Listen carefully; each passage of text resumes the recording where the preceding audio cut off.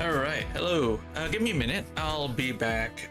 Just gotta take care of something real quick, and then yeah, we will move on with this event. So give me a few seconds here.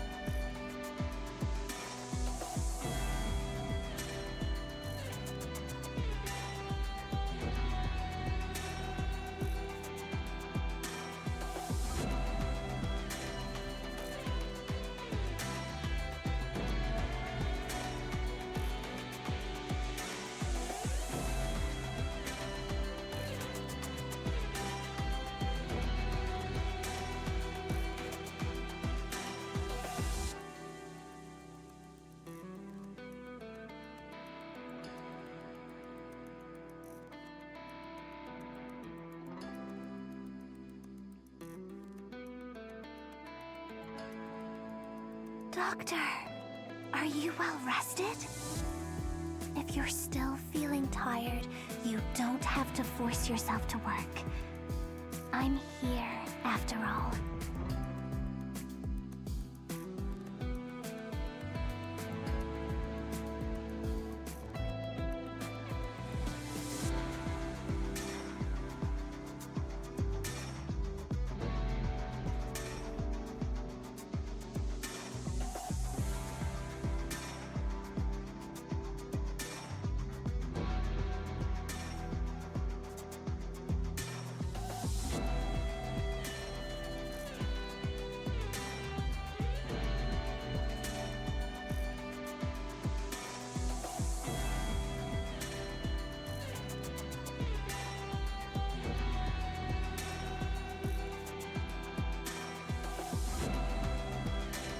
Okay, I'm back. All right, so let me just quickly give me a sec here.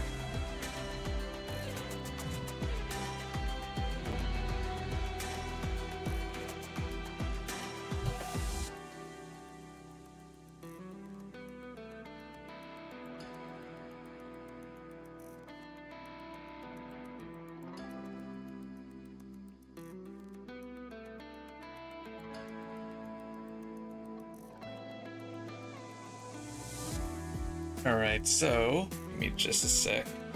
Just setting some stuff up. All right. There we go. Anyway, we're gonna start the event. I am skipping the banner, but mostly I put in like a few pulls, 2 singles, I think. Alright, so let me see here. Ooh, we get Bridget for free. Nice. Oh, hold on. Let me just quickly go here. Oh, she has a skin, but I have to skip. The limited banners coming up real soon. So yeah, that's gonna be fun.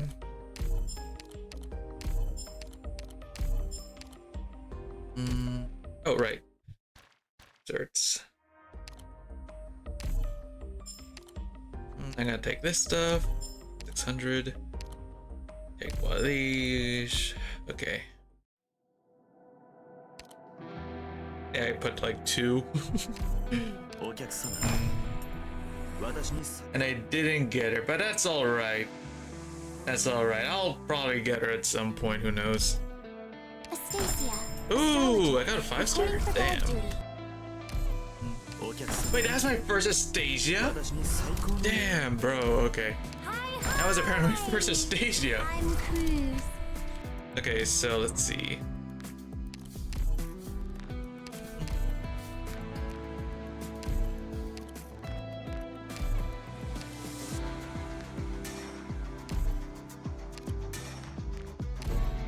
Okay, so we're gonna start the event. We're gonna be reading.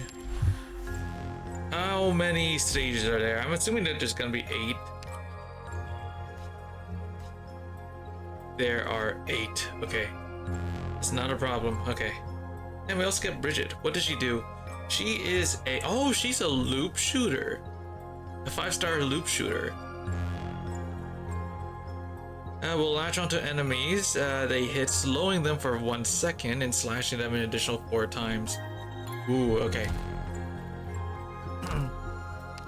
I'm assuming that this might not be too hard, so anyway, let's go. Let's get to it. We're gonna be reading. To reclaim her kingdom from the foes, the Red Dragon of Greed His voice? sought the aid of a shadowy force, the dark mist that haunted in the forest.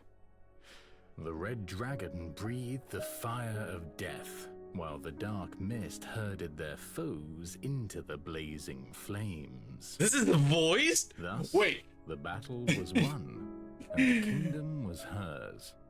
The thorn-choked fields began to stir with life once again. Yet the deadly fire still crept across the land. Dude, this is what? Wait, why is it voiced? The living faltered.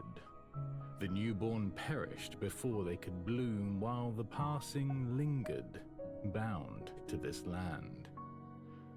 The Red Dragon would not abide the death going unrestrained. Her wish was firm. Life to life, death to death.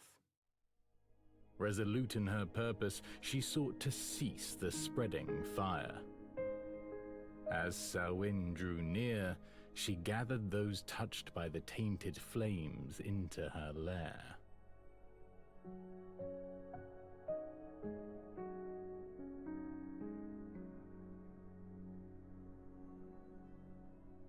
Oh, and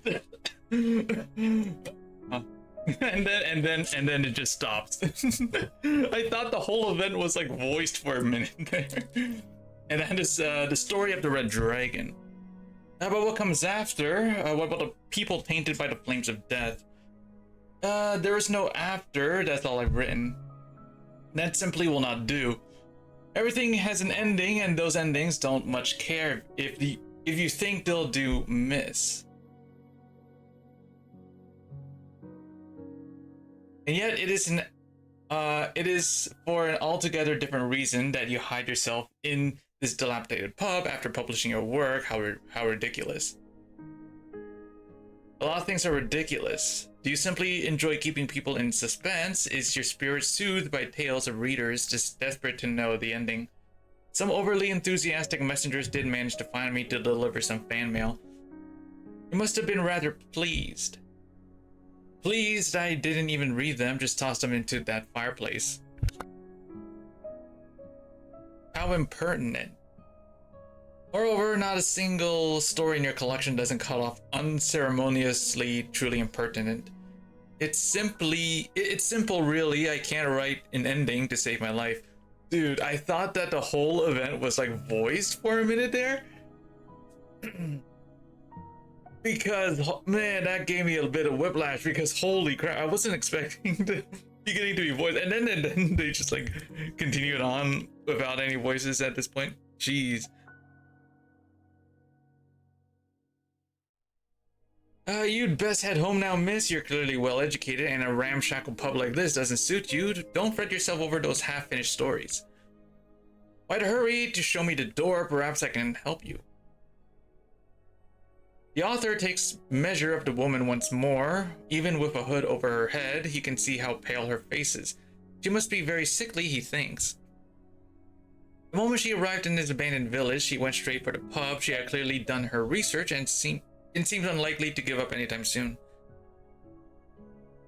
After ruminating, he picks up a sticky mug left among the cards and chips strewn across the table and downs a mouthful of rancid beer. Alright then, so what kind of ending were you thinking? Why should I be the one to come up with it? You're the writer, not me. I simply wish to offer my own story to spark your imagination. your own story. Wait, are you another? I can't wait anymore for doing it. Oh yeah, I can't wait either. Somehow I still have a lot of space on my phone. Oh, I hope my entire team first day. I'm probably just gonna like farm because I'm pretty used to farming stuff. That can be sick. There's a bot in my chat. I think. I gotcha. Oh yeah. I don't really mind like farming for stuff. I've played Warframe for years, so I have the patience of a fucking rock to just farm everything. Where's the other skins? Yeah. I'm probably gonna have fun with. I'm probably going to have a lot of fun with do it Night Abyss because I recently got back into Warframe, right? And I've been like farming nonstop for,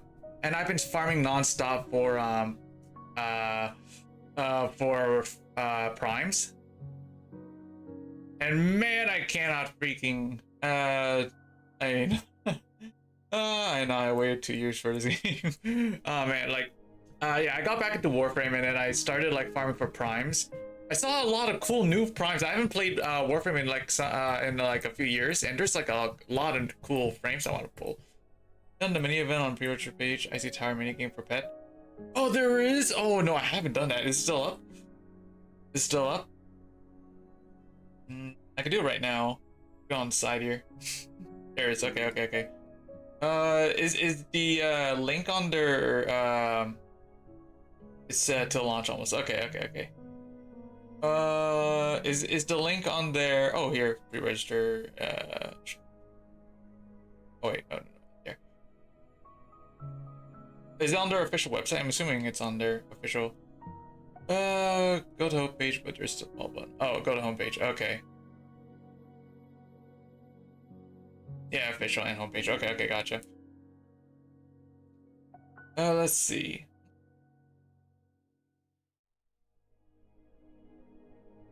Is official. Oh, there's the official site. Go back. Middle screen. Okay, gotcha.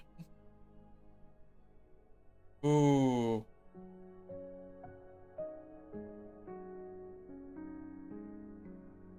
Ooh, wait, how many pre-registers does this thing have already? Ooh. Ah, nice. Already 6,749,948. Damn, okay. We're getting there. We're almost there to 8 mil. Oh, we also get a free yeah, we get a free character at 10. Extra ally with passive like 16% damage boost. Or not cosmetics. Ah, or okay, gotcha. So it's good. So I'm assuming that the pets are gonna be like similar to pets in Warframe, right? Like we can like customize like in Warframe, right? We can like add mods to make pets stronger. I'm assuming it's gonna be like that. By this event, you can obtain pet. Okay, gotcha. Spawn missions are work. Oh, okay.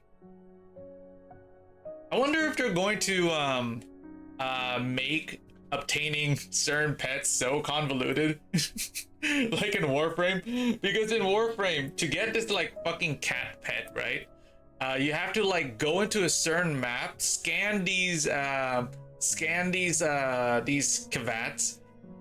for their genetic codes, and you have to find them too because they are mostly invisible. Like they're cloaked, so you have to like scour the map to fucking find them, and there's only like a limited amount of them in the map, so if you accidentally kill one, you have to like do it all over again. Feed them other pets. Ah, well, all pets have one element, one path. Oh, okay. That's pretty cool.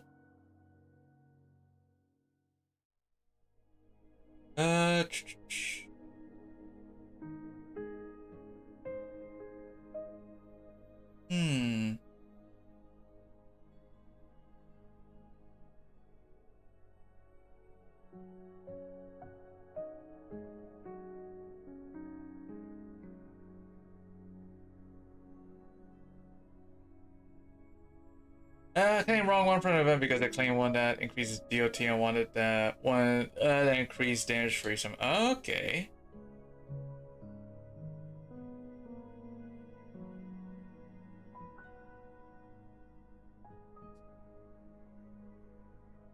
Oh, at least one that claim give me my US dollar. Oh, so basic tax. Okay.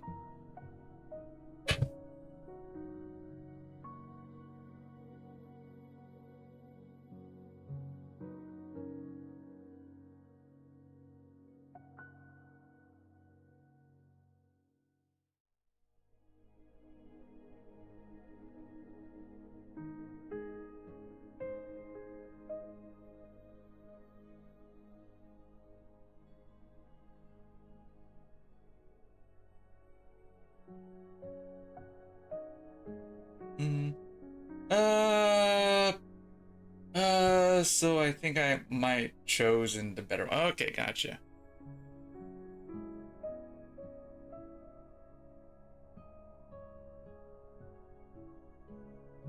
Mm. Also, when I was like farming in like Warframe, for this like Prime part, man, I forgot how frustrating it is to fucking farm Prime parts. I was like, I had these like, I was like looking for this like one certain Prime part for Limbus. No, not Limbus. Fuck, Limbo. For Limbo Prime, I was only missing one part, and I had like these three relics. They were all radiant too, so so I ended up not getting it, and I can't get any more because they're vaulted right now.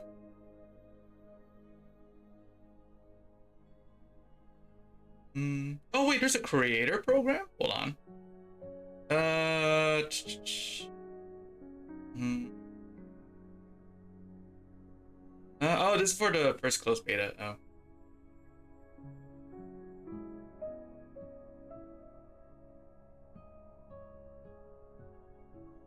Yeah, closed beta. Ah, okay. If they make another if they make another one, then I'm probably gonna sign up for that one. I was gone to first one. Ah.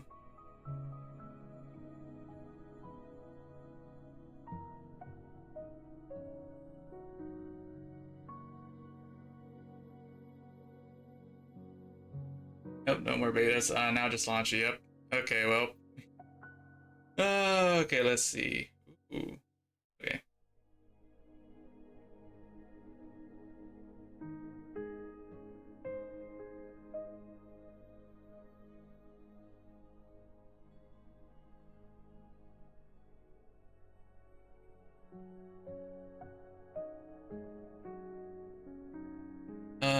Wait, what was this freaking thing for this one? Where did I put my book? Hmm. Yeah, if they make if they have another creators program, I'll put on show character announcements. Oh, okay, I'll check it out later. Where is here it is.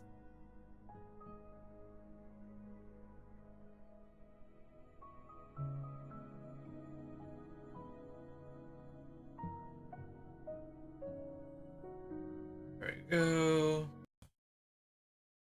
Give me a sec.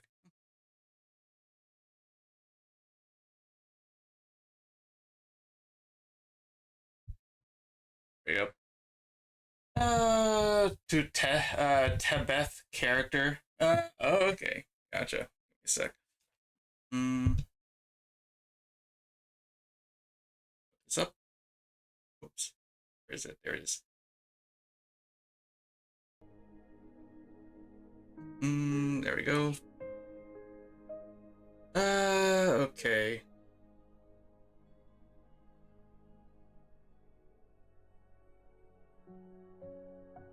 Okay. Ooh. Okay, I'll probably do this later. I gotta get to the event. Let's see here. Ooh.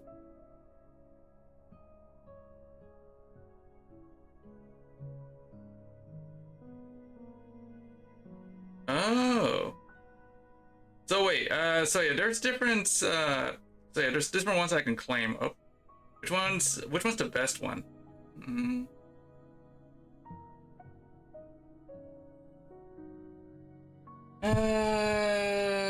HP. Don't count as out. Oh, okay, gotcha.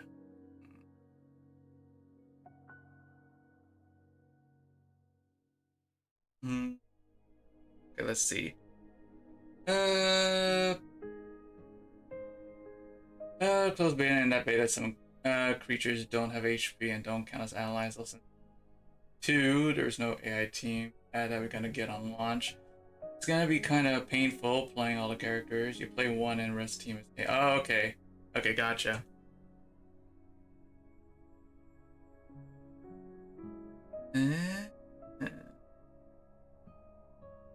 Okay, so I'll get to that later.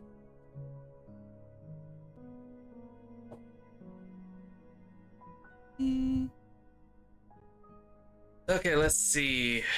Wait, are you another survivor? Did you also narrowly escape death in that city last autumn? Only those we've experienced the truth for themselves would recognize what your stories are based on. Well, go ahead then. I'm all ears. I should out of it and help others. Ah, gotcha. Oh, story. Call for story and done. Oh, okay.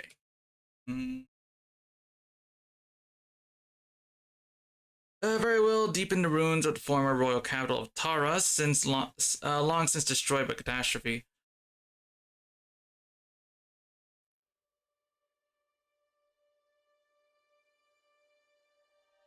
Deep in the ruins of the former royal capital of Tara, long since destroyed by catastrophe, on one uneventful yet peaceful day, the flame burning in a metal stove was snuffed out. This was no urgent matter, but the red dragon came all the same.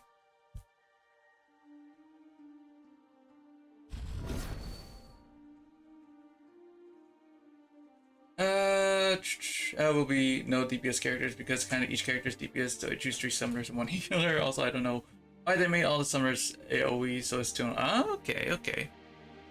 Does it resist being lit, or is it that not even an ominous outsider newly come after centuries of silence can relight old longings and resentments near worn away by time?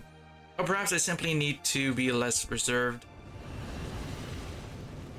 The purple flame dances around the stove. Under its light, the red dragon's face looks even paler than before.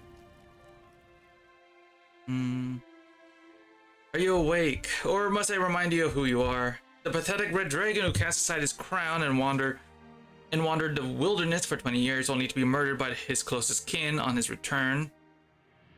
I don't know how to pronounce that. The exiled king, correct?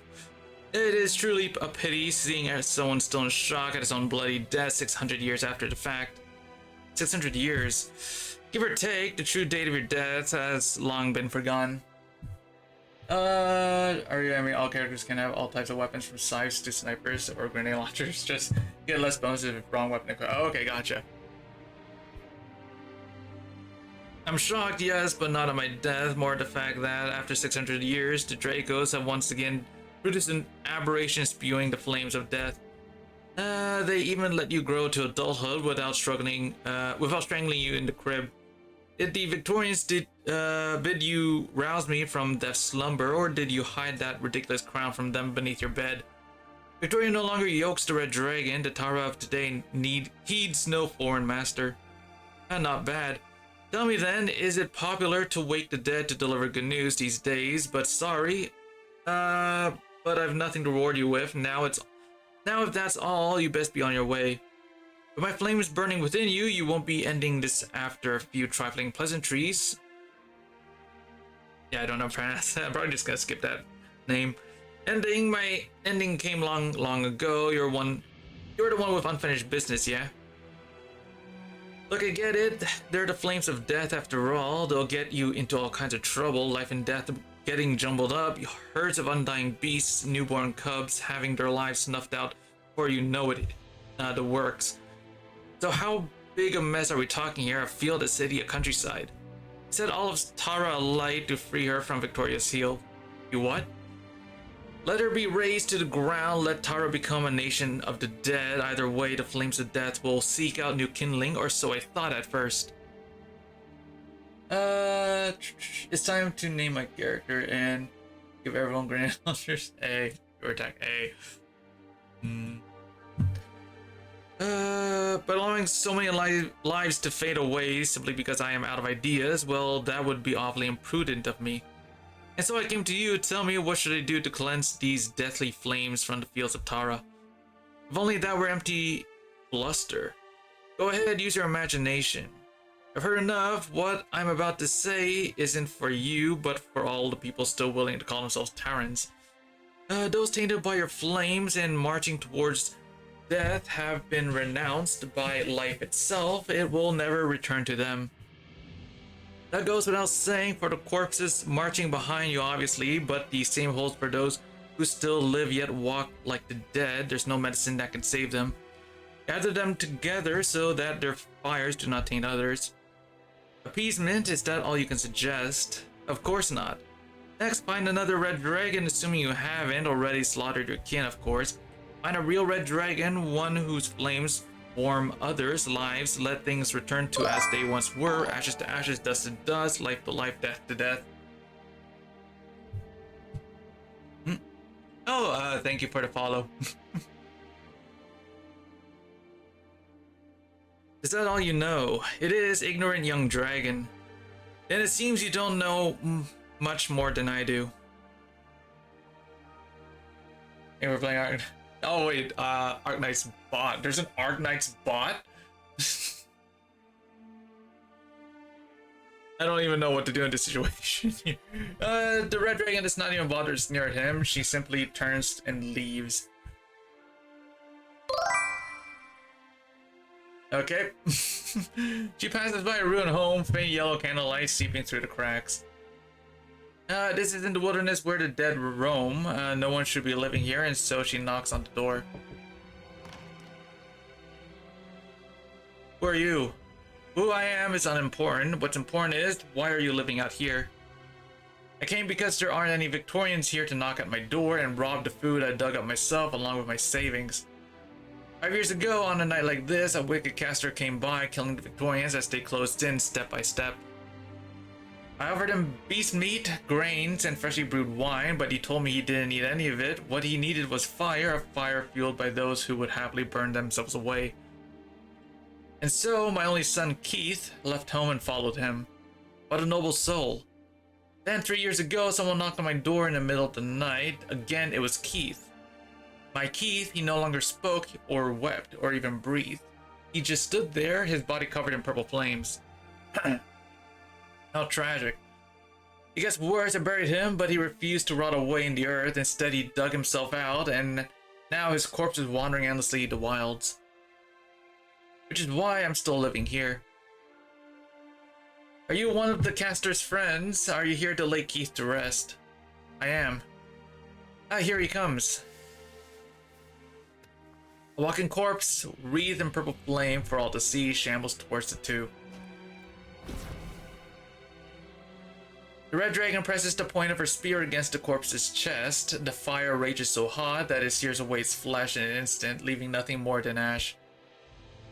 But an idle thought crosses the old man's mind. The fire did not seem to burn out, but instead went up along the spear to return to the red dragon's body. And what of you? You're also tainted by the purple flames of death, are you not? The old man looks himself over, but he sees no flames licking his body like they did with his only son, but to the dragon, the flame consuming him was even brighter than that of the dead. If you mean sorrow, anger, and hatred, then you're right, witch. The Victorians tax me in coin, while you and your ilk tax me in blood. Together you've taken all I have. I've been empty inside for a while now. The only thing keeping me standing are those so-called flames of yours. Then what if I were to take them back? What would you say to that? I'd say you're late.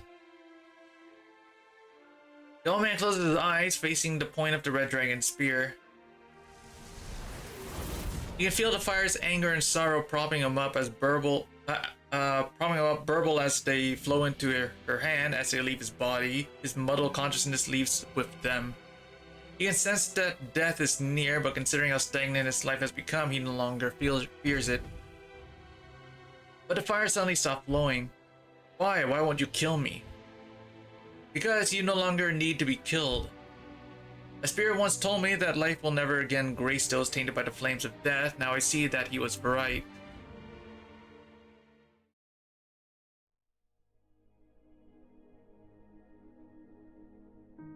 Now I see that he was right, the red dragon answered coldly.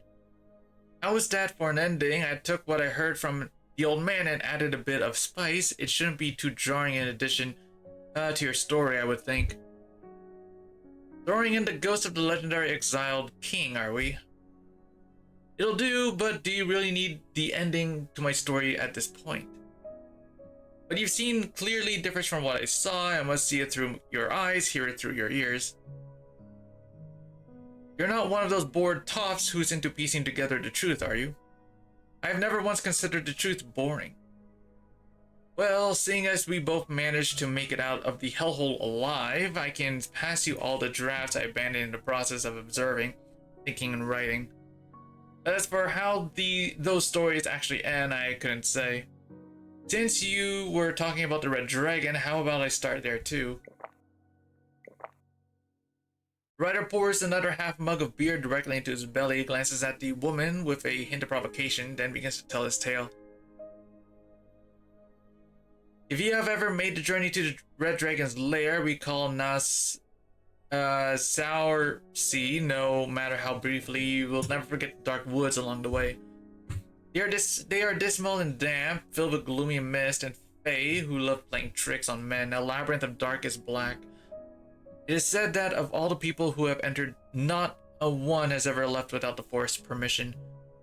Even if it does open its boughs to allow you passage, the mischievous fae will still lead you astray, jeering at your clumsy movements all the while, but once they finally leave you be.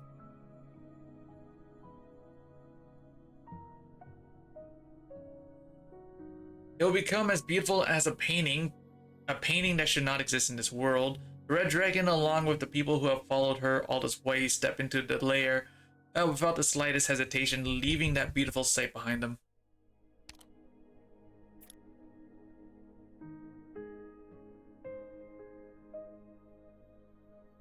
Now Sarsi, the Heart of Tara, the Red Dragon's lair.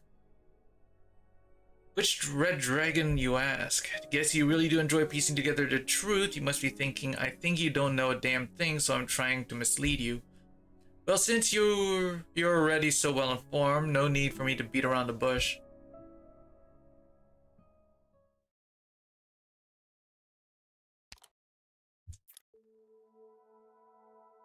Nah, Sour Sea, the Heart of Tara, the Red Dragon's lair, we're finally here. Thank heavens, a whole trip from Skathana's fields felt like one long dream. Will my family really be safe here? This land is more than just idyllic pastures and fields. Tara's capital was never directly involved in Londinium's war, but there's been a never-ending spate of infiltrations and noble rebellions going on in the background around Sour Sea. Especially after the Red Dragons marched her troops towards Londinium, it wouldn't be incorrect to say a minor war took place here. Hey, Cope, what's up? Sorry, Reed, I was just happy as can be. Didn't mean anything else by it. No, homecoming should be a happy affair. No, any songs about the city or dark woods, moron. Only the one, and it doesn't really fit the mood. Oh, just sing it. I stepped into the dark woods one more, and calling to the mists of horror, I trod upon the road, heading out to war. No pipes a singing, nor battle drums a roar. Only the bells behind me through dew and fog rings do soar. This whole way back, I've been trying to come up with a new verse to add, but I've been lacking inspiration. You seem even more anxious than before, Reed. Was the tune really that much of a downer? No, it's nothing to do with the song. It's a good song. Alshini does not finish her sentence. Behind her, the refugees step out of the forest, one after another. Compared to the display of leaping colors they just emerged from, now Sour Sea seems stiff and dour. However, aside from Lashini, nobody minds. Oh yeah, Code, did you see the post that Limbus made? We're getting the Arknights collab for Limbus this month in, I think, the 28th of this month. Let me check. Yeah, we're getting the collab event coming real soon. I hope you are ready. No, so it's delayed? What do you mean it's not? No, I mean it's delayed. It's coming out this month. What do you mean delayed? It's coming out this month.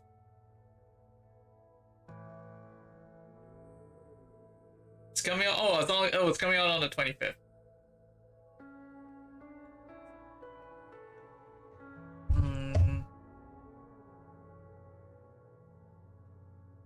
Oh snap! Did the tease what they? Yeah.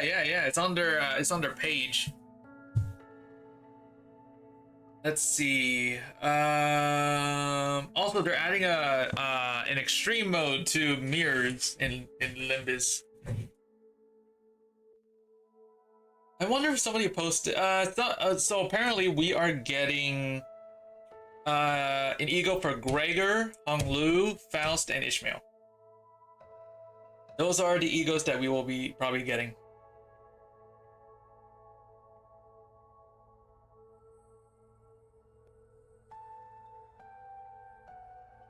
Let's see.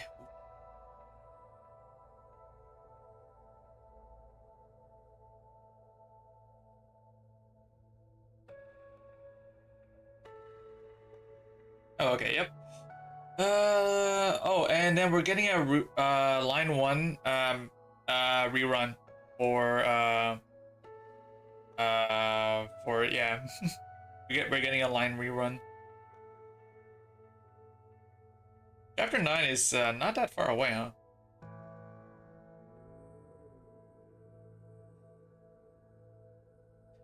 Alright, so let's see. Where were we? All they know is they have finally ended their long sojourn. They have reached journey's end. They have returned home.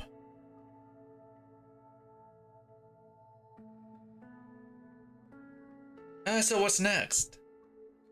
Someone will be coming to help us once they're here.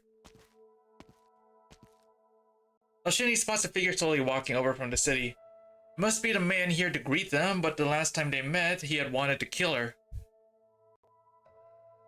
She subconsciously puts her arms out to shield Moron at her side. Why are you here? Oh, the Brigadier, right, this guy. I have come to welcome you. What? I'll be escorting you into Nassau Sea to meet with Her Highness Iblana. Don't worry, you'll never have to see me again, not unless absolutely necessary. Indeed, the issues we could resolve without meeting, she and I already resolved on the Gastrel. And please follow me as per your entourage. Due to security concerns, I will make other arrangements for them. No, they're Terrans too. They must enter with me, I promise them. While I would love to acquiesce, truth be told, the majority of our citizens are unaware that there is a second red dragon, namely you. I can guarantee that they will keep it secret. This is where you and Her Highness disagree. Then, do you mean to say that my sister will ensure they do? This is precisely why I must bring them into Nassau Sea.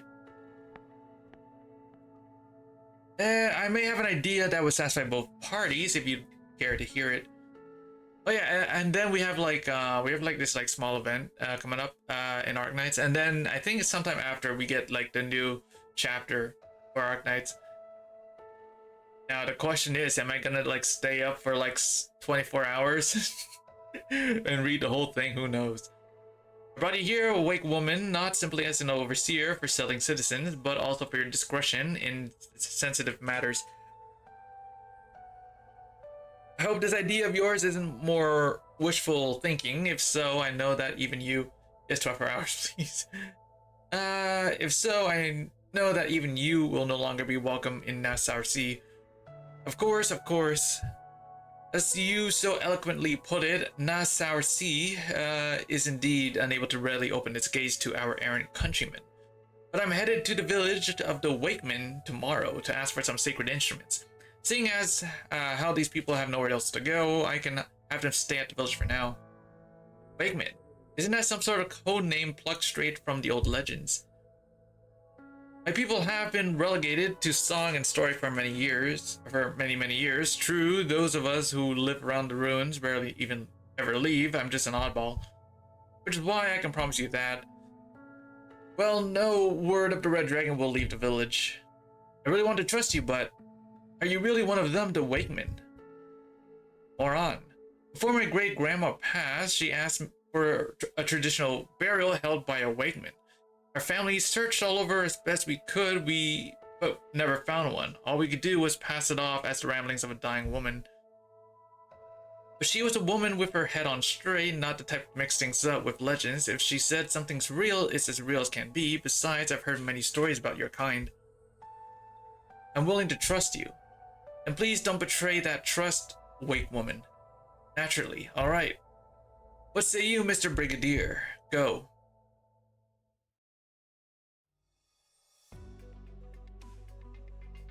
Emos, who are these people?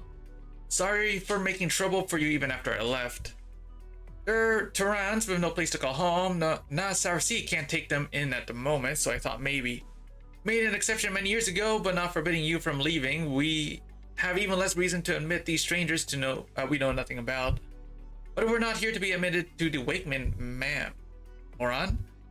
Once when I still dreamt of being a wandering bard, I collected the legends of the Wakeman. Sought out your people and told your tales. But in the end, my dreams of both bardhood and Wakeman were shattered to pieces. Only now, when all I want is to go home, do I run into you.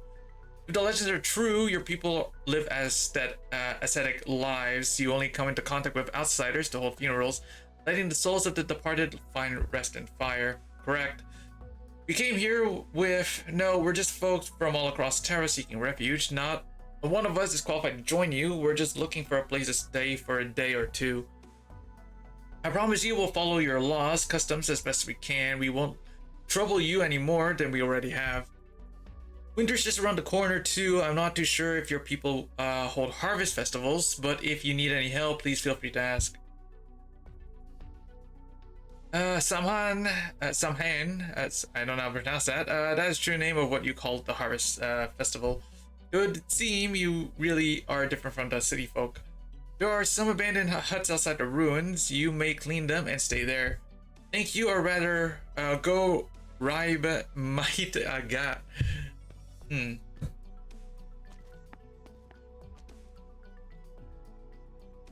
Is there anything else, Nemos? The Dubliners in the city want to hold a victory party to celebrate Tara's liberation. I promised them I'd ask you for some of the sacred instruments. They show Taran unity and represent the importance of tradition to the nation. With Samhan almost upon us, we have none to spare. Have you forgone? But even if we did, we would not give them away. They're only requesting them because of how much they value the old ways. Then why is it that not a single denizen of Nasarsi has come to us to request a funeral since the city became independent? You can tell the difference between remembering a name once forgotten and dressing yourself up in a name you've read in a storybook. But if you cannot return empty-handed, then take this whistle and go. This is just an ordinary whistle. It is the highest honor we can give them. Wakemen do not stand with the living, nor do we require their reverence until, of course, they are dead. That is the tradition Dublin should be honoring.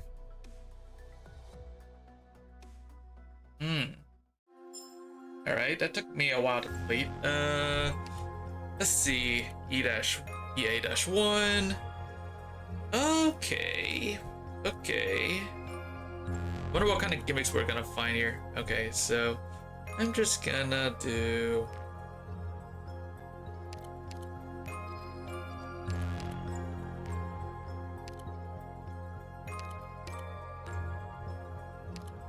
Gotta bring Reed Alder, man. Gotta bring her.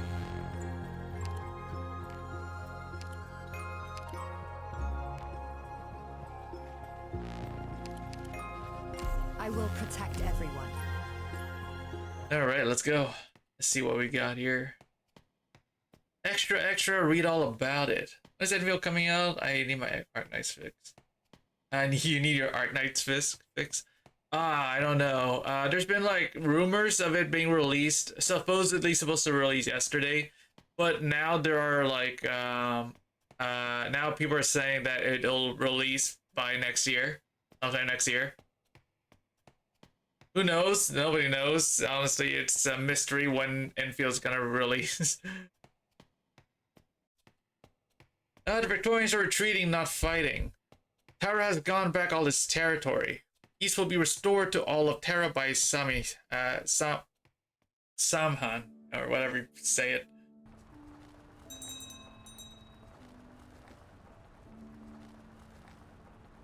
Stop the cart. I've been ordered to escort you directly to meet Her Highness with no delays.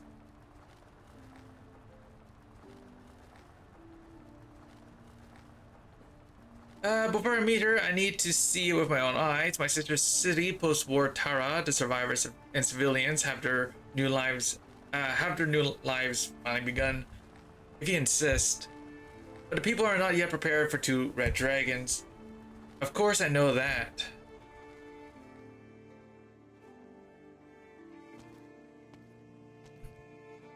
Just take these. These knives, axes, and bowls are all made of iron. They'll make good materials. I beg you, Kulan, take them, even if you have to melt them down and make some eyes for a statue. Autumn is almost over, and mornings in Nassau Sea are cold and damp. A pair of scarred, weathered hands rub against the cold and dry metal, goods much like a soldier running their fingers over a metal valor in wartime. The people yell out his name, hoping the broken tools in their hands will be accepted, smelted, and used by the hero to forge the statue.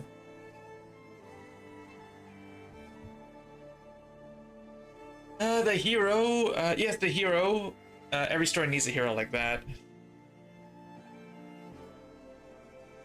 Theo, come help carry this stuff into the workshop. I mean now, Theo. I'll help you sharpen your knife tonight. But a lazy brat is what you get for pampering him too much. Oh, I mean, doesn't matter if that boy's around, just take everything, please.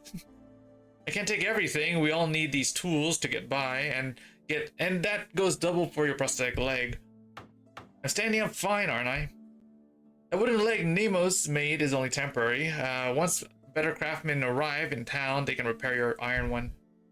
But you're making a statue to commemorate our victory in the war, one that'll be displayed in the main square during Samhain. Frankly, it'd be an honor for my rusty old leg to be part of that. No means no. Just take it already, it's all old stuff we'd have thrown out while cleaning anyway. No one's got any use for them. What's wrong with these bowls? They look perfectly fine to me. You can use clay ones instead. As for the axes, we'll just have to share the few we've got left. The war just ended and the city's short on everything. If we don't help you, how will the statue ever be finished? Still, I can't accept you. Still, I can't accept you use prosthetics no matter what. You're a great man, my hero, but you can be so stubborn. Now, Shinny slowly walks into the crowd. For some reason, she feels as though there's something separating her from them, as if she's looking at them from the other side of the bonfire. Excuse me, what are you all doing? New face in town, haven't seen many of those lately. Where are you from, Vovri? I returned to Tara, from a place far, far away. See, Kulan, if you'd just taken everything without a fuss, you wouldn't have embarrassed yourself in front of our countrymen from afar. My answer is still no, not the prosthetic leg, the other stuff, fine. Why are people donating the pots, pants, and prosthetics? Because we all want to erect a statue in the square for Samhain to celebrate Tara's rebirth. It's to celebrate Samhain. I've only ever come across the festival in Taran folklore. It's held after the autumn harvest and before winter, yes. And it's meant to connect this shore to the next. You know your stuff, Wolverine. We used to just celebrate the harvest every year. It was the Dubliners who told us about the festival's historical origins.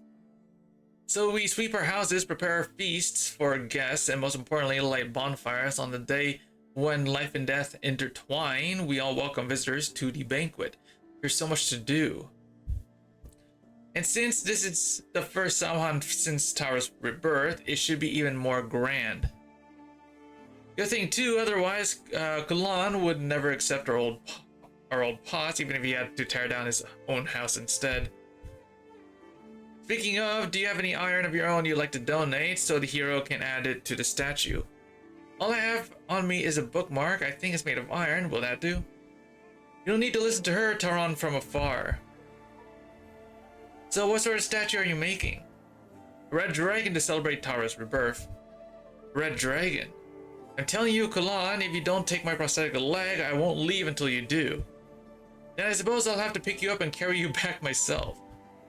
You and your gigantic muscles, by the time Summon is over and a statue has been erected, will all be living the good life. We'll be able to make as many prosthetics as we want. Just imagine a massive dragon statue standing tall in the night. Even though winter, its flames will remain lit, just like the legends. Why it'd be enough to drive off the man-eating mist. And we wouldn't have to obey that blasted curfew anymore. The curfew is an order approved by the Red Dragon, put in place to ensure our safety. Know that? Of course I know that. As they speak, more and more people begin to gather around them until the alley is completely blocked. They each carry all manner of things meant to be melted down for the statue. Blonde patiently receives each new visitor as the objects at his feet begin to pile up. He's quite a large man, but even he can't carry all of them at once. Let's see. Hold on a sec. Oh yeah, by the way, Code, if you're still there, are you going to be playing Duet Night Abyss? It's coming out next month. In fact, there's like several games coming out next month, so yeah, yes, yeah, you're gonna be playing it. Yes, there's gacha for cosmetics, but that's for skins and stuff. But yeah, everything is pretty much can be farmed for something I hear is similar to Warframe's farming. I hope to God it's not going to be so convoluted as Warframe's farming, because holy crap, man. I got back into Warframe too, by the way. The game is pretty fun still. I like playing that game. Are you? Oh yeah, I play Warframe quite freak. I got back into it recently over the weekend. I downloaded it on my Apple phone here, on my other phone. You tried it? I am a mastery rank 15 currently. I have actually, let me see how many primes I have on it. I wish I could like stream my Apple phone onto my computer like my Android phone, but I can't because it's an Apple product. Oh gee, what? Yeah, but I can't because this is an Apple product, and the program I'm using to screen share to capture the screen on my Android phone only works for Androids and not for iOS. So give me a sec here. So let's see. I'm a mastery rank 15 in Warframe. I have, how many primes do I have? I have 1, 2, 3, 4, 5, 6, 7, 8, 9, 10. I have 10 primes in this game, and I have 1, 2, 3, 4, 5, 6, and I have 6. Hold on, wait. Oh wait, no. I have 1, 2, 3, 4, 5, 6, 7, 8, 9, 10. Oh, it's 11. I have 11 Warframe primes. I have 11 Warframe primes, and I have 1, 2, 3, 4, 5, 6, and I have 6 normal frames. So then I have 17 frames in total. It's 11 primes, and then I have 6 frames. And then I got, how many weapons? I got 1, 2, 3, 4, 5. Okay, so yeah, that's 5 primary weapon primes, and then 1, 2, 3, 4, 5, 6, 7, 8, 9, 10, 11. I have 12 normal primary weapons. I have a lot of stuff in Warframe. And as for the release date for Duet Night Abyss, I'm pretty sure it's supposed to release. Let me see here. It's supposed to release in October, I believe. October 28th, 2025. That's when the game is coming out. It's releasing on iOS, Android, and PC. With the PC version accessible through the Epic Game Store. Big games coming out in October. Yep. I really want to play Chaos Zero Nightmare.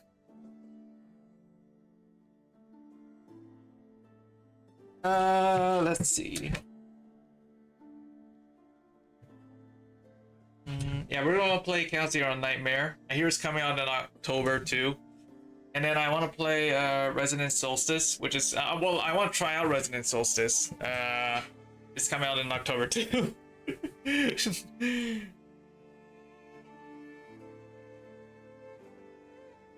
Resonance Solstice. Yeah, I'm trying to play them all. I have 2 phones, so I am good.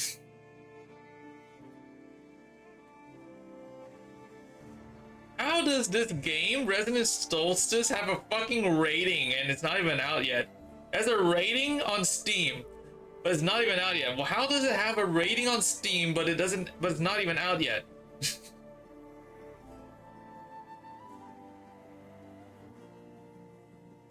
It has a 5 out of 5 rating. I don't know if it might be good. So maybe I'll like go.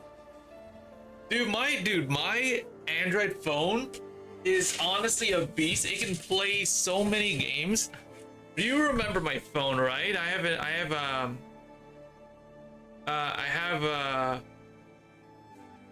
OnePlus 12R, and it's a beast of a phone.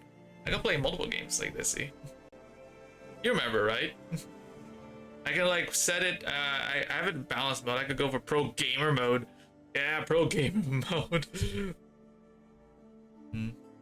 Yeah, pro gamer mode. There's championship mode. Ooh.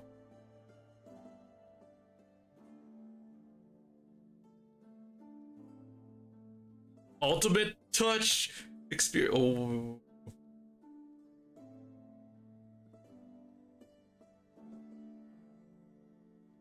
Yeah, I kind of want to try this out now.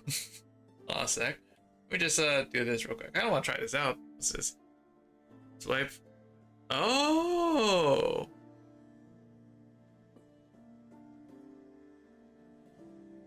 Oh, okay. So yeah. Let's put it to balance, and then we go to championship mode. Get it started. Yeah, championship mode. Let's fucking go. Okay. Allow me to help you, Kulan.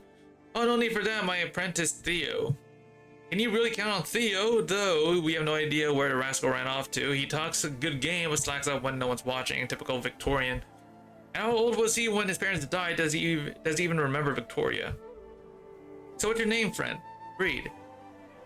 Have you found a place to stay yet? You're welcome to stay at my place for the night. You wouldn't want to be wandering the streets during curfew, that's for sure. I think so, I do, but a curfew, you mean the city has lights out bell? Not quite. Victoria used lights out bells to suppress Terrans. No Sour Sea curfew is to safeguard us. The black mist lingers in the dark woods, shielding all of Nassau Sea from outsiders, but at times it also drifts into the city streets. The curfew is meant to prevent anyone from encountering the mist. It permits no trespass. Anyone who enters without permission will never return. You mean the mist really eats people? Listen to yourself. You come all this way, and this is what you ask about. Look, things will be better soon. Just you wait. Now come with me, I'll show you around Nassau Sea. What about the man building the statue? Kulan, was it? What is he going to do? I know a bit of arts, perhaps I could help him. Hold on a sec. Okay. Oh, don't worry about him. He's a genuine hero. He wants to smash an entire Victorian scout team in a dark woods. Unfortunately, he was a bit of a softie at the last moment. He's the only one willing to put up with Theo's nonsense. All by himself, really. Well, in the woods, the force has always been on the Terran side. Stop changing the subject, Reed.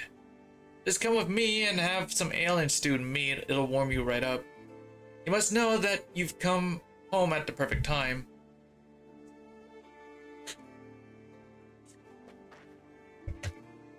Ooh, well, at least there's still potatoes in the store. Damn, look at the time, I'm late. Who's the one charging through here like a wrecking ball? Yo? Sorry, I'm just in a hurry to get back. I didn't mean to bump into you, sir. Here, let me wipe that off for you. You dare to disrespect me too. But no, maybe misspoke. I was just wondering if you needed help. Stay away from me. Man raises his cane and strikes Theo hard on the chest, knocking him away. The morning mist has long since gathered in the uneven crevices of the stone pavement, forming murky puddles. Well, kills you an hour, but it got you hurt. Well, I'll probably be fine. It's probably be fine. Theo stumbles backward and falls straight into one. You Victorian scoundrel, who do you think you are? How dare you offer me charity? Wow, bro. Dude, the kid did nothing to you, bro. Chill, dude. Put that cane away. What's going on here? Are you okay, Theo? I'm fine, Bridget. I'm fine. I crashed into him first. A ruthless nomad and a Victorian mongrel couldn't ask for a more perfect pair of lowlives. You're not exactly making your ancestors proud, Bridget. What's that supposed to mean? Forget the Victorian mongrel. What about you? You're descended from the exiled king from the very clan that's supposed to warn the tyrants of impending catastrophes, yet here you are mingling with the likes of him. Even during the war, you never cared whether your own people won or lost. You just coldly tossed those battle reports into the citadel and then go door to door delivering those meaningless personal letters. Are you not even fit to call yourselves Tarans?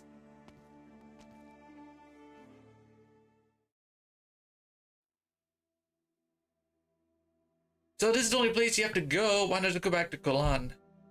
I need to wash my clothes first. Should be quick. You don't need to worry about me, Bridget. Of course I'm worried. I came here to see you after all. How is a place wrecked by war and left to rot any better than Kulan's workshop? At least there you'd have to forge keeping you warm and hot meals. No, it's just that I don't want to cause him any more trouble. Please don't tell Kulan about what happened today, okay? I'll be on my way as soon as my clothes dry. I'm not here for him, Theo. I'm here for you. To take you away. Take me away. Did he say something to you? Just what sort of relationship do you have with him anyway? If I hadn't shown up today, were you going to take the beating without fighting back? My instincts are never wrong. If you stay in the city, they'll just keep finding new ways to push you around. Today, they shoved you into the puddle and beat you with a cane. Tomorrow, who knows? Anyhow, just come with me. I can take you to the plains or anywhere else you fancy. Up to you. You and me, we don't belong here, and if we don't got anywhere else to go, you can always head to Nemo's old place, and stay with the Wakemen for a while. I do want to see them after all the stories Nemos has told me. But I can't leave not unless Kolan asks me to. Nemos has no time to look after him, and the dragon statue isn't finished yet. What would he do if I just upped and left? Still, thanks, Bridget. If you say so, then I'll take you back to the city before I leave. No, don't bother, it's cold out, so my clothes won't dry for a while. I'll go back then. And if all else fails, I can always take shelter in that abandoned home. Someone left a quilt and bedsheet there. And I stayed there before, it'll be fine. If you really don't want to come with, well, I suppose it's safer here than risking a trip to another city. So not even Kulan looks after you all the time, huh? He has more important things to do. I should be making things easier on him, not giving him something else to worry about. Well, goodbye then. Take care of yourself, you hear.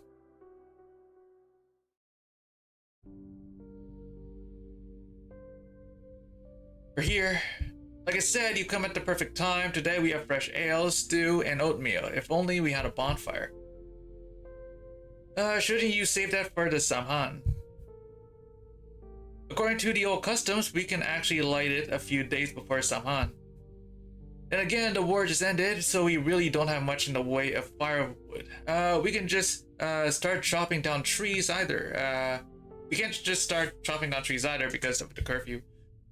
At any rate, it still lights out. The sun can be our bonfire today. But that's enough chit chat. Take a seat. I'll have them make room for you.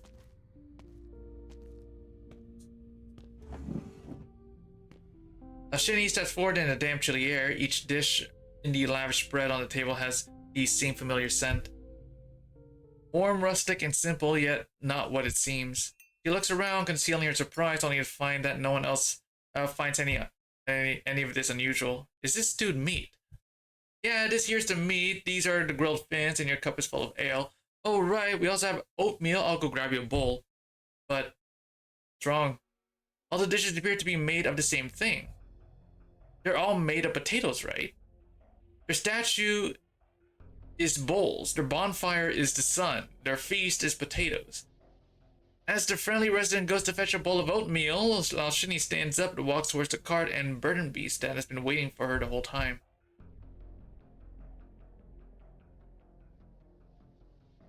Your Highness will return very soon. Please wait here. And this place is Nassau Sea Citadel. The highest point in the city is just up the steps behind you. This is also where Her Highness lingers, most when she's in the city. I'm glad to see you aren't filling the halls with candlelight, musicians, and lavish feasts. I already told you the primary reason the city is short on supplies is because trade between Victoria and Tara is not yet fully resumed. We're working as hard as we can to resolve the issue. The residents are very understanding of the situation. They hold nothing but goodwill and genuine love for Tara. Your Highness Iblana. Leave us. At once. Now, Shinny, just what is going on in the city, sister? Everyone's celebrating Samhain, except there's no harvest, no bonfire, and the feast is nothing but potatoes. You came here to make me repeat what the Brigadier has already told you. Well, I suppose I can play along. I wouldn't want to spoil our long overdue reunion. I'm more worried about your spear. Where is it now? My spear. If you're talking about the spear you gave me, it's being stored in a warehouse on Rose Island. I no longer need it. How can someone with no weapon claim any sort of power? Or forget power, even survival would be a struggle. I said the spear you gave me. Also, you won't kill me, at least not yet. As a puppet that has only just regained its soul, you wouldn't want to break me before you've had a chance to play with your new toy. Your words are quite hurtful. Anyone can be made a puppet, Lao Shinny. Anyone except you. You are my dance partner. Yet you'd rather stand in my shadow than join me on the floor. Still, about a year ago, you finally got bored of me, didn't you? I don't recall what you're referring to. As for power, I'm not here for power. That power rightly belongs to you. Oh? You've been setting fires all across Terra. Those fires have melted the chains that once bound the Terrans. That much is true. Then why have you returned? To bear witness. If you're truly willing to use your power to give the Terrans a new beginning, then I will do everything I can to support you. Say, for example, that you are too busy to deal with the supply shortages in the city right now. If so, I would be willing to help with that. Whether I step forward as a second Red Dragon or hide my identity as before, it makes no difference to me. As noble as ever, my dear sister. But I can't say whether you would truly be satisfied with that. The sister I knew wasn't someone who saw power simply to live a life of indulgence. She wanted more than that. But so far, every step you've taken has been paved with bones and blood. I can only pray that because you've had no other choice. I sincerely hope I will never have reason to collect my spear and come searching for you. Not bad at all. It seems your life of wandering has taught you far more than you ever learned while acting as my shadow. Let's not beat around the bush. I've made my intentions clear, and you've invited me back, so what is it you want from me? You'll find out soon enough. Until you do, though, why not come with me? I'll show you around the Red Dragon's lair.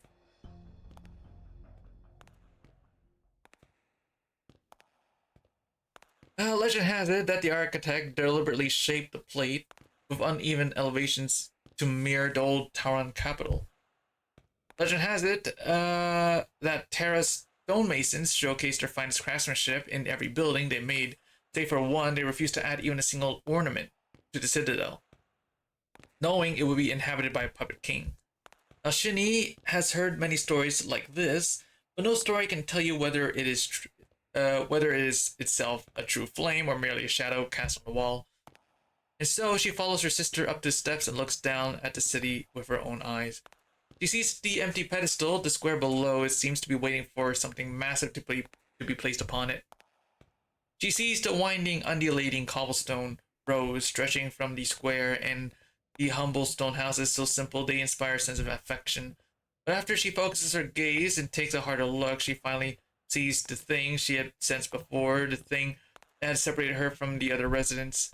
It is something that definitely does not belong in the city. Flames? Flames. At a closer look, there are tiny sparks of fire scattered across the city. All the residents, whether talking, rushing to and fro, yelling or resting, are surrounded by flickering flames. Purple flames.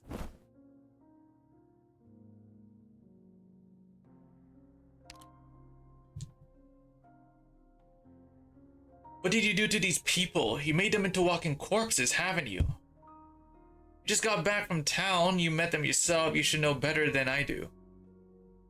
The flames will spread. Your flames of death should not be spread to the living. It is an unfortunate reality, but whether man resides, so too does death, whether on the battlefield or in a bustling city.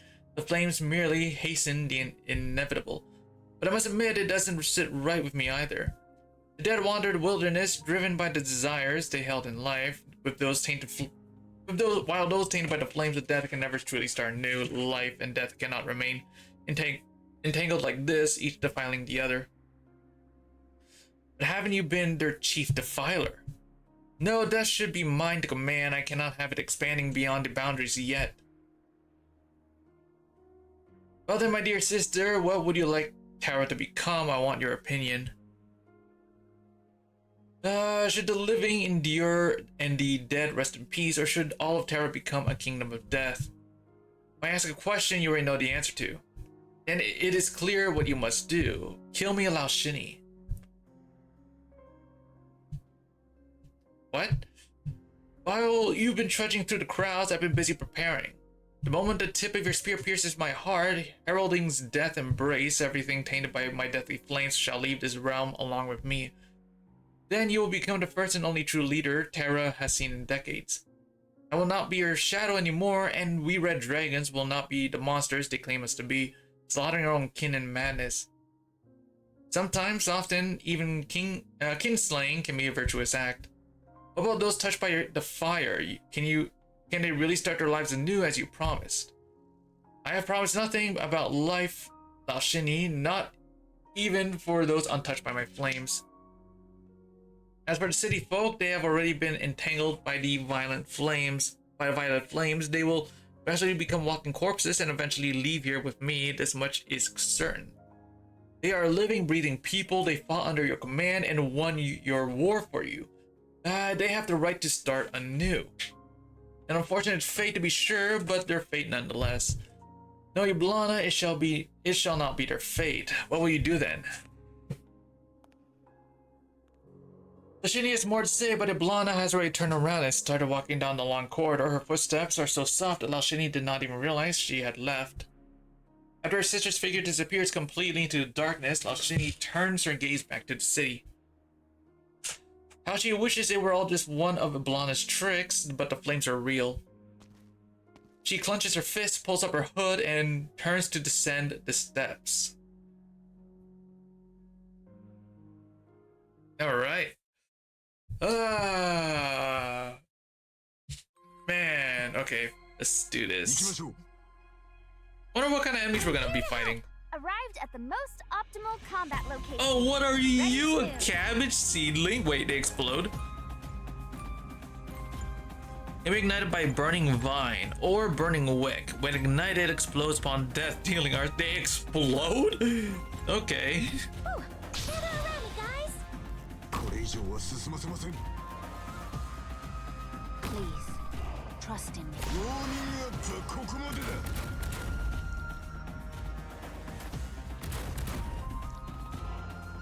Patrolling foliage. Dude, I'm attacked. Dude, vegetation is attacking me.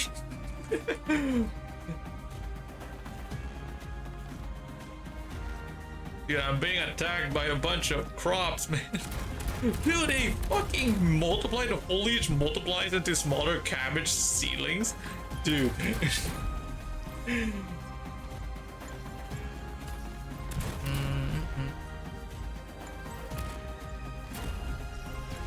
Rescue Team Mulberry in position. Where are you looking? I got pinged. Who pinged me? Dangerous to get distracted. Oh, that's a co-op thing. Oh yeah, the Icebreaker games. Yes, that's co-op. Oh, that's gonna be fun. Maybe I'll play that with Ringo. I can do it too. Oh my god, they actually hurt. What the fuck? I'm prepared to react to the firelight.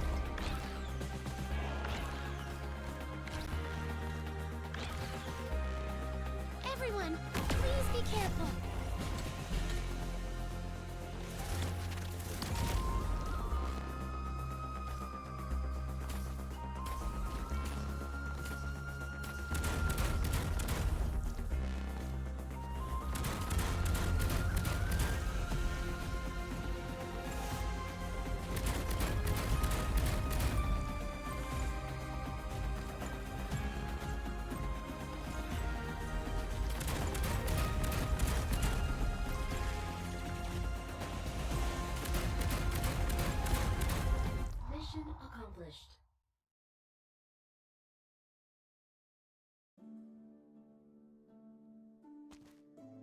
Like,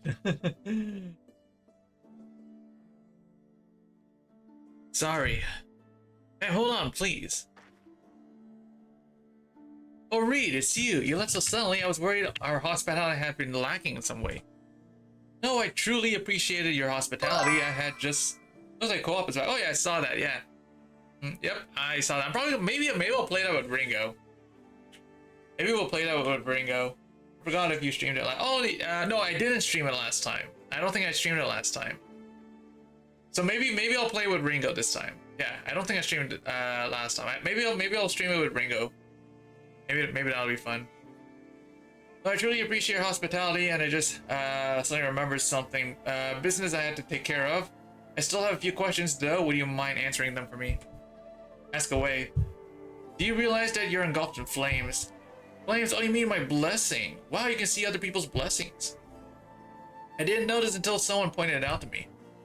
Wait, you're saying you know about the flames but can't see them? How can that be? Friendly resident puts her hand on her waist. The ancient Tarans carried small flames at their waist, stabilized through Originium Ars to dispel the dark mist in the marsh. After Victorian seized full control of Tara, this custom, along with all similar practices was strictly forbidden. But times have changed. No longer bound by the Victoria's rules, the Tarans, or at least the people of Nassau Sea, have chosen to wear small Originium lamps at their waists. I'm sure you know fuel is scarce, but with curfew in place, we can't afford to keep the lamps on, nor do we need to, but if we carry these small lamps. That's her fire. That's the color of her fire in the lamp. That's actually pretty cool. By the way, Luigi, I got like so thrown off when I heard fucking the intro of this event fucking voiced. I got so thrown off. Now whenever people turn on their lamps, this is the color they'll see. Even if they replace the filaments with different ones, the color remains unchanged.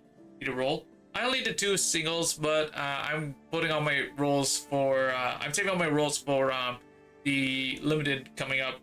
It's coming up real soon. It should be the update after the story expansion update. So now whenever people turn on the lamps, already seen that. And you're not the least bit worried about this. Well, as you can see, things are on the up and up here in Nassau Sea, and what explanation can there be but the Red Dragon's blessing? But if a reckless returnee tried to warn her that those flames were anything but fortuitous, she would never believe it. Laushini hopes that perhaps some more direct approach would work. But I wanted to experience the dragon's blessing for myself. May I hold your hand? But you've already entered the city. Everyone who does will receive the blessing sooner or later. Please, it's just a small favor. Oh. Well, I suppose it wasn't easy for you to make it all the way back to Terra. Alright, what do you want to do for a living? Anyway. I know some basic medicine along with some healing arts, nothing to brag about. So you're a doctor then? We're in need of doctors actually. Come here and give me your hand.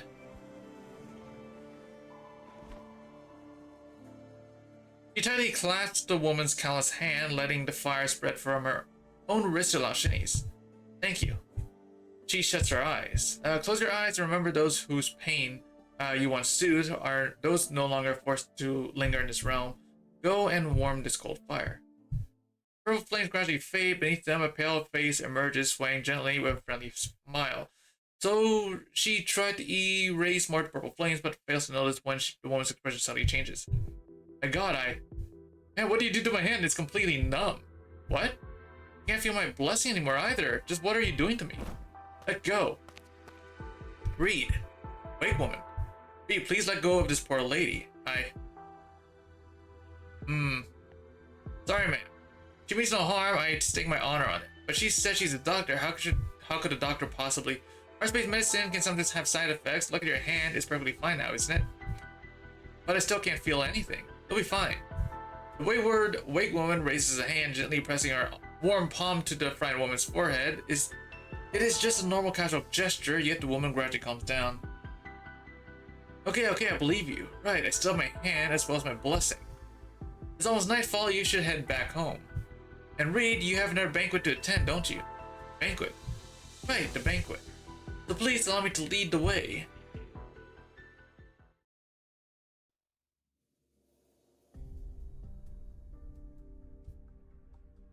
Wait, woman, since you've returned, does that mean Moran and the others have already settled in? That's right, they'll be staying just outside the ruins. They're probably still clearing out the empty houses right about now. Thank you. Don't mention it. By the way, call me Nemos. I hardly do any work as a white woman these days. Alright, Nemos. You mentioned a banquet just now. Who's hosting it? In a few days, Dublin will be hosting a celebratory banquet, and all the high-ranking nobles will be in attendance, including Her Highness Blana. We've been very busy with all the preparations. Celebratory banquet. While the residents are making do with stewed meat and grilled fins made from only potatoes. Potato thing started out due to a food shortage, but now they're just used to it. But Dublin is aware of the situation in the city. They're calling it a banquet, but I didn't see any eating or drinking on the itinerary. I'm not trying to cover for anyone, Miss Laushini. I truly believe that Dublin wouldn't turn its back on the people of Terra like that. Now, if you'll excuse me, I must be going. She certainly left in a hurry. So if directly removing the violet flames would only cause a panic, what if I were to do it more subtly? To launder whatever you want then. Who's there? The noble red dragon turns around and sees a figure engulfed in blazing purple flames. Oh, it's this guy. No, if the other residents have been merely kissed by the flames, then the person standing before her seems to have been forged from the purple flames. From the purple fire itself. The flames don't look harsh; they look distort.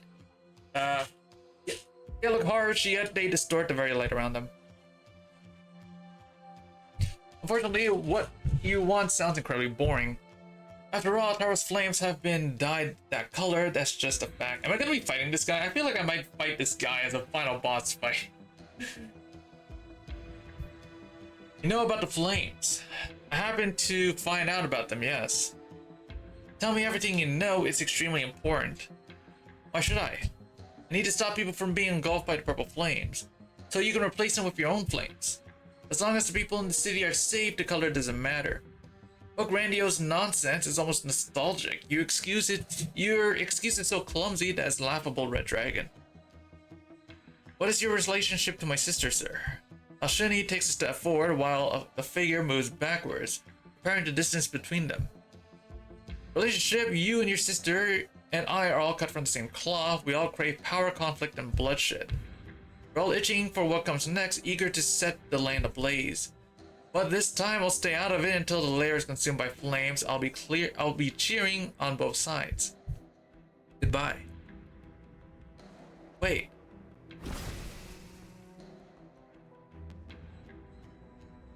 Red Dragon tries to weave the flames of life into a cage, but before it can take shape, the strange figure scatters in the wind.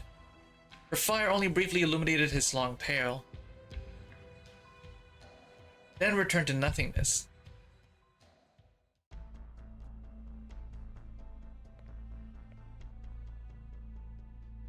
Sir, it's you. What's wrong? Why have you come to see me now?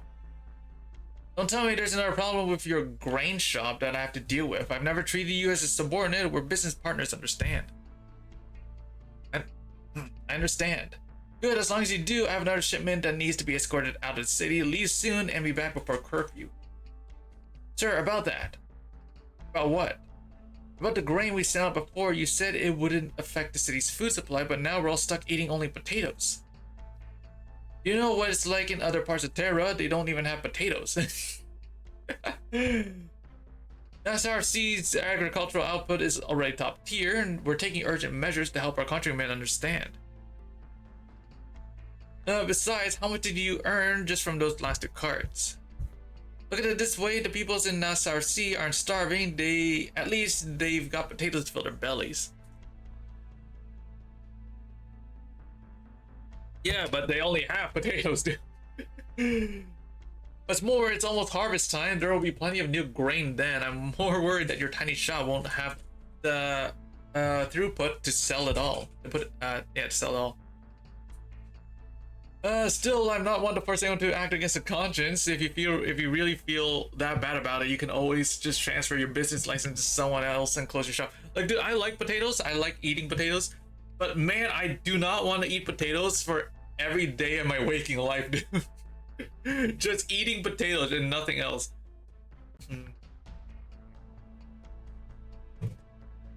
Still, I'm not one to force anyone to act against a conscience. Right, read that. But how will I eat then? I told you you're not my subordinate. How is that my problem? Alright, just hand over your business license by the end of the day. No, don't. Okay, I'll do it. Why are you still standing there? I have something else to discuss. My friend told me that lately the dark mist in the forest. Dark mist, if I needed you to remind me about that, I might as well quit right now. There'll be someone waiting for you once you're past the gates, just like always. Anything else is none of your concern. Now go.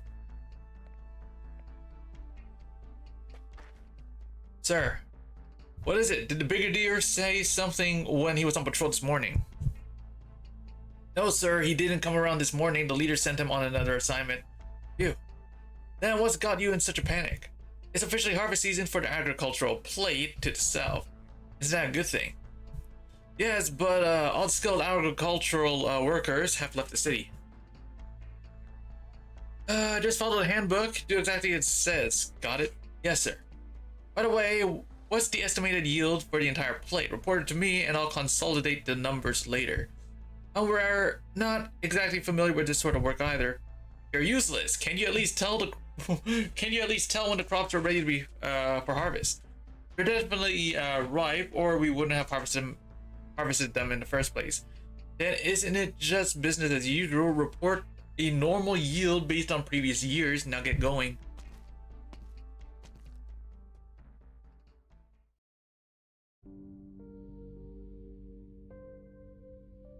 Hello, I'm Bridget, the Nomad. What do you want? I've delivered all my letters in Nassar Sea, so I'd like to go to the highest point of the city and let the wind carry my message to my brothers and sisters, then I'll be on my way. Now remember, it's you. You've been here so many times, and we've never let you up there even once. Haven't you learned your lesson yet? Even the Victorians let me up to the top of the citadel when they were in charge. Do I look like a Victorian to you? No, you're a Tehran.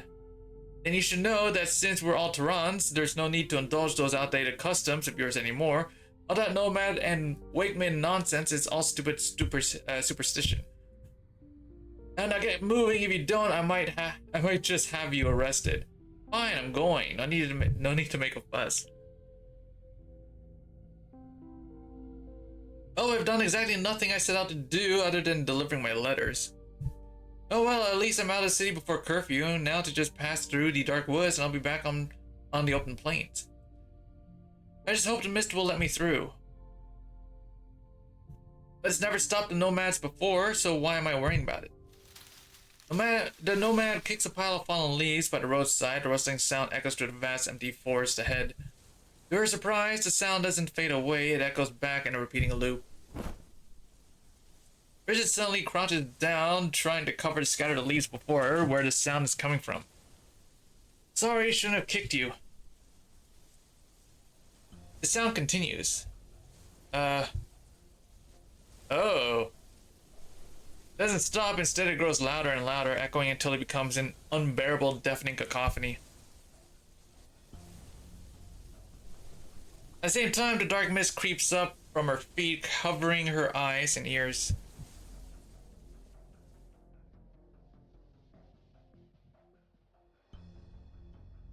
So she realizes she is back at the forest entrance. Oh, so she can't leave, huh? This is the 5th time. Not going to let me leave, really? Force me back into the city, is that it? Well, I'm not going back. I'll set up a tent outside the forest if I have to. I'll get my chance to leave sooner or later. Flawless victory! I was pretty good, wasn't I, Doctor? Alright, let's go. Oh, look at that. Training. Training. Okay. Okay, what do I have to learn here? What kind of mechanic do I have to be wary about? In position. Oh, what are these? vines? Careful, the enemies here are more troublesome than you might think. No worries, I'm here to help. Oh, they're just little guys now. Guess they're more dangerous when outside the attack range. There are so many of them though will help out. So wait, if those things are just in someone's attack range, then they'll just like fall apart into those like cabbage seedlings. Okay. Oh look, the vines are spreading? Enemy attack and blocks the vision of your units. Do that? What? Okay. That sounds fun. Watch out. Enemies over here too, leaves them to me.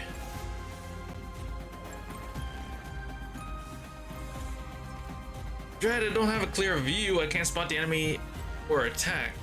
Let me see. I can't hit the enemy from over there. The outline represents allied units. Combined attack range. Good to keep that in mind. Oh.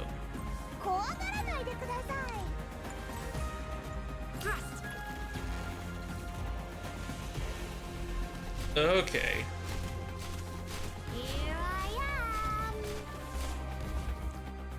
You know, those thickety things have been growing this whole time. It seems like the vines spread into adjacent tiles. I'll try to stop them from spreading. Oh, okay, I can stop them from spreading. Cool. It's working, but I'm taking continuous arts damage just by standing on the affected tiles. I'll draw their fire, let's focus on the fight. Thrust. Please hold on.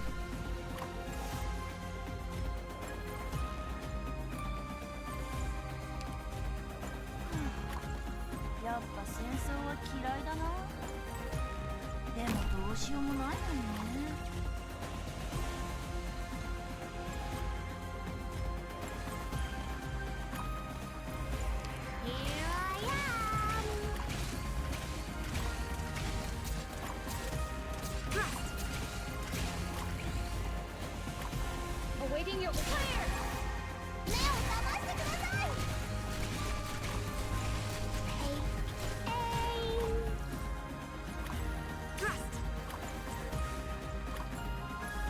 This is honestly kind of a cool mechanic. This is actually a pretty cool mechanic. I gotta worry about their line of sight. It's honestly not a bad mechanic. Alright, let's see here. Oh my god, that's a lot of vines.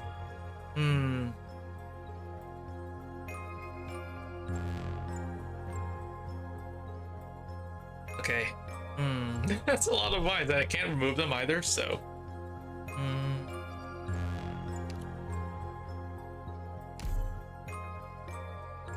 Let's see here.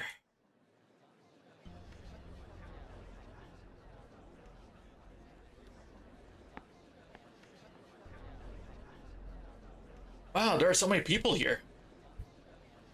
Sorry, please make way. I've been to Millington Street already. It was picked clean ages ago. The shops are still open, but the shelves are all empty. Even the shopping bags are gone. Cromman said they had stuff left here, so I ran 5 blocks only to find not even a single foul beast feather left.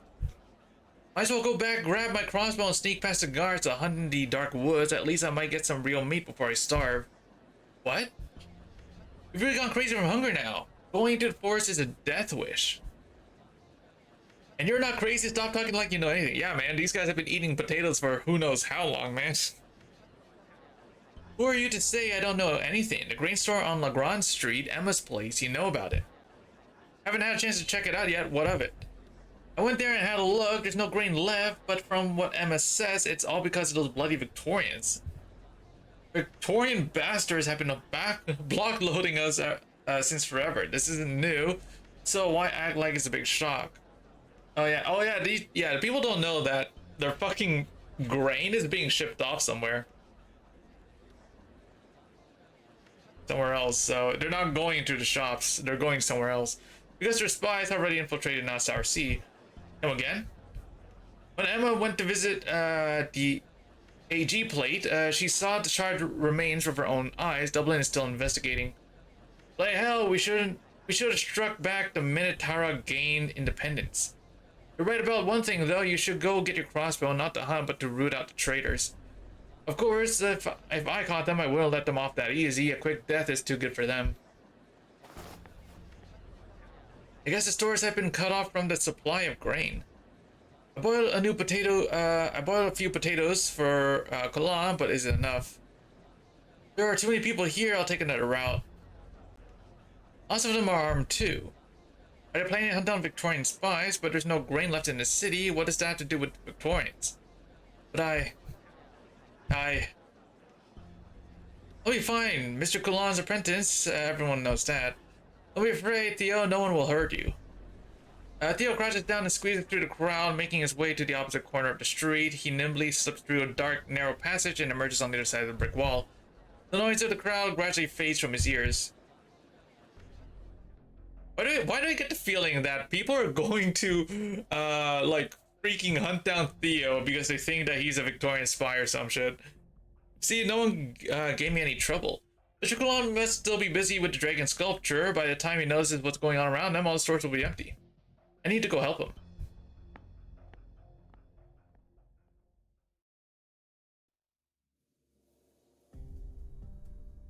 Take these and give them to the neighbors. Tell them not to worry. About you or Nemo's, will she have anything to eat? Instead of giving us a grain, it'd be more useful to help everyone to catch the spies. Otherwise, we'll never get to the root of the problem. I'll go. Please let everyone know. But for now, I'll just take them. Nemo stands with the leader, so it's only natural to endure a little hardship for everyone's sake. Alright then, thank you. Hey, Kalan, you must have more where that came from, right? Besides, how do you know we'd be running out of grains? Did Nemo's tip you off in advance, or what are you saying, Rory? If you don't want any, fine. How do I know you or Nemo's aren't spies? You've both been raising that Victorian boy together. Get out. What, did I hit a nerve? Am I right? Are you really? Kalan, I heard you've been distributing grain. Impeccable timing, so where is it? Everything that's left is right here. Don't change the subject, you still haven't answered me. I've said everything I had to say. If you feel these potatoes will dirty your hands, then give them to someone else. Why you do you want them or not, Rory? If not, then let me have them. There are plenty of hungry bellies to feed. Don't be ungrateful. Now give them here. Why should I? You don't want them, right? So give them to me. Bad chance. The potatoes in the bag were very small, none had the usual oval shape. My arm. My god, he's bleeding. How could you turn a blade on a fellow Tehran, Rory? I... Drop the sword. Don't make me use my hammer on you. You're the only one we can count on, Kalan. Something's been off about Rory lately. I'll follow him a bit to check up on him. He's been out of sorts ever since his antique collection got burned in the war. As for his blade, just take it. Don't let him have it back. Kalan, the wound isn't too deep. Come here. I'll stop the bleeding. As far as the grains, I'll have Nemo's think of a solution when she gets back. I know. Ow, ow, ow. I know you're giving a bot in the chat. Luigi, ban him. Ban the bot. Can you see it? Yeah, yeah.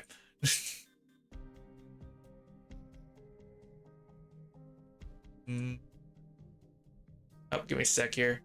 You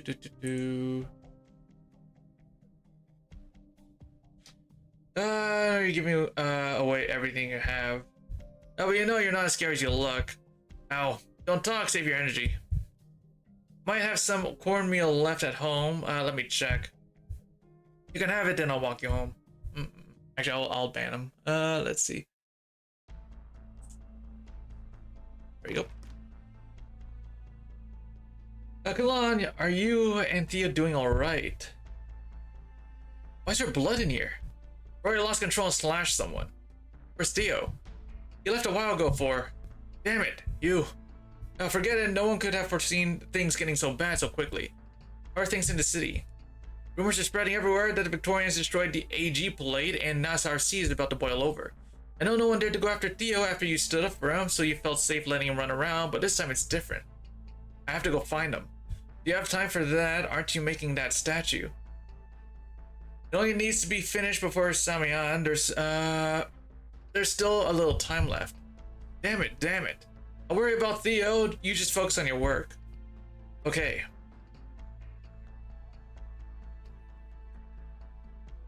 You've seen Theo. Theo, where has that boy run off to? Slack off again, no doubt. Kalan spoils him too much. You really should talk to him about that. Theo. What trouble has that boy gotten himself into this time? I've seen Theo. Are you alright? Yeah, I'm fine. Just hungry. So what is it? Did you say something? Just the person I was looking for. Has that boy Theo been up to anything suspicious lately? No, just keeping himself busy as usual. Well, he'd better. Bro, dude, I feel so bad for Theo, dude. Dude, why is he being so persecuted in this fucking city?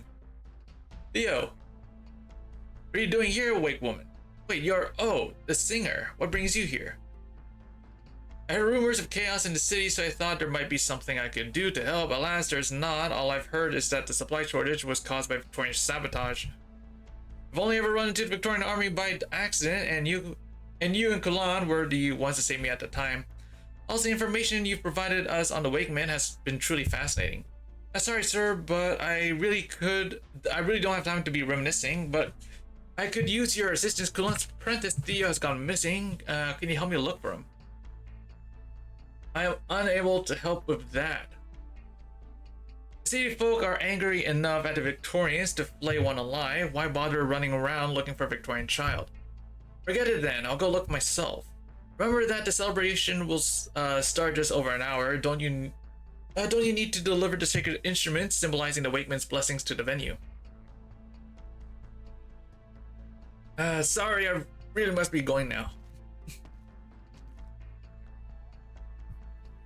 What do I do now?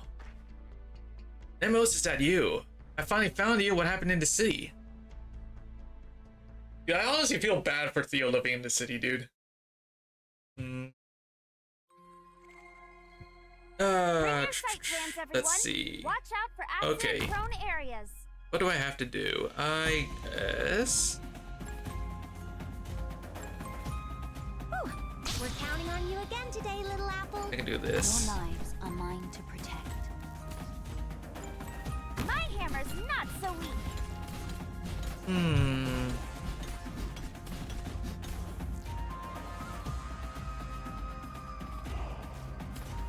What is that? Nest? Grows when outside your unit's attack range, increases attack and max HP. Oh. Not one step backward. Enemy cover demolished. We're counting on you again today, little apple. Okay, there's only like one box, so we could just like Fear not. guard it here. Rescue Team Mulberry in position. Oh my, it is really growing. It's my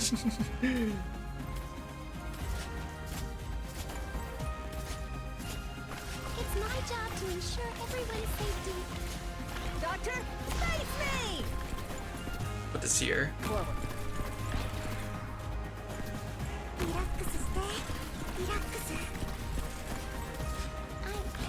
I can do it too. Doctor, orders please. They look like enemies from MapleStory. They kind of do. God, I haven't played MapleStory in so long. They used to have this MapleStory game, right? It was like a 3D version of MapleStory. I think they like closed that down. I think they shut the service down. But the OG MapleStory is still going though.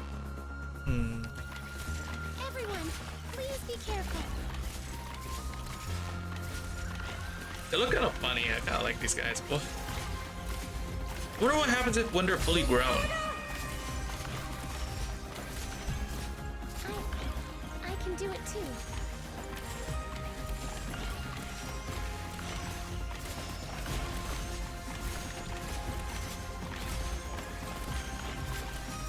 Where are you looking? It's dangerous to get distracted. Dude, these Nets guys look so weird.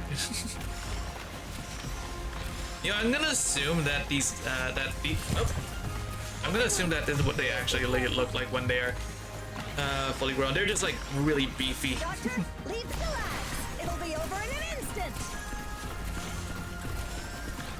Go Maple Story. Yeah, 2 dies so much faster than 1. Yeah, I think it's because they had like a lot of loot boxes. Was it? I think they did a lot of loot boxes and people weren't really happy with that.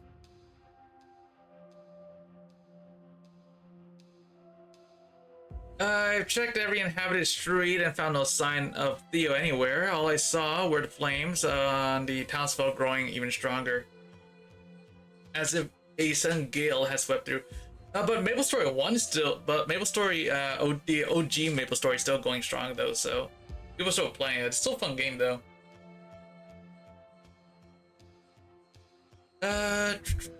What's more, everyone just seems to be used to it at this point. Getting rid of the flames would only terrify them. They'd only have numbness in their body. Does this mean it's too late for the people of Nassar Sea? No, I can't think that way. My first priority is to find Theo. I should go find that nomad named Bridget, the one Nemos mentioned. But would anyone be willing to pitch a tent outside the city just because they can't get into the dark woods? Music's great. Oh yeah, in Maple Story 1, the OG, yeah. Maple Story music is pretty good. Maple Story is like so popular that people actually have like made like these animations with Maple Story characters that they animated themselves, which is really cool. I like to watch those from time to time. Walk out along the right side of the guard outpost and wade through the creek.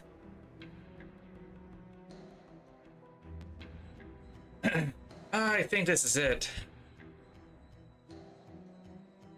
A Apparel with blonde hair, tall yet agile. This must be Bridget Nemos mentioned. You know me? No, I don't believe we've met before. Nemos asked me to come find you. My name is Reed. You...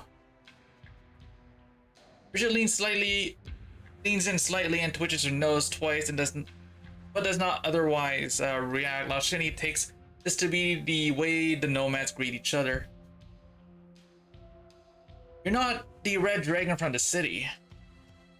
What? I'm not a red dragon at all. You're not the one from the city. You're a different one. A second dragon returning to the city, just like the old stories. And you can tell with a single sniff.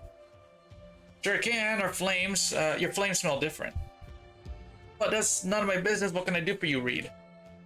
Theo's gone missing. Nemos told me you might have an idea where he is. I've heard you often chat with him when you're in town.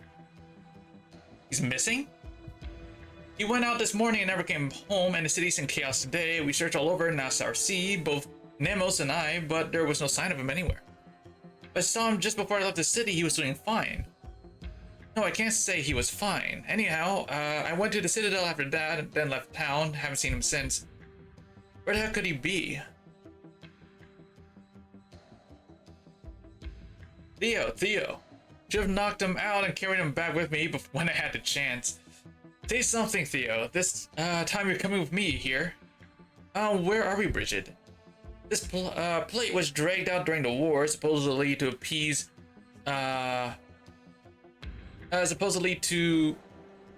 some noble or other, but when they brought it back, it was left like this, barely clinging on to Nassar Sea, and no one bothered fixing it up. Theo always hides out here when he's feeling wrong. Could he have left the city?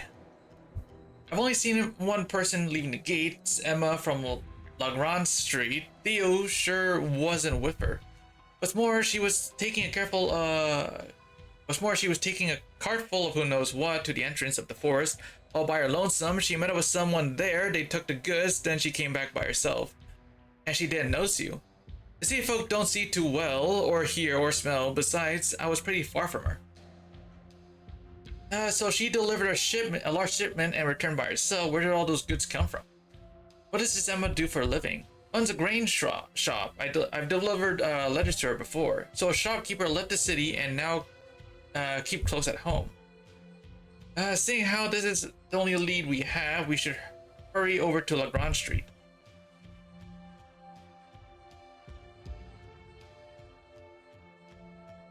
Bridget Reed? Hello, you shouldn't happen to have seen Theo around, would you? Theo, did Nemo send you to find him? That's right. Nope, haven't seen him. Heavens knows where that boy's run off to. I hope he didn't skip town along with the spies to set up the AG play on fire.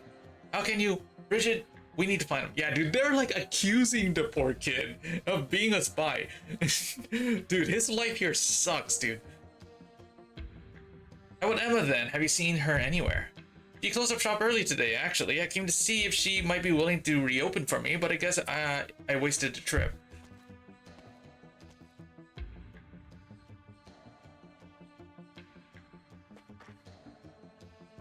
There it is again. That cold burnt smell has been everywhere in Nassau Sea. Lately, I can't stand it. I've been meaning to ask, are you able to smell purple flames? Yeah, the scorched stench of the Red Dragon's flames lately, even the city folk have been reeking of it. It's not just the smell, the fire itself has spread to them. What, how? I don't see any flames on them. So you can't see them either. I was gonna ask the same thing, you saying you can see the flames.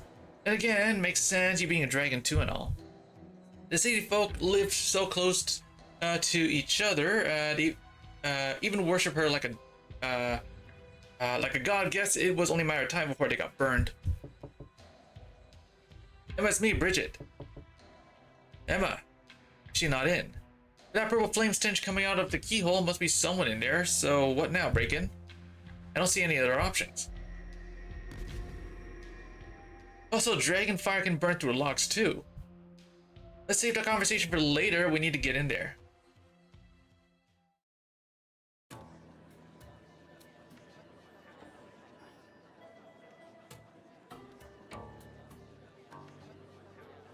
Here, officer, have a drink. We may not have proper fees, but there's more than enough booze to go around.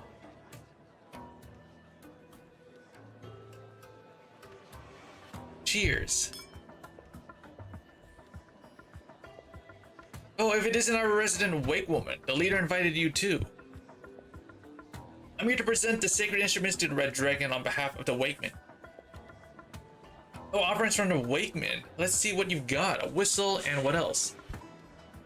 Somehow it's almost upon us. The Wakemen do not have much left to offer. This is all they could spare. A whistle. That's it? That's a serious apologies. The cruel officer. Weren't you the ones swearing to us you'd bring us those ritual doodads to give this celebration the dignity it deserves? Sorry, I didn't think it through. Who cares? It wasn't Nemos' idea anyway. I was against it from the start. What's so auspicious about the offerings from people who deal with ghosts and corpses all day? You should be glad that they only gave us a whistle. Of course, you take her side. She saved your life, but we can't just laugh this off. Tell us, Wake Woman, how do you plan to take responsibility for this? Quiet. This was not solely her responsibility. If you truly wish to hold the Wakeman accountable for disrespecting the leader, we can revisit the matter later. Set aside the matter of the ritual objects for now. The leader sent me ahead to make sure that everyone is enjoying themselves.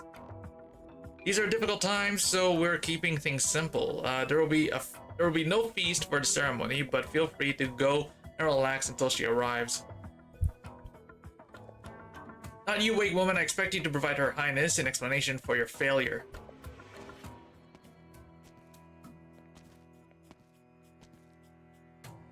Perhaps you could take this chance to curry favor with the other officials. They could put it in good word for you later. Oh, dude, the officials of this banquet are fucking assholes. I'll pass on that, thank you. Quite the righteous one, I see. Brigadier Sir, these fellows, have they always been like this? Always.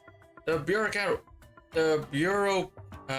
once exhausted himself managing logistics for the Silver Rock Bluffs front. He went days without sleep until he was so worn out that he nearly collapsed on the Nassau Sea agricultural plate. The cruel officer is a cold-hearted scoundrel, to be sure, but during the war, the wealthy merchants and nobles hoarding grain near Nassau Sea would tremble at the mere mention of his name. The torturer I've seen take pleasure in others wailing and screaming, but I've also seen him charge into the enemy ranks like a rabid tusk beast. Now though, had Her Highness not vetoed it, they'd probably be enjoying a lavish banquet right now, even with the city as it is.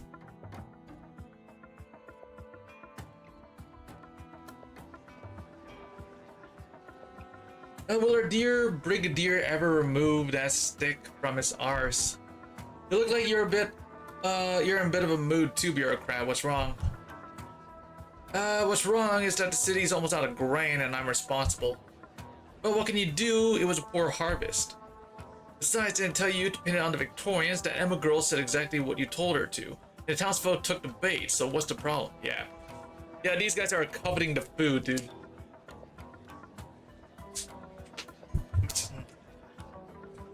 Even if there is a famine, these people treat the leader like a god. They never turn on us, never. Or are you afraid Emma will spill the beans? No, she's been on edge since she got back, but she follows instructions to the letter. I'm not worried about that.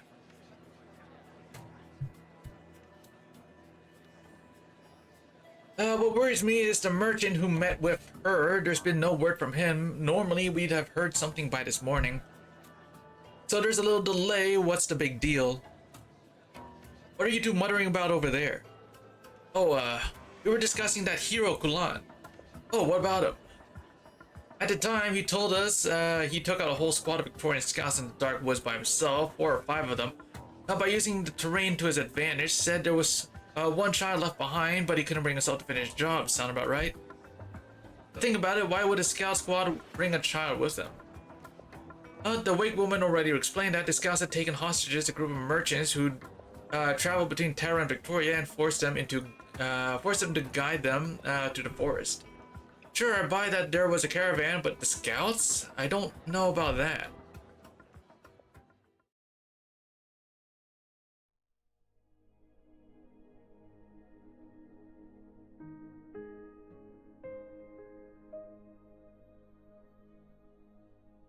But the scouts? I don't know about that. His throat getting dry, the writer grabs his mug, only to find it devoid of beer. I'll go get you some more. Mysterious woman stands up and heads to the bar. The writer leans back in his chair. As has been his habit for many years, he sets about planning how to make the next part of his story captivating. However, as he thinks it through, sudden tightness grips his heart. Even if this woman is also a survivor, and even if she knows a thing or two about what happened, he cannot simply lay everything out there like he has been, at least not for this next part. I must know what she would have to say about that. It's just a story, a shadow cast on the wall, not the fire itself. A storyteller must always remember this, or they will find themselves consumed by the flames. Here you are, your beer. Thank you kindly, and now where were we? The Dubliner's ugliness at the celebration banquet. Alright. Well then, the true star of the party is about to make her entrance.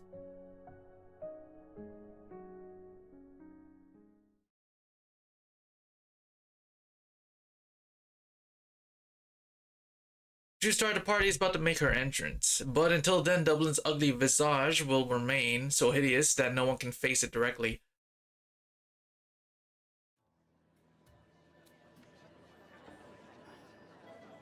Well, what is it? Is there something crawling on my head? It may be freezing here in Nassau Sea, but at least there are still bugs. Don't move, I'll grab it. Wait. Banquet hall suddenly quiets down. Everyone is staring at the bureaucrat's head where a beetle is perched. Solid gold beetle. One of the decorations fell down. Go on, put it back. The officer removes the gold beetle from the bureaucrat's head and places it in his palm. Bureaucrat lets out a sigh of relief. He is about to place the beetle back in its original spot when it flutters its diamond-encrusted wings, flies a short distance towards the door, and lands on the center of the hall. Daisy steps forward, and the beetle, as if tempting him, crawls a little further ahead. Such enthusiasm, Mr. Bureaucrat, Your Highness. I just wanted to catch this stray beetle for you. Of course, why would I blame you for that? Oh, alright then. By the way, about the sacred instruments I reported to you about. A trifling matter. What is truly important is that my faithful servants be rewarded for this victory. Blana picks up the beetle from the ground and flattens her palm. The beetle buzzes as it flies towards the door. Ladies and gentlemen, we are in the very hall where the treasures of the ancient King Gale were once displayed. Furnishings had all been looted by Victorians, as they are won't do, but we have finally returned most of them to their rightful places. That beetle you were chasing was awarded personally to a capable officer. He was praised for his tireless work in gathering ever last grain of the harvest and storing it in the treasury. And now you are worthy of the same. Without you, our army would likely have collapsed from hunger 100 times over. Go chase it down, for it is yours. As long as it is willing to land on you, you will always have the right to collect your grain. Yes, thank you. Now then, Blana scans the room. Some stare intently at the bureaucrats back, wondering what rewards they will receive, while others cannot help but glance at the other treasures in the room. The sword that enforces the law, the cloud beast that listens to appeals, the knot that records history, the crystal teardrops that symbolizes compassion. It seems none of you can stand to wait any longer. How about this then? Everyone feel free to take whatever in this room you desire. In an instant, it is as if all the treasures have come to life, moving on their own. Cloud beast statue starts running, the crystals start rolling, the knot begins to twist, and even the ceremonial sword, studded with Sargonian jewels, breaks free from its stand, hopping comically toward the door. Go, my servants, these are my rewards for your loyalty. It is unclear who takes the first step, but once he does, the tide is unstoppable. The crowd chases after the treasure, surging out the banquet hall. Over already? Your victory doesn't need to be embellished by my music. I'd much rather... Okay, let's see. Now we're on to number 3. Oh wow, okay. This looks pretty simple, I think.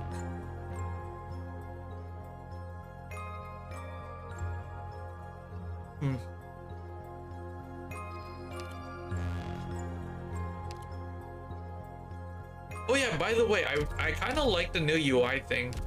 The new UI that's over here. I kind of like this. I can see what I don't have freaking finished now. So I don't have to like keep scrolling to find out what I'm missing and shit. I kind of like this. I have I apparently have a lot of stuff that I haven't finished yet. That's OP ready to be obtained.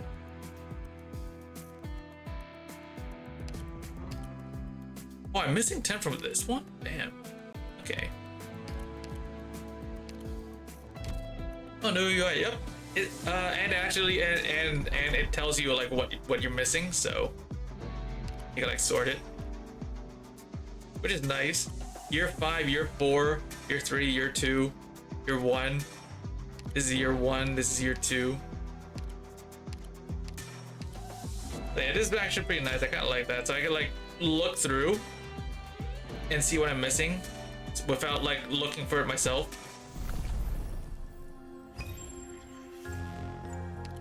Okay, let's see, where were we?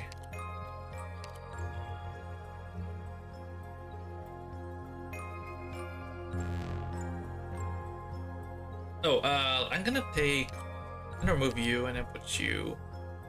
I'm gonna take you.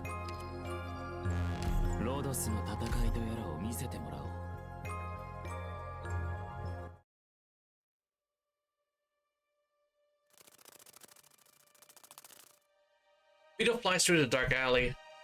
It flaps its wings furiously, but only manages to find its way into an abandoned block that few souls tread anymore.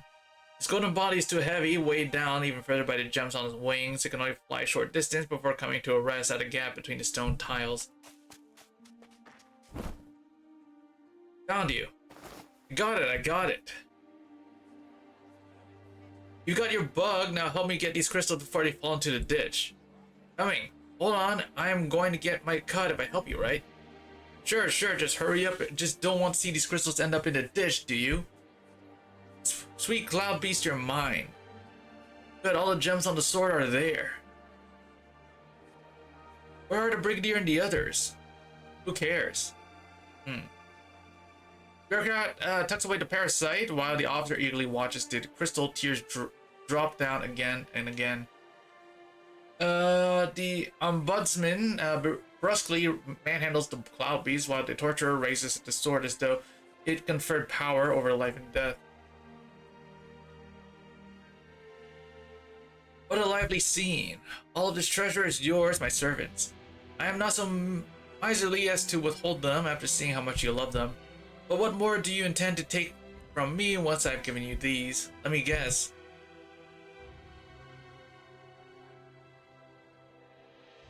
Oh. A path appears before a path appears at the dead end of the alley, and even more shiny baubles rush towards it. Ooh. Screenshot. Give me a sec. I'm just waiting for it to zoom out. There it is. Okay. There we go. Path appears at the dead end of the alley, and even more shiny baubles rush towards it. There is no time to bother with what is already in their hands. They scramble for the treasure on the ground, stuffing it into their pockets, carrying it on their backs, and rushing towards the next shiny piece before even standing back up. The last one. None of them care where the path leads. Going to the Solace tomorrow. It's high time I treated myself to something nice. Squeeze these country bumpkins in Sarsi a little more. Don't forget my share. Can't wait for the townsfolk to send me more Victorian spies. Why am I after far more than just wealth, aren't we? A life of luxury, a high status, power over life and death, you want it all. I have nothing against being true to your desires, and what you desire are things that I will not miss. Unfortunately, you happen to be my servants, yet you seem to be yet you seem far greedier than I. So goodbye, go to where you belong. The treasures paved a shining path where none existed, sending the madmen out of the lair and out onto the land. Towards whence the darkness came, the gaping mouth of the dark woods.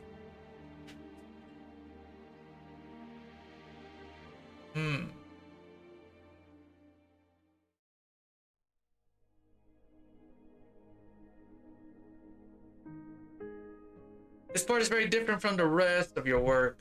I told you I've abandoned many drafts in the process of observing, thinking, and writing. Any and all of them ready to be thrown in at a moment's notice. Do you really think I'd be sitting here drinking this swill if I could tell the story as a consistent, unified narrative? You're the one insisting it gets a proper ending, not me. True, but if I must regard this passage as your own personal embellishment, should I also consider the rejection of Bridget by the midst of my creative liberty as well? No more than the exiled king you forced into the story.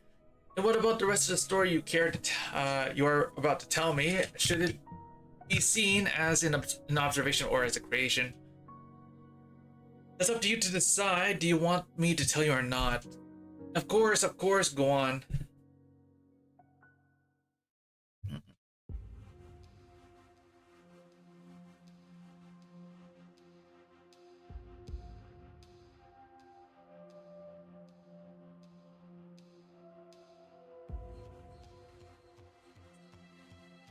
Hold on a sec.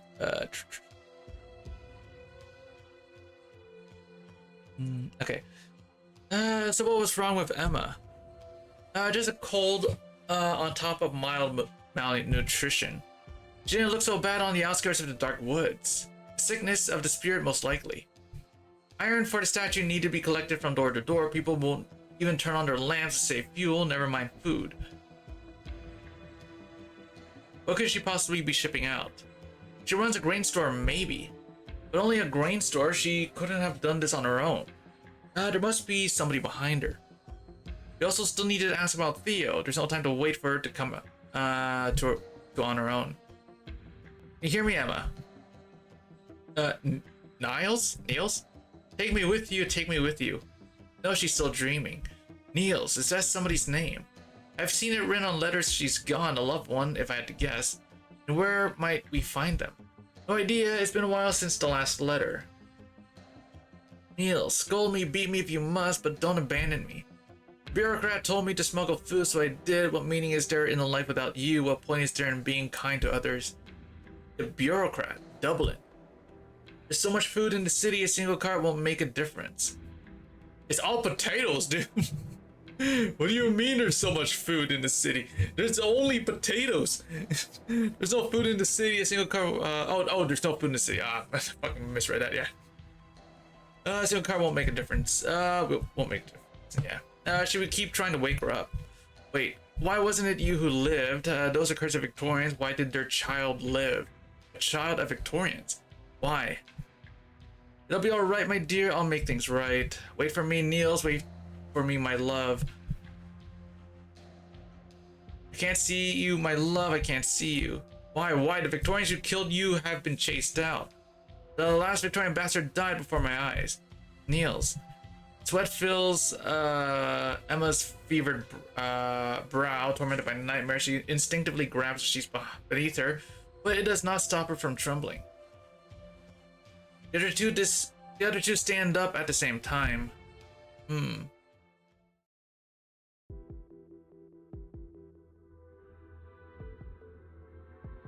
It's already past curfew. Will we really be able to move freely?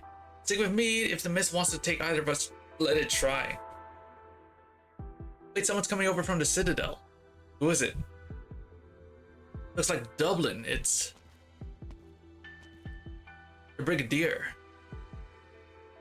What's going on? It's like he's a walking ghost. Brigadier. Who's there? Alshini. Go back now. Back to what happened.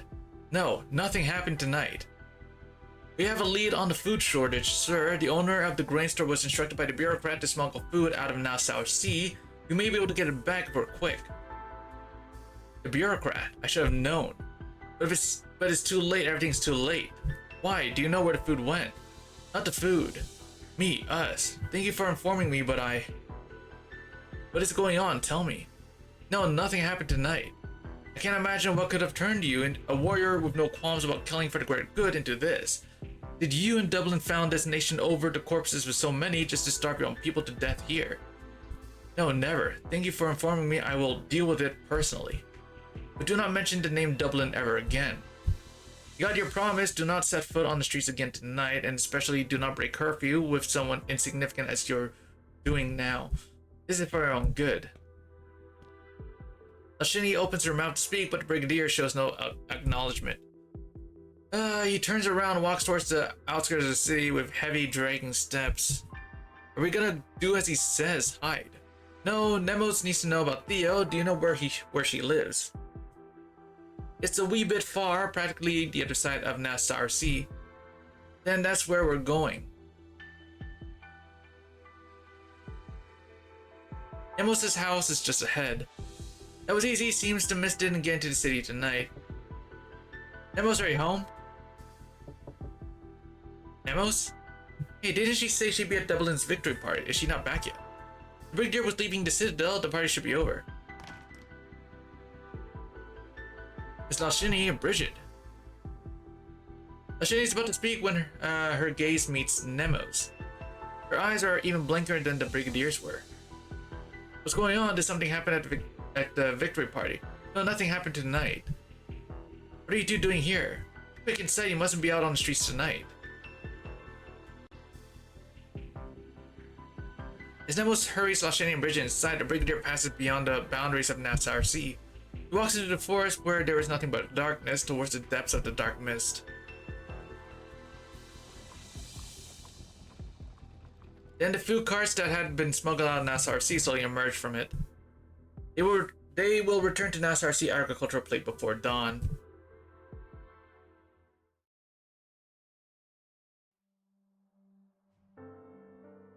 Next day, the city gets the smallest of reprieves from the food shortage. No one notices that the Brigadier never returned from the dark woods. The food mysteriously appears at the agricultural plate before making its way to the grain stores across the city. It falls well short of truly solving the problem. But it was far more than just the Brigadier who never came back, though. The people of the city do not know it yet. Once again, the sun rises without pity or care. The dragons and the wayward woman walks the streets. The dragon, no, wait, wake woman walks streets, watching the shock at how the now commonplace brawls descend into even more brutal violence. The nomad knocks on the blacksmith's door. She brings woeful news. Oh. No, you can't just end the cliffhanger on that, dude.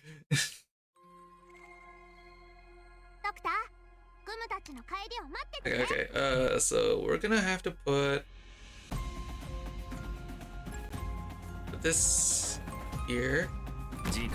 What is that? Burning vine? Oh, attacks do arts damage? Shit, okay.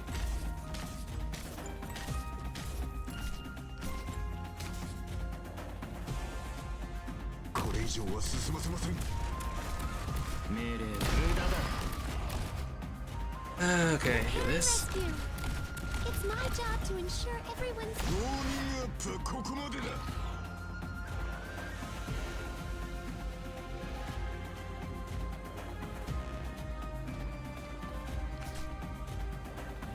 Forward. I can do it too.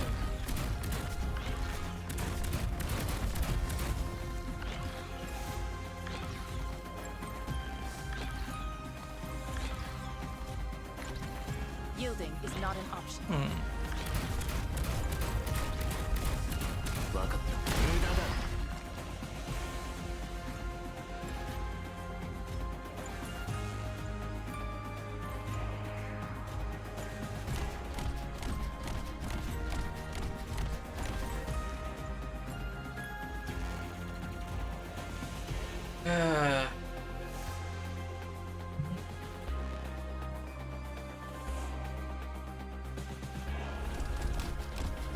Where are you looking? It's dangerous to get distracted.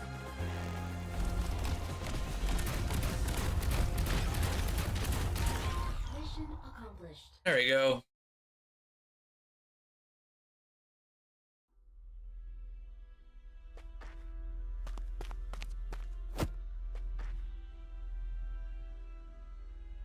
Ouch. That was wrong with you, Theo. You have eyes, use them. Sorry, Mr. Rory, I was just hoping to try my luck over at Lagrange Street. See if I could get some potatoes. Get lost. Sorry. Look out, the bird and beast panicking out of the way.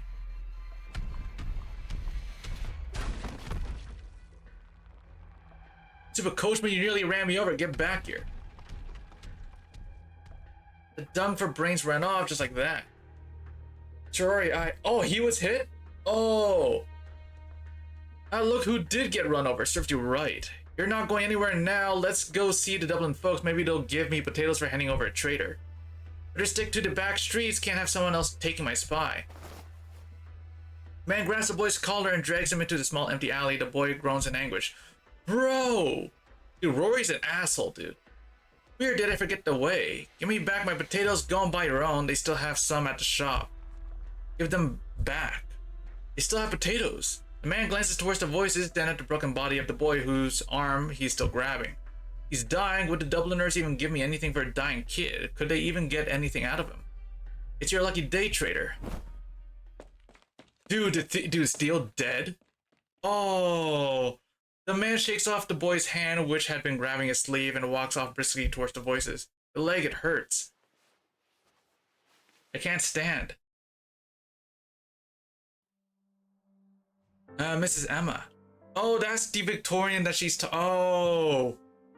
That's the Victorian that she was talking about in her nightmares. Who's there? Who's calling my name? I did as you asked, just leave me alone. Emma, Theo, what happened? I got hit by a carriage and left behind here. I'm not a Victorian spy, Mrs. Emma. Please help me. Take me to Mr. Coulan. A Victorian spy? It's all happening so fast. It hurts so much. I know the Victorians did bad things. Nobody likes me. Nobody listens to me. Nobody wants to get close to me. But could you at least find Mr. Coulan? It hurts. It's so cold. When I grow up, I'll find the Victorians and take revenge for Mr. Niels. Maybe I'd have helped you, Theo, if Niels was the only one who died. Mrs. Emma? You know what Niels you know that Niels died in the war, but even more people died without ever seeing the battlefield. You Victorians blocked off the supply routes. You still are. So many people starved, including me, including the child Niels left behind, the child inside me. He starved to death because of you Victorians. Find someone else to get Galan for you. They're all good people unlike me. Bro, dude, Theo did nothing wrong, dude. Theo, dude, I feel so bad for Theo, dude. Very good people. So Theo died on the streets. God damn, bro. And no one helped him. Emma, how could you do that to him, Emma? What could have changed you so much? I'm not defending her, Galan, but she wasn't the only one there that day. No, she wasn't. Sorry, I shouldn't have said that. No, you're absolutely right. You wanted to take Theo with you, didn't you? What did you see? He was being bullied, and I'm not talking squabbles between kids by adults. I intervened the first time I saw it. I thought it wouldn't happen again. But it did, a lot. I had a bad feeling that he didn't belong here, that there was no place for him in Nassar Sea, but I never thought. I understand you should go. Galan, I said I understand. I said I understand, now go, get out, leave me. Leave me for a while, please. I'm sorry. Oh no. The blacksmith stands silent in the room, all is quiet save for the crackling of the fire. Theo, too many things have passed him by, too many things he could not understand. He no longer has the strength to find out why, to separate cause from effect. The only thing he knows is that he never achieved anything. What kind of hero am I? Yeah, what kind of hero are you? The blacksmith looks around. There's no one else in the smithy save the empty eye sockets of the dragon statue now glaring at him accusingly. What kind of hero are you? What kind of hero am I? What kind of hero would leave a child to the mercy of abuse and ill will? What kind of hero would allow food to be smuggled out of the city under his very nose while there is nothing left, all while doing nothing more than handing out a few shriveled potatoes to his neighbors? What kind of hero would shut himself in his smithy while the city descends into bedlam, all to satisfy his own pathetic vanity by etching his name into the pedestal?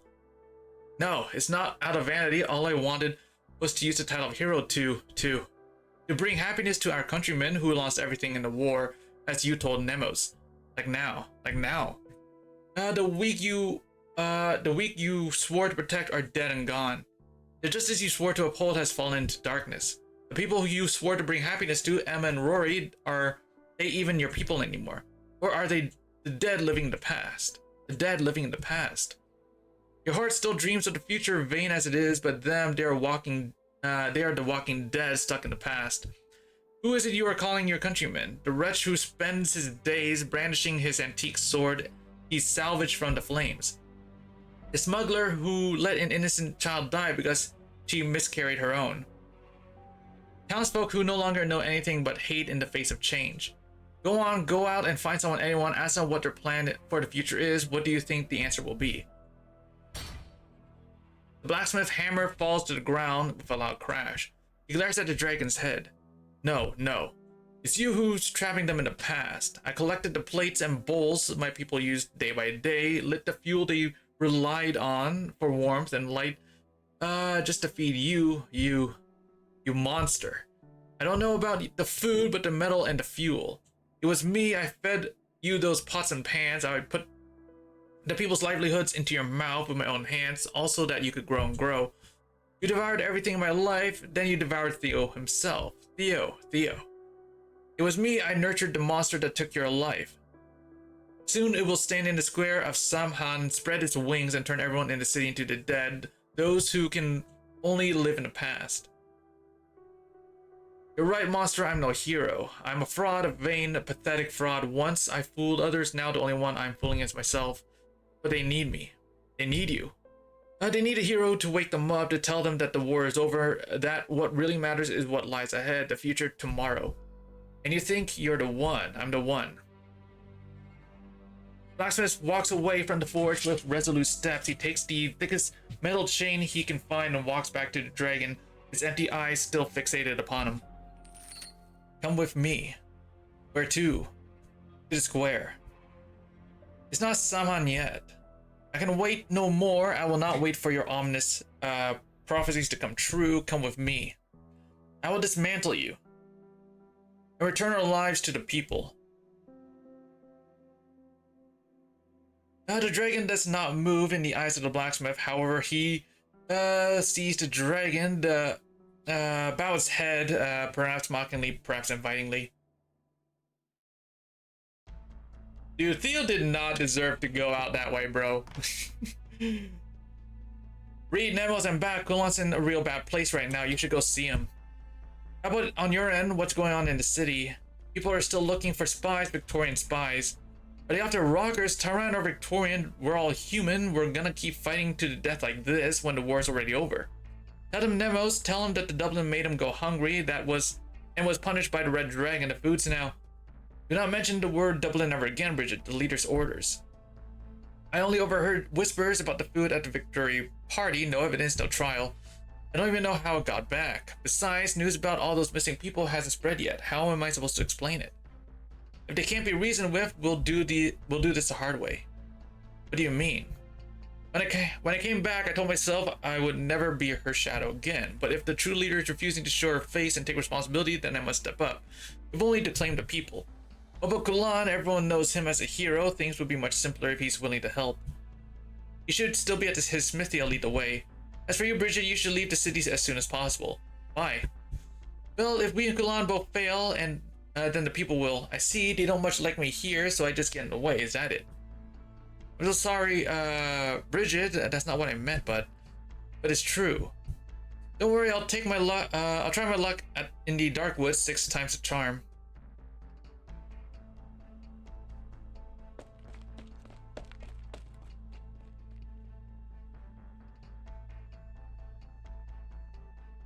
Kulan, is he not in? What the? They are both rendered speechless. The door of the smithy. No, the entire front wall of the smithy is gone.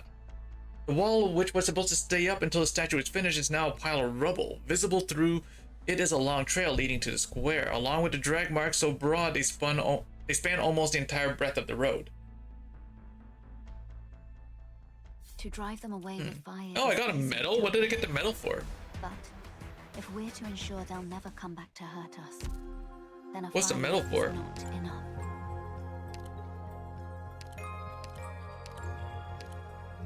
Defeat a total 100. Oh, I just had to defeat a total 100 cabbage seedlings and cabbage weeds in the event. Damn, okay, that was it.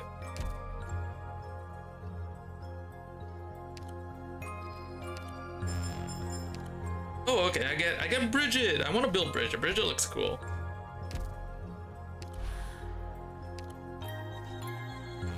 Okay, let me see how we go about this.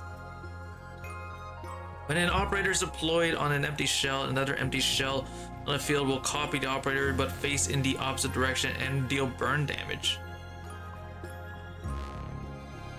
What? Hold on, okay, I have to try it out. I have to see what it means by this.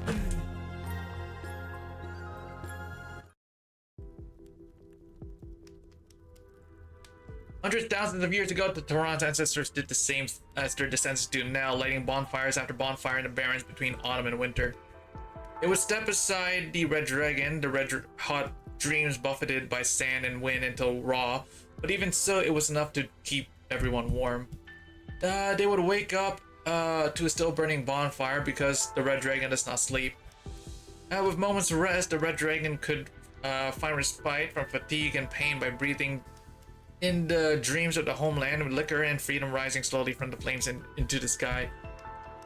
Today, Samhain approaches. The people fuel the flames with wood torn from nearby ruins and have entirely forgotten the ancient leisure time that seemed to last forever.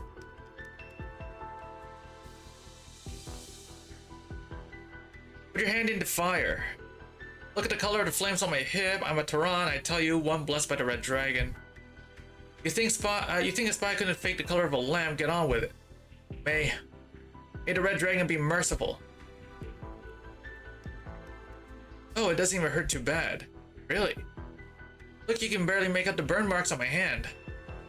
So you're not a Victorian spy, but do you know of anyone else who hasn't undergone the trial yet?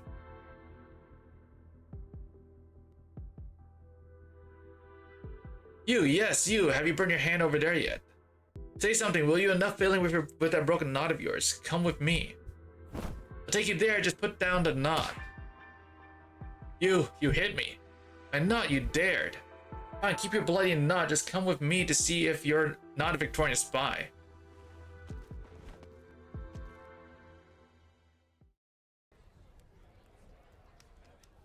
The quiet resident stands up without a word and heads towards the bonfire with shaky steps. The square has already descended into complete chaos. Though half of it stems from suspicion and hatred, not to mention frustration at having revealed no spies yet, the other half comes from the looks of despair and deathly silence. Until a faint sound of something dragged across the ground rumbles in the distance. The sound grows louder and louder until it drowns out all the clamor and chaos. Everyone hears the sound of something massive slowly being dragged closer to them.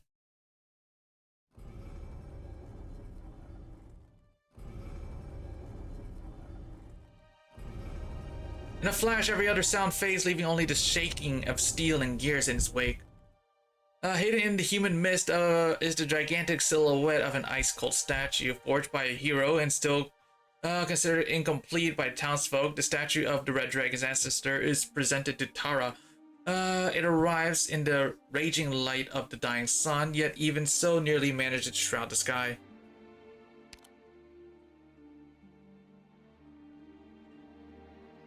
Now the dragon statue came to life. No, that's Kulan. Kulan, are you here to help us find Victorians too? He has to prove he isn't one first. Over here, Kulan, listen, the fire won't hurt just as long as you're no Victorian. Are you deaf? Get over here already.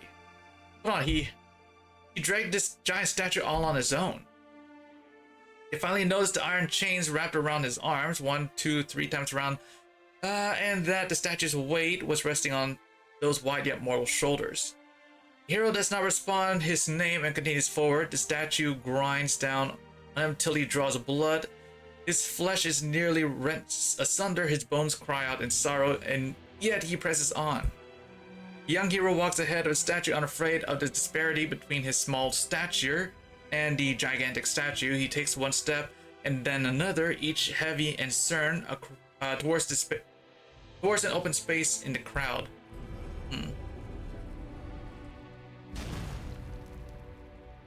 He parks the statue in the square's empty center and struggles to turn around before facing everyone before him. The steel skeleton bears an icy elegance, wings frozen in motion, craving for flight in place as if it weren't meant to be there since the beginning. Stop, my brothers and sisters, before we kill any more of our own. For a moment, no one dares to respond. Hate and doubt both remain, as well as a pain that keeps everyone from advancing towards him like an army of walking corpses. The man before them is the hero. He protected Nassar C. He dragged both blessing and curse all the way here, and the statue behind him laces his every word with an awe-inspiring weight. Kill our own? Who? You are burning hands with fire now, but what if your spy isn't found?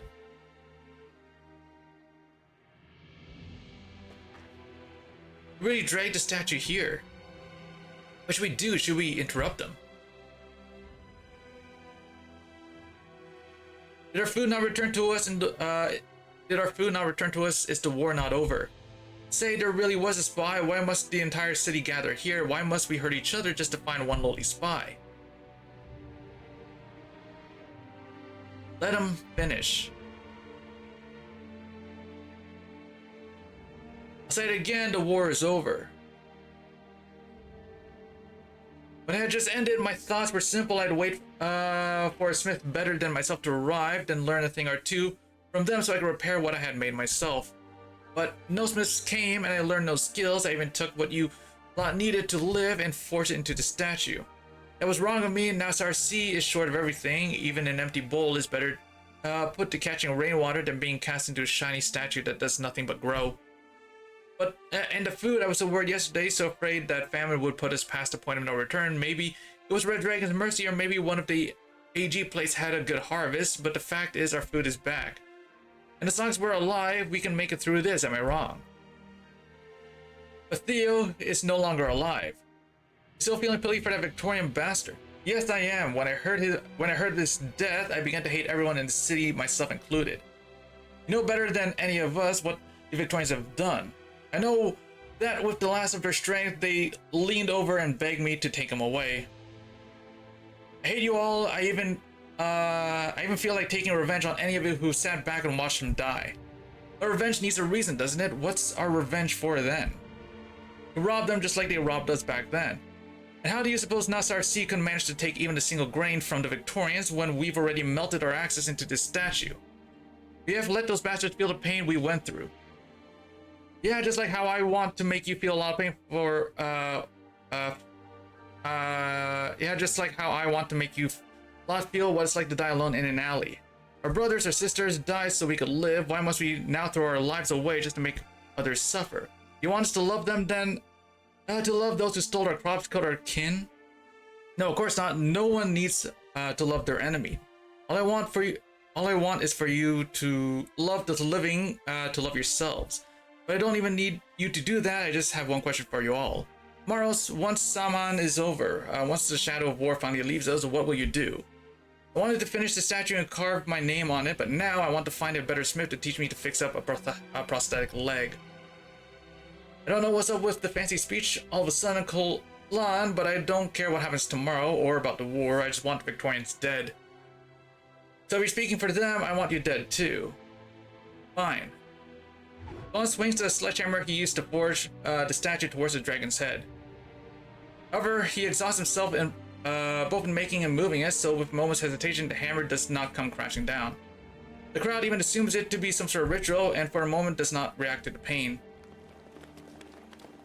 Only when they realize Kulan intends to destroy the statue, do even the most dreary of the living dead collectively howl, dash in this direction surrounding him. Don't be foolish, Kulan. And most of his cries drowned out by the crowd's yells, but Kulan's voice remains clear for all to hear. Alshindi thinks of rushing over to him, but the angry cow blocks her path. She bites her lip and tries to open a path through the sea, people with both her flames and voice shouting to attract her attention. Unfortunately, they act as if they have already lost their senses. Maybe they truly have, who can say? I'm going to destroy the statue in order to return the lives it took from you. Destroy it, how dare you? Remember that each and every bone was forged from what each and every bone was forged from. I'll turn his spine back into axe heads and blades, and its ribs back into bowls, his skull into tables and chairs, and give them all back to you. Vader, how could a hero like you betray us like this? Being unwilling to take someone else's livelihood makes me a traitor, then I was never a hero, but a traitor all along. Excuses. Excuses, I'll tell you who Kulan really is. He's no hero, he's a liar who hungered for fame. He claimed to have killed a squad of Victorian scouts in the dark woods, but it was not in the woods that he met those Victorians, but somewhere farther away. They weren't even scouts, just a band of poor traitors already trampled over by some army or other. He wanted to save them, but in the end, could only save one boy, a Victorian child. He didn't know what to do. Being out of desperation or vanity, he decided to cut their heads off and tell his people they were scouts. That way he'd become a hero, the most prestigious person in town. He thought he could use the statue for good. Raising the boy would become an act of mercy for the benevolent hero. You lied to us. Even this poor liar knew that he was still a blacksmith and thought he should learn his trade after the war. But you lied. What about you? You're not Kulan, you're a fake pretending to be him. Bro, dude, the people have lost their minds, dude. Yeah, you're not Kulan, he's our hero, the man of steel who even made Victorian spread, the man of steel who even a whole Victorian squad couldn't handle, but who the bloody hell are you? After dragging the statue all the way here from my workshop, how much longer do you expect me to live? Fresh blood gushes from Kulan's mouth and nose as if he had just uttered his last words. He bears an almost kind and expectant gaze as he looks at the compatriots surrounding him, hoping their faces reveal an expression other than hate. But he feels as if his eyes meet only a sea of purple flames. The faces behind the fire are difficult to discern, as if they are the rest of his dead he met in those ruins outside long ago. He looks into the distance. In the corner of the edge of the square, he sees a tiny figure. He did not have time to look for Theo's corpse, but now it stares at him blankly, purple flames clearly visible around it. Yo, you too? This was all for naught.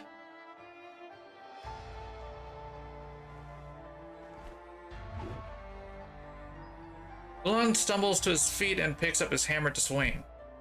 The crowd stares at him with dread, fearing that the hammer will fall on their heads, but they do not back down. Kulon uses the last of his strength, and with the utmost ferocity strikes the dragon's head, as if sounding a death knell.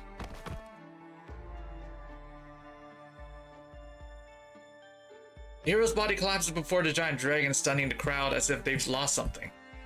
Shini's voice finally spreads as her fighter burns like a sunset set of flame, but she fails to attract any attention.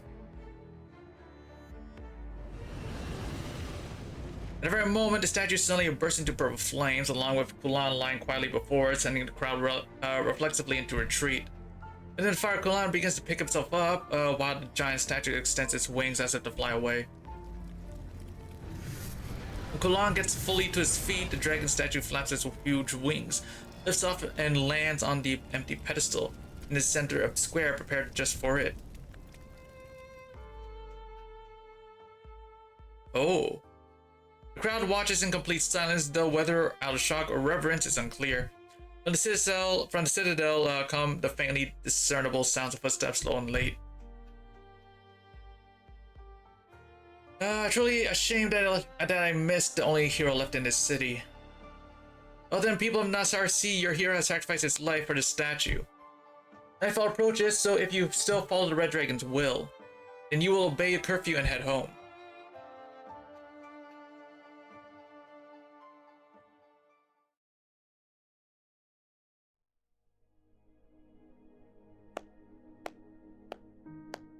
Kulon uses the last of his strength and with the utmost ferocity strikes the dragon's head as if sounding a death knell. You're quite a fan of Kulon, I see. A tragic ending, but your embellishments made it beautiful. You flatter me. I only ever met the blacksmith a few times. He was the first victim of the city's chaos, if you don't count Theo. Actually, I'm rather curious about something. The Dubliners who walked into the darkness, did they also bear the purple flames you mentioned? I'm sorry, but I couldn't say.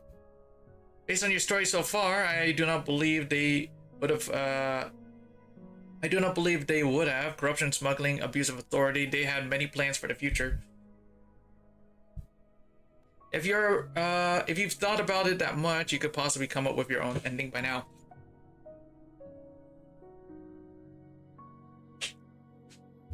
But that was not the only incident to occur in the city. You said so yourself. He was but the first victim. So if you insist on ending this here.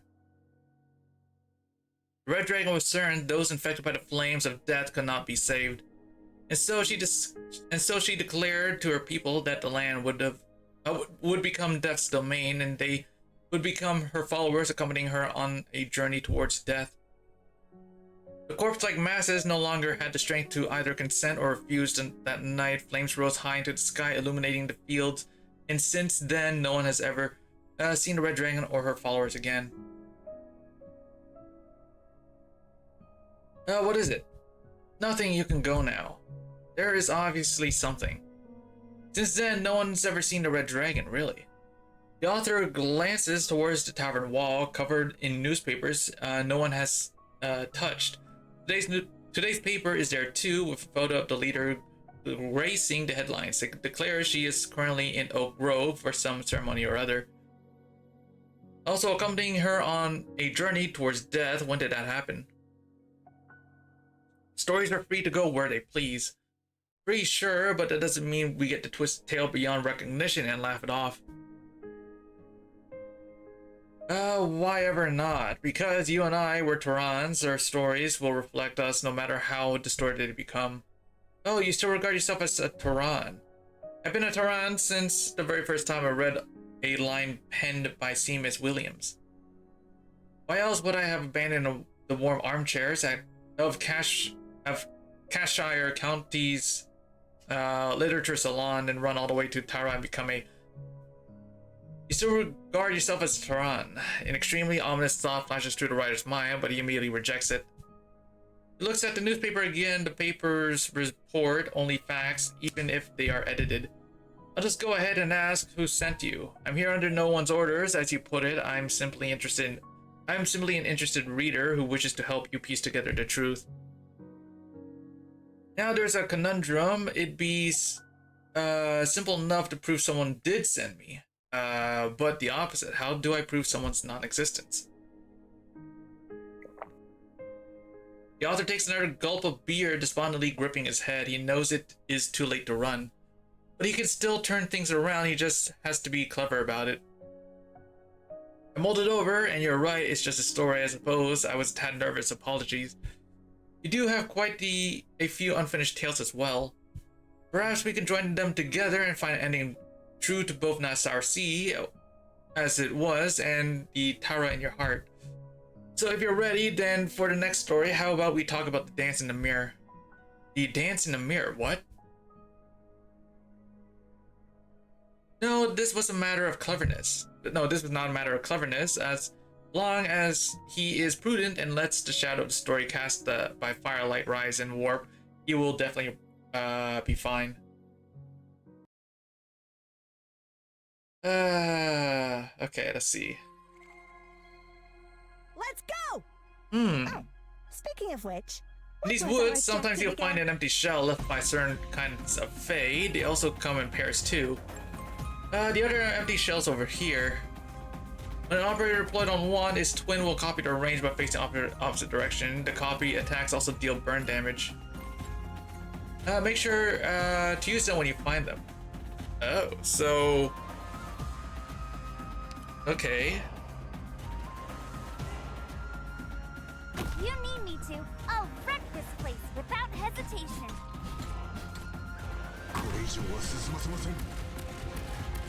どこに向かえばよろしいでしょう。ここにいます。こっち向け。 Okay, so... I'll give you the best plan load capacity calculations complete. So if I were to put this here, this is gonna face... so it's gonna face... okay, so that's how that works, okay.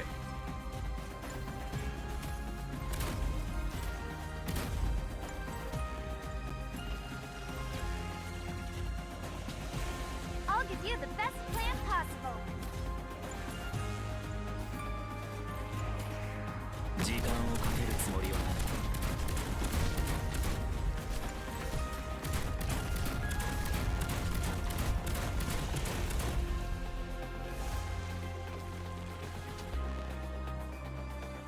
Not one step backwards. 命令を。 Preparing rescue. It's my job to ensure. 無駄だ。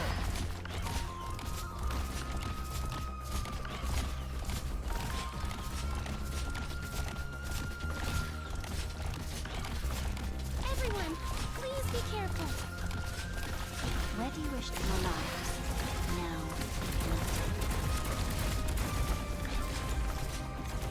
Mission accomplished.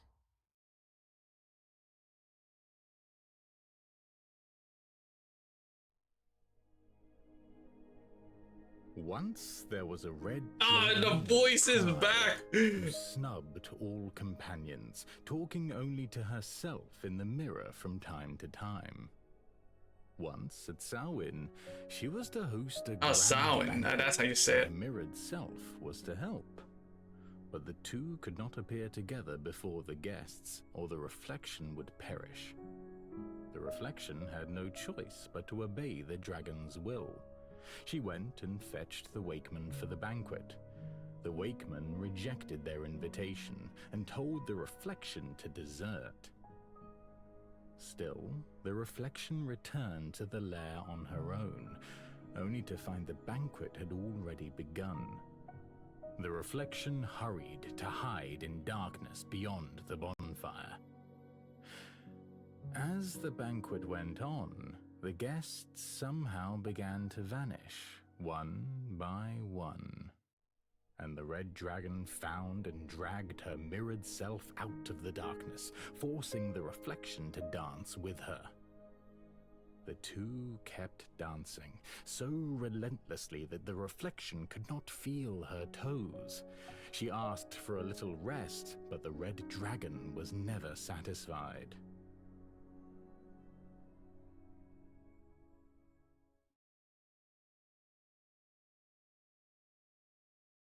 Here, Lao Shini. The book you wanted, the sequel to the Steam Knights adventures.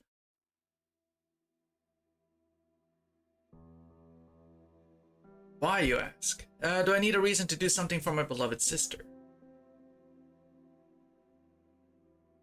But do you really need to read it? Do you really need to read a book you have no interest in at all, but feel pressured by others our age to read?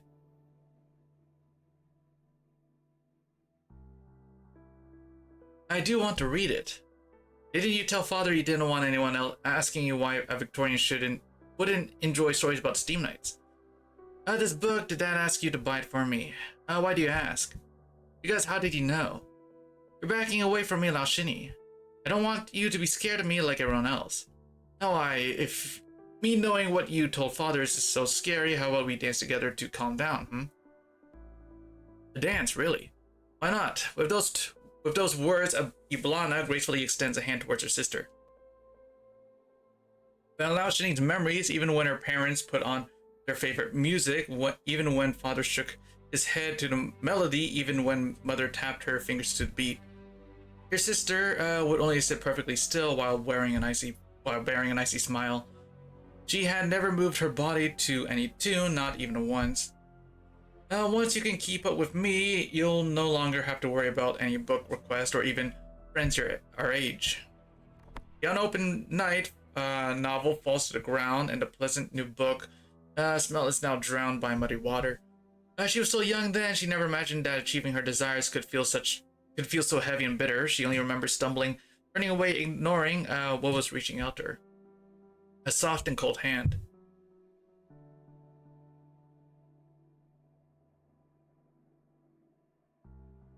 Lao Shini. The crowd... hold on a sec, one sec.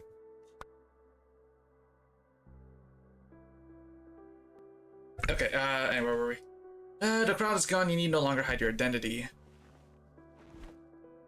You still think of them as alive even now. I only know that every Tauran's heart burns with a similar flame. And that ever since our ancestors first bent the knee to the Victorians, that flame has never gone out. That goes for all the townsfolk as well as those who follow me back here.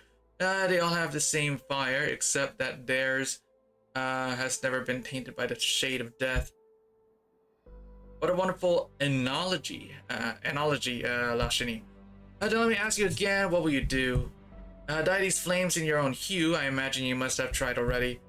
No matter who they are, once tainted by death, your flames can only render them into ash. So I have a proposal, Lao Shini, kill me, and everyone in the city as well. If it bothers you how this will be recorded to history, then you can just say that I killed them and that you merely laid them to rest. The people of Nassau Sea are still alive, even if what animates their bodies is not life but death. If they were truly devoid of even the faintest spark of life, they would have long since become one of those hollow shambling corpses you have wandering about. Oh, they will eventually. No, they won't. I'd rather see the purple flames in them as a plague, one instigated by you. And you plan to find a cure for it. That's right. I want to cure you of it as well, Iblana. Oh, wonderful. Wonderful. Yes, that's absolutely wonderful. Did you notice? You aren't trying to run from me anymore, you're trying to cure me, of all things.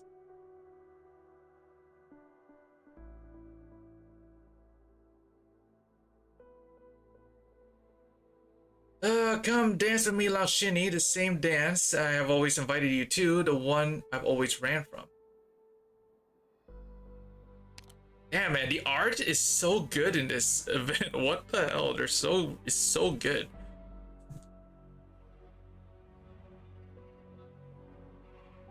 What did you say? I asked you to dance with me. Before the final bar, be sure to pierce my heart with your spear. This plague is lethal, and there is no cure. I do not question your resolve, but your efforts will be in vain. Art is good, yes. Yeah, the art is really good in this event, man. You've run from your fate long enough, from Nassau Sea's fate, and ours too.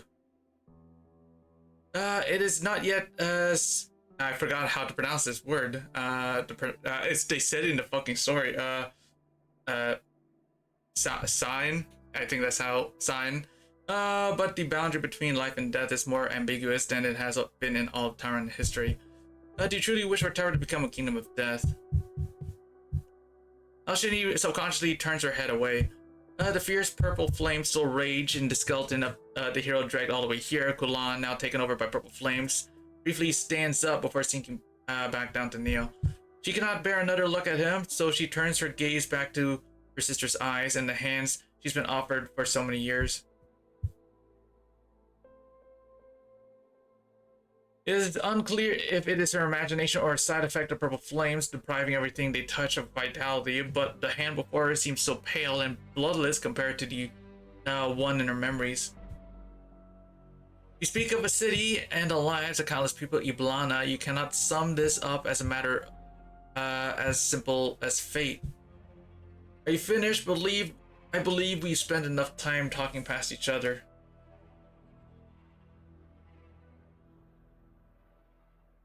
Are you finished? I believe we've spent enough time talking past each other. Iblana. Oh, but feel free to continue if you so desire. I shall wait here for as long as you need me to. But do try not to take too long. You can afford to wait, yet that may not be true for others. You're right, you can afford to wait, but that may not be true for others. Alright, I'll dance your dance until one of us falls and can dance no more. But I will not follow your lead, absolutely not. As you please. Though you seem to have misunderstood something, my dear Lashini. The one who cannot afford to wait is standing before you now.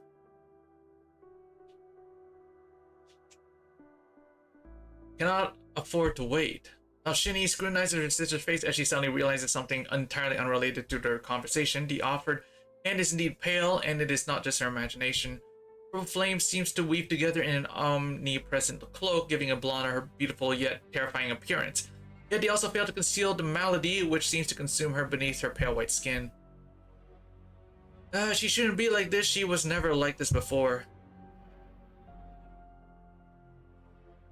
Iblana, are you? Are you alright, sister? A smile spreads across Iblana's face, the same old ice-cold smile is always found there. This time it seems to bear some warmth, but this only highlights her conspicuous paleness. Hold on, I'm getting a phone call. Be right back.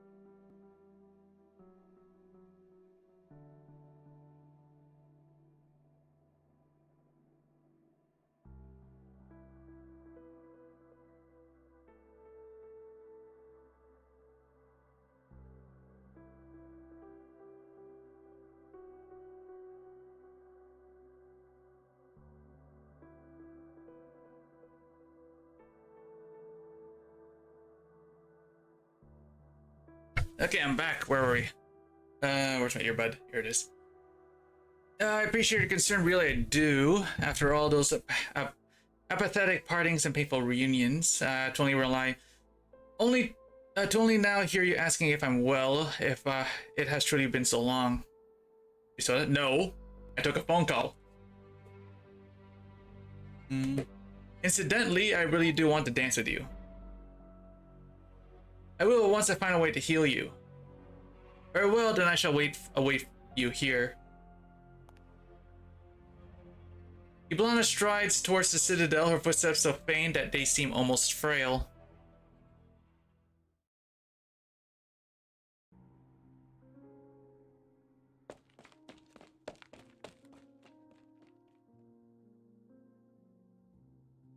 The Red Dragon, Nemos. There was no one at the gates when I got back. I thought something must have happened. What's going on in the square? Red Dragon, what's that? Shinny is holding a small box in her arms. The dim night lights seem to make it harder than usual to see. I couldn't save Kalan. This was the only way for him to rest in peace, so he no longer have to suffer from the flames in the square. The nomad is silent for a long time until she finds a stone on the ground. She hurls it with all her strength towards the citadel. But the darkness of the night swallows it up and it fails to even make a sound. It's already past curfew, Nemos. Bridget, let's just... No. Nemos reaches out to the wooden box as if trying to brush non-existent dust off the lid. She suddenly recalls being rejected by her own people a few days ago and the superfluous words she heard from them. The Wakemen do not stand with the living, nor do we require their reverence until, of course, they are dead. That is the tradition Dublin should be honoring.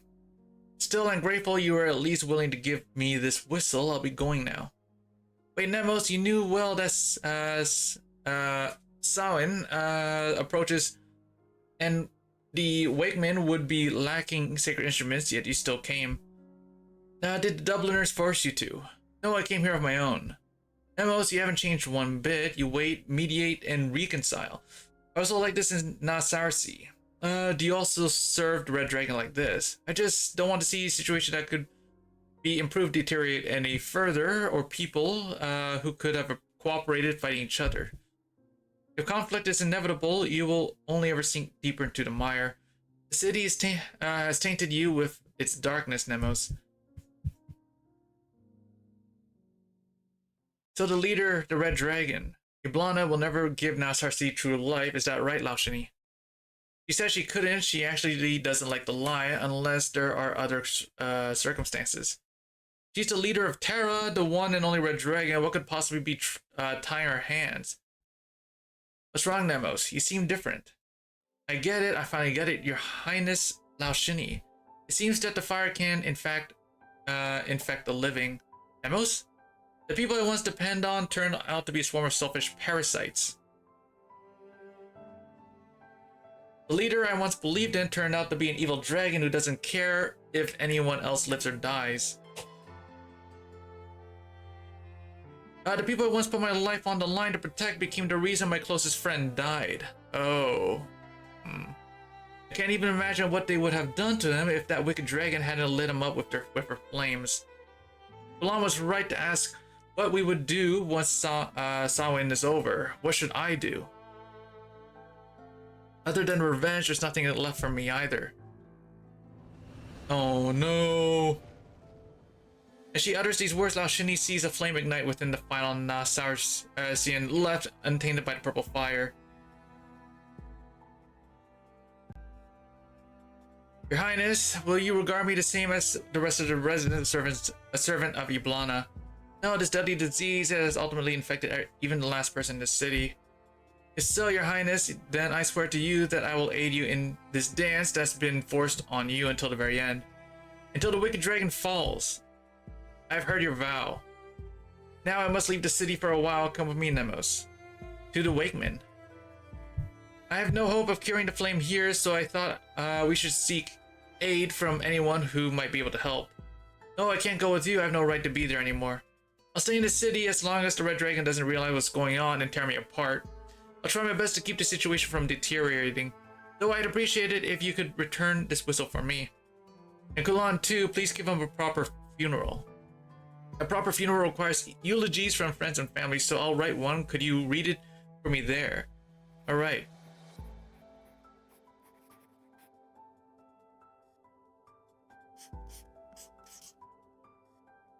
Here, it's done. I'll go with Reed. The dark woods aren't letting anyone in or out, but it should be smoother with us two. No, Bridget, you should stay too. I need your help. Reed? I'll be fine by myself. That works, but Nemos, you're so different now.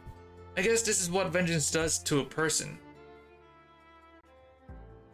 ドクター、不用意に目立つことはやめましょう。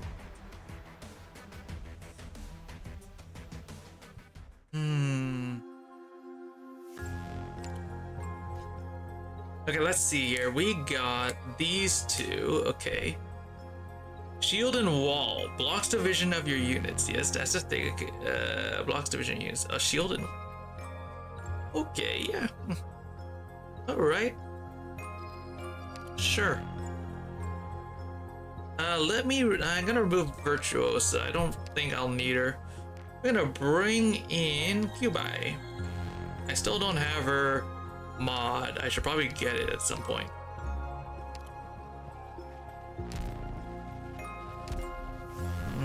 Or actually, I'm bringing Pepe. Nothing can go wrong with Pepe. My hammer will rebuke We'll put in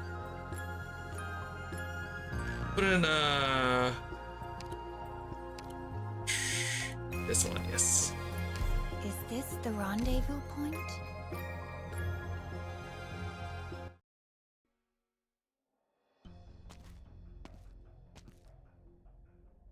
Was that another trick of the shadows? This isn't the right way. I'm going in circles.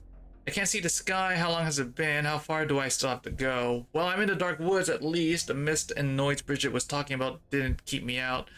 Tricky face, shadows pointing the wrong way, foul beasts that trip you with branches. That's all more or less the same as when I was bringing Moron and the others back. The trees are too tall and the leaves too thick. They block out the sky and making the life here different from outside.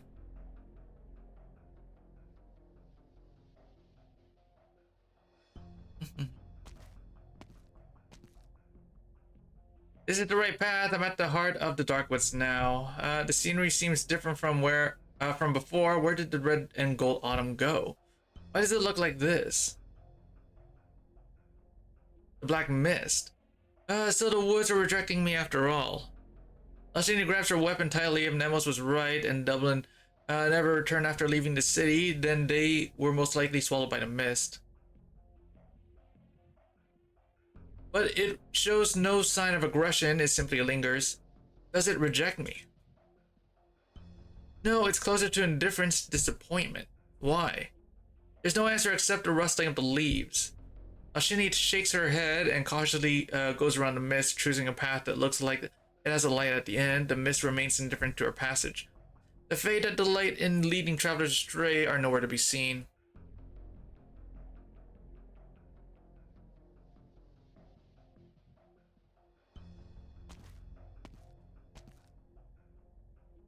Another dead end. No time to waste here. I'm sorry, but I'll have to burn my way through. You're overthinking it. Who's there? Take a guess. You, how could it be? You're that gentleman from the city. I wanted to ask you something, but you... Indeed, hardly the most amicable of partings. Since then, I've been following and watching you for a while now. Consider it my way of reflecting on myself. I'll admit you're not quite what I thought, but this is no time for small talk. Do not burn the trees. It should be enough to illuminate them with your fire. See for yourself what they really are. What they really are. The leaves are razor sharp, the brambles are hard, and the branches have a metallic gleam. What is this? It's not important. What's important is that your fire can't burn through it. Now follow me. Hurry up before the black mist changes its mind. We can talk later, but if that thing is in a bad mood, there won't be anything left to bury when it's done with you. Isn't that a dead end? Why do you put so much faith in what you see? Just listen and move.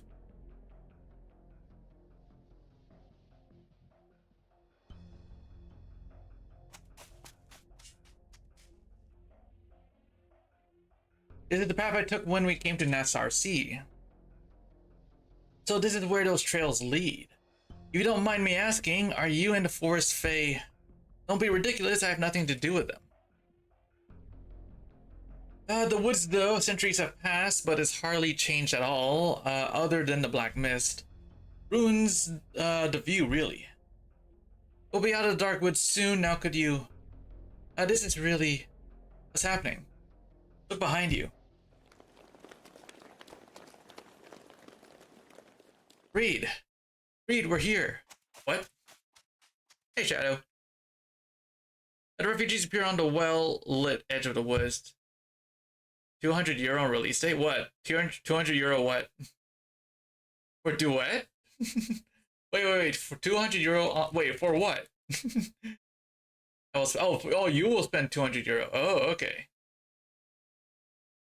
You're gonna spend 200 euro. I'm just gonna go at it the way I went on. I'm probably just gonna go at it the way that I go with Warframe and just like spend 5 years just farming everything. Actually, no. How long have I been playing Warframe? I've played Warframe. When did Warframe first release? Hold on.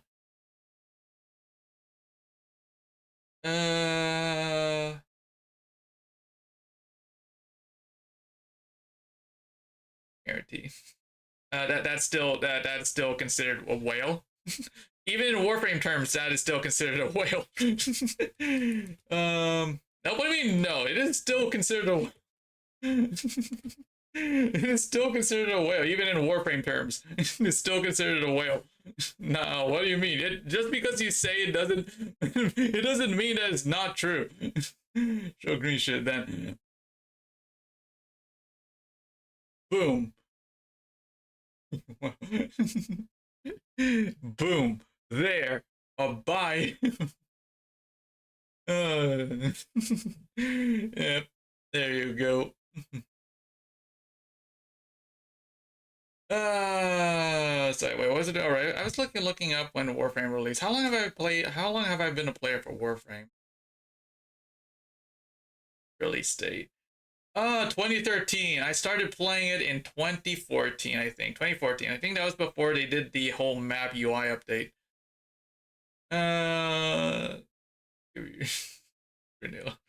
Oh boy. I don't know if you'll be able to name it like that. I think you most likely be banned for a name like that.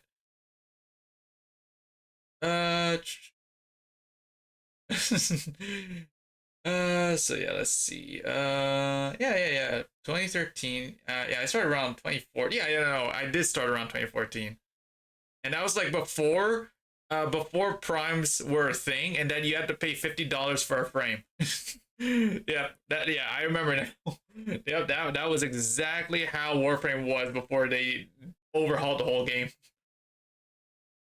So yeah. Actually, no, wait, or was it? Or were primes? Oh wait, no.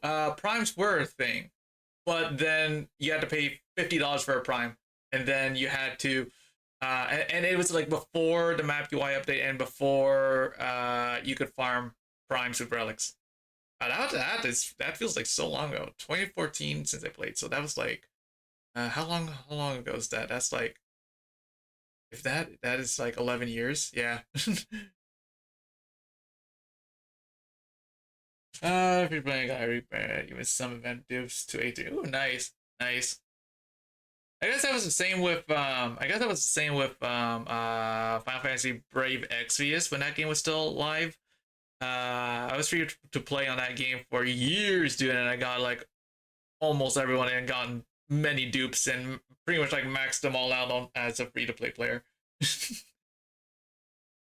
Anyway, where were we? Refugees appear on the well-lit edges of the woods.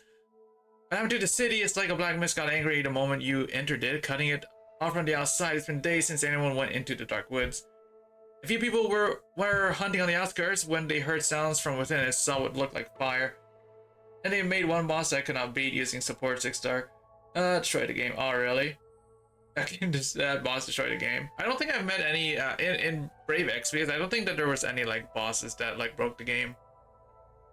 Honestly, like ever since that they like, I forgot what her name. I think it was like the Neo Vision version of Roberta.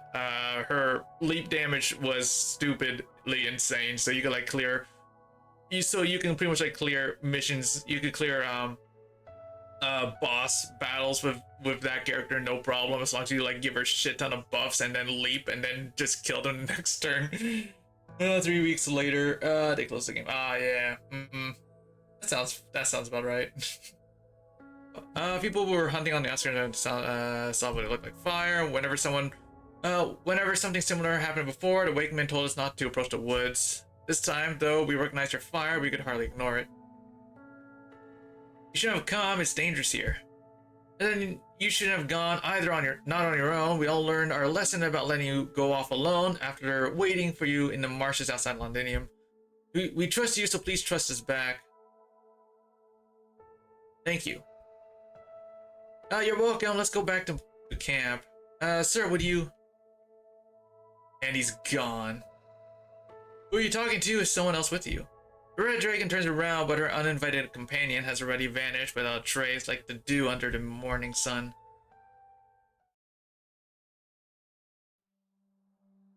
Yeah, also, yeah, it's actually fucking impressive. The Warframe's been alive since 2013. That's a pretty long time, dude. Thank you for providing a refuge for these people. Nemos entrusted them to us. We simply did our part.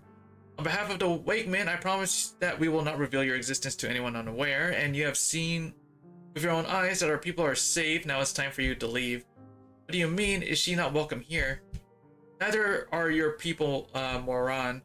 Whenever two red dragons meet, endless conflict awaits. If you insist on involving yourselves in it, then we can no longer offer your sanctuary. Will not spend for swimsuit skins that will be into it. Night on launch A. Actually, we can like farm shards endlessly, right? Like how we can like just farm relics endlessly in Warframe. So I'm probably just gonna spend hours just doing that, and then use that to just get characters. This will be gacha. Yeah. I don't really mind if skins are gacha. All I care about is just farming from farming characters. What I heard. Same, yeah. Yeah, dude. I swear to God, if it's going to take me fucking 8 years to get a character like it takes me to get a character in Warframe, I'm gonna flip my shit. The first month will be team A6 because of no energy limit. Yeah. I'm just farming. Bro, dude. I spent so many years farming for this one frame and I still don't fucking have it. I still don't fucking have it. And they release it seasonally. So they release it once every year. For like 2 months. And then it's vaulted away for another year. Really insane to decide. Oh man. You have concentration problem? No. No. I'll say there is a mod. There's a really good mod. Something called concentration or something. There's an actual mod called concentration or something. It's a really good mod. I can't remember what it does. I have it equipped somewhere, I think, on my Warframe account. Also, Warframe is gonna come out to mobile. No, it's already out for mobile. I mean, for Android. It's gonna be released for Android at some point. It's out for iOS, but the iOS version has been out for like what, almost a year now, I think. So yeah, there's gonna be an Android version coming out soon. I don't know when. Let's see here. I want to see how Warframe looks on my OnePlus 12R. Not gonna lie. Okay, give me a sec. There's a mod here. I'm like looking on my Warframe right now. Green should stay on the stream instead of green column goes. No! No, absolutely not! What is wrong with you? No! Sammy forever! So wait, I'm pretty sure that there's...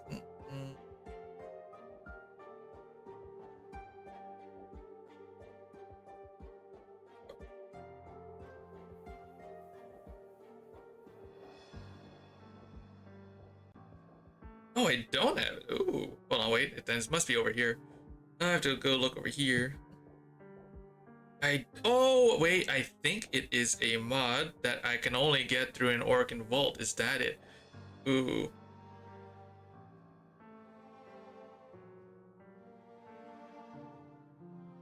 It is. Okay.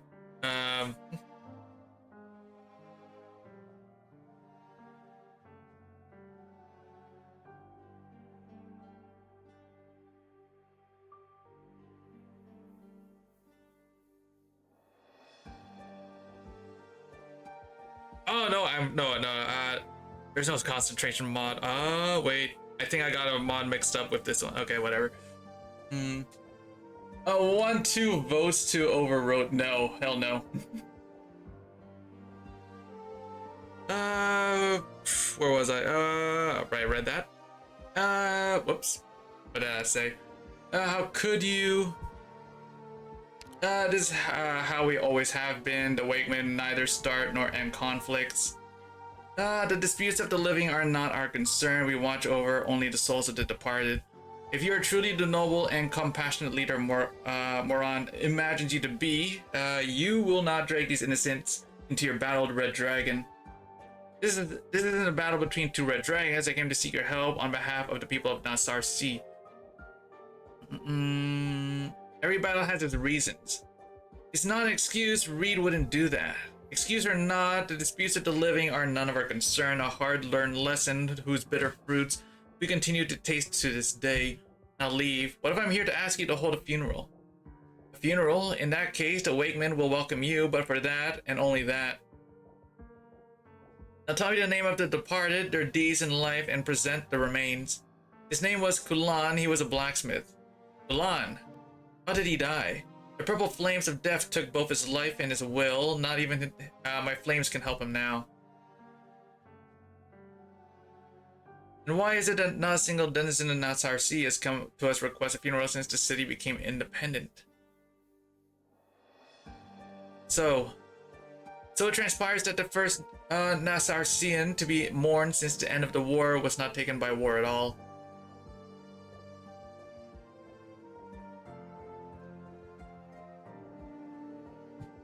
So I weave the straw into a ring like this.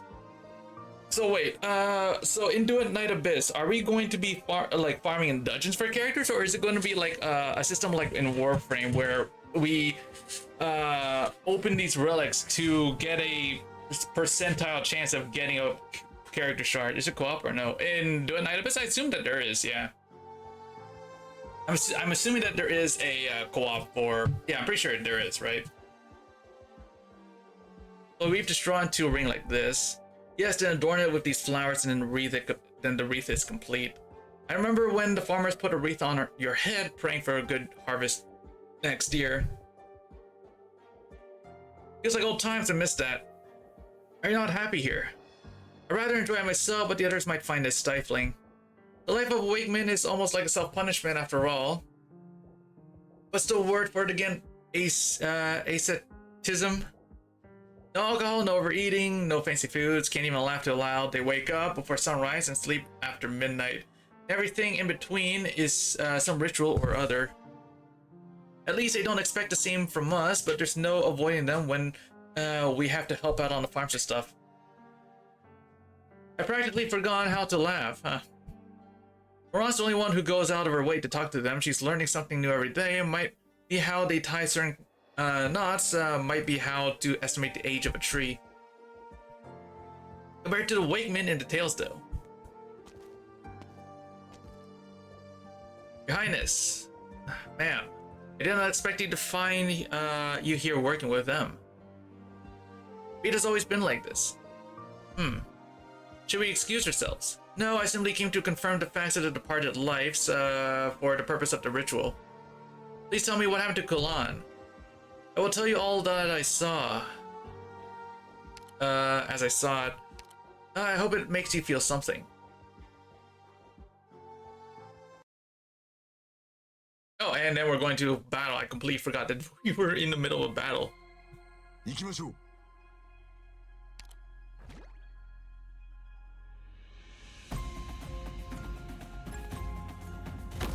need me to, I'll wreck this place without hesitation. 全員の行動力を奪う。それでいいだろう。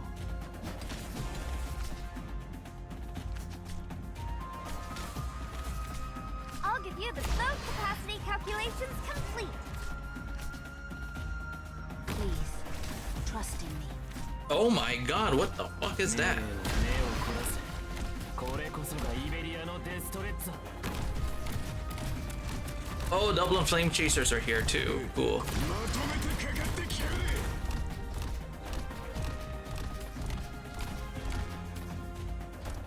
Don't rush me. Let me get enough. This is the battlefield.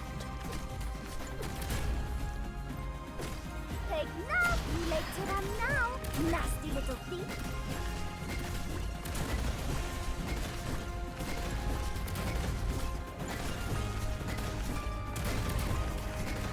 わかった。お前の攻撃は想定の通り。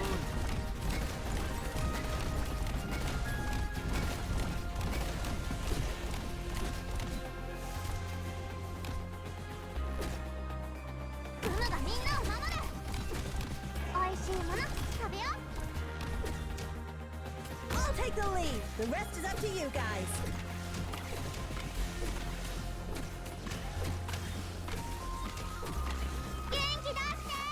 Who's next? Doctor? Take note! Take note, you footsteps! Trying to steal this?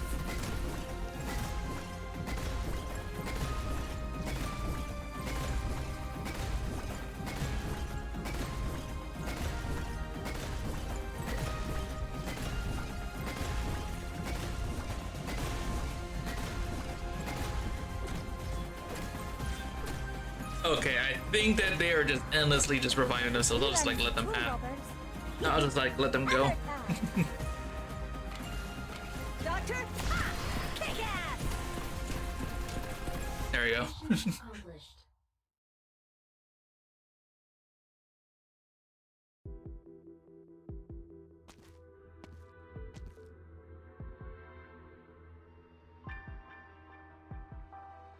I've already dismissed all the servants in the Citadel. These footsteps then. Oh my god, he's still alive? Your Highness. That's you. Did you need something? You aren't going to ask how I returned. No, I won't. You came back and that's all that matters, my loyal servant. Besides, I have a fairly good idea what sort of guest you can bring me. As the curfew started just now, then you could say that my orders have been followed.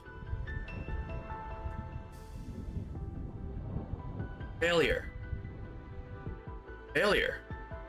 As RC is here, I am here. What failure? Escape. The deadline is signed. Surely the Black Mist remembers this, even if it's hardly known for being a good listener. Unsurprising. Disappointing. Unacceptable.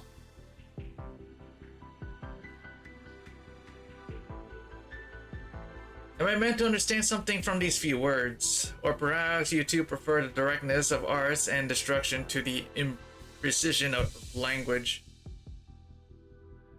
No sooner do the words leave Blonde's lips than gleaming branches thrust forth from the dark mist, reaching for her throat. At the same time, her spear penetrates the thick mist. Purple fire is faintly visible from within. She could burn it away to nothingness with a thought. Oh, but the branches never find Blonde's throat, and her purple flames never ignite. Sign. By the time the sun rises on the day after sign, the outcome will be plain for all to see. So why don't you dispense with these meaningless bluffs? Blonde's spear still impales the mist, but the branches before her throat disappear a moment later, as do the flames at the tip of her spear. The dark mist dissipates. Your Highness, you're still here. If you need something else, this is about Dublin. There are only two of us here. I will permit you to speak that word again, my most loyal servant. Thank you, but there's no need. Spectres are but spectres. Even if they help found a nation, there's no place for ghosts in the history books. But I worry that my colleagues who stayed behind that day as I did, where are they? Could they mean you harm? No need to worry. Even if they were, that is no reason for you to risk staying here. I saw a scene of chaos on my way back. It was bedlam. People were fighting over the tiniest things. Sometimes nothing at all, while others seemed to be stuck where they stood like statues. Just like the specters who fought the Victorians with us. Will they fade into darkness too? This is not Sour Sea, the Red Dragon's lair, the capital of Tara. Anything that happens here will have repercussions across the nation. No, it won't. You don't sound convinced. Your Highness, at the end of the day, I have just one question. One question I pray you will answer. Very well, I will forgive your imprudence. Your Highness Iblana, that future. That future you promised Dublin, you promised Tara, that future where all Tarans could really write their own dreams. Was it all a lie? The Brigadier cannot stop himself from trembling. The fear that had lurked in his heart for days overcomes him. It is not because he fears his own end. He is not afraid of being swallowed by the dark mist, like his colleagues, or of invoking the Red Dragon's wrath. He fears that he will hear an answer he dares not consider. It was true, every word of it. Your Highness, I've answered your question, Brigadier. Red Dragon's voice seems ethereal, feeble even, but it leaves no room for questioning. It is the voice that has led the man to victory countless times, and so he slowly straightens his back. Then I trust you. Perhaps you simply have no other choice. Often have you chosen a path that seemed baffling, impossible even. But it always ends up leading us closer to our dream. Of that I have no doubt. Such deep trust is indeed worthy of my gratitude. However, I do not require you to maintain order. Within that Sauri. If you manage to return from the Dark Woods, then you should return there now. Until Sa'in has passed. Or I stepped into a dark woods one more, calling to the mists of horror. Your Highness, do you hear the song coming from beyond the woods? Early day has passed since you left. Fine work, Lao Shini.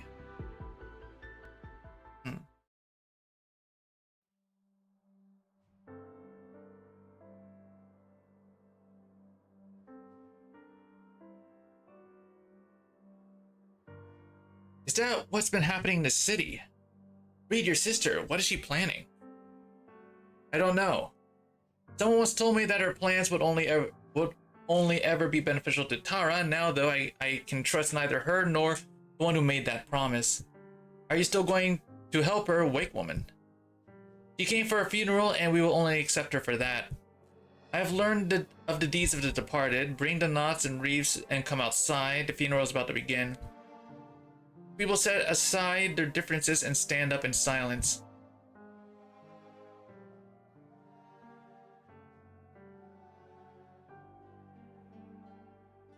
I stepped into the dark woods one more and calling to the mists of horror. I trod upon the road heading out to war. No pipes a singing, nor battle drums a roar. Only the bells behind me through a dew and fog their rings do soar. Wakemen sing softly, each attending to their own duty. Some adorn the coffin with knots and wreaths. Some lay firewood and kindling around it. Some distribute candles to the attending refugees as they continue to sing. Tiny lights begin to sway throughout the camp. Ashini has a candle too, which she carefully lifts in front of her chest. Excuse me. Go ahead. I didn't know the departed and don't really have much to say, but where I grew up, people talk freely at funerals. Certainly, this is how Terrans honor the departed. Life should be celebrated even after its end. The joy of the living is consolation to the dead. You are free to talk amongst each other. I also made some snacks. Please feel free to share them. We will also provide refreshments later. However, we must request that you exercise restraint considering that Mr. Quillan died before his time and under unfortunate circumstances. We must also ask you to follow our instructions during the returning ceremony. Understood.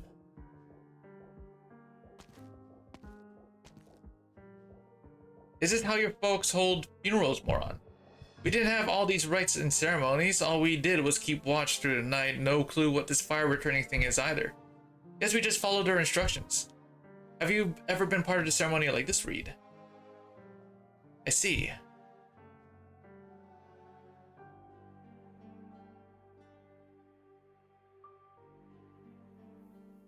You mean...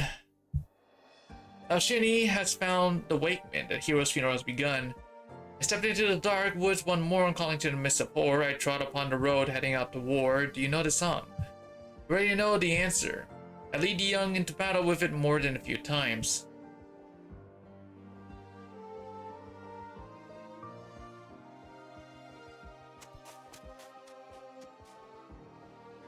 Who is it? Who's singing? Why is it that I still hear that song here at the site of the old capital even after escaping the dark woods? Or am I still stuck in the woods? No, the sound's coming from the furnace at the center of the ruins. Such a beautiful tune. No pipes are singing, nor battle drums a roar. Only the bells behind me through dew and fog their rings do roar. I should go back. Now I see what I truly want. Besides, do I really deserve to escape Nassau Sea?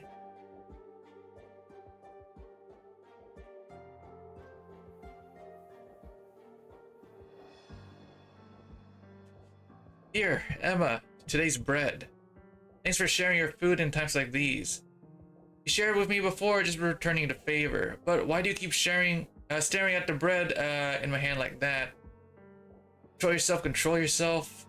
She's Emma, the one who shared bread with you. You must help her, you must. I'm fine, Emma. I just meant to say you've been bedridden for so long, there'll be tough times ahead. No pipes are singing, nor battle drums a roar. Why are you singing that? Someone's singing in the distance.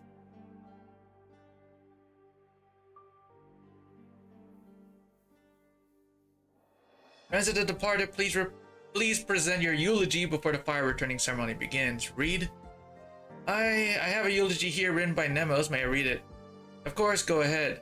Dear Kulan. A letter. Kulan, perhaps it won't be long before I join you.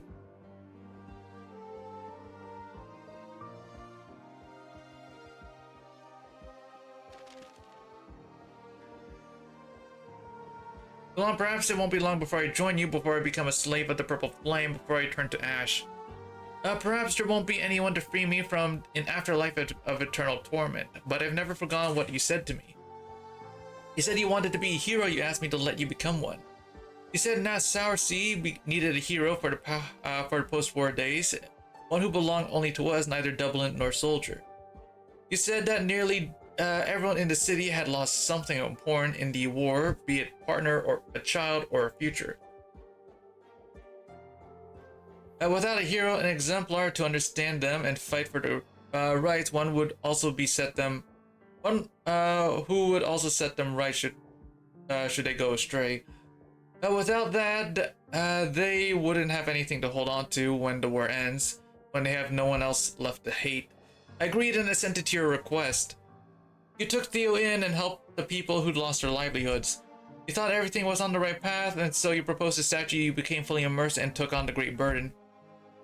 By the time you realized it was too late, now it is my turn to carry this burden, one too heavy for any single person to bear.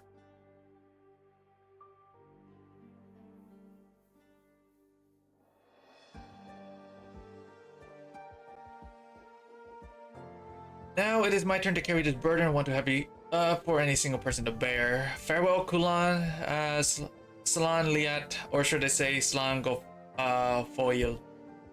Maybe meet again in the warm flames.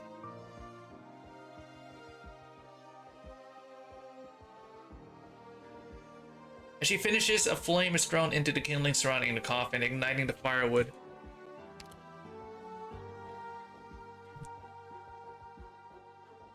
The crowd gathers around the bonfire, following the instructions of the Awakeman. Witness that the departed has found peace in flames, he shall no longer wander the mortal realm. Place your candle as close to the fire as possible or throw it in directly. Return the fire to the departed. If you have anything to say to the departed, say it out aloud to the flame, be it praise or reproach. They are the memories that will console the departed at journey's end. Once you have returned to fire, please remain to keep watch over his soul until the fire has gone out. Let us begin. Sanliat, may you find rest, stranger, deceiver, and hero. Moran bends down and places her candle by the fire. The licking flames swallow it in an instant, almost burning her hand. Do you want to come closer to the fire, Reed? If there's anyone here who doesn't deserve to pay respects to Kalan, it would be me. You couldn't have saved him. Moran. There was no place for him in the Red Dragon's lair from the moment he made the choice to truly become a hero. You should return the fire to him. Ashes to ashes, dust to dust, let the dead rest with memories, with our memories as life goes on. Return to fire. Let the dead rest with our memories as life goes on.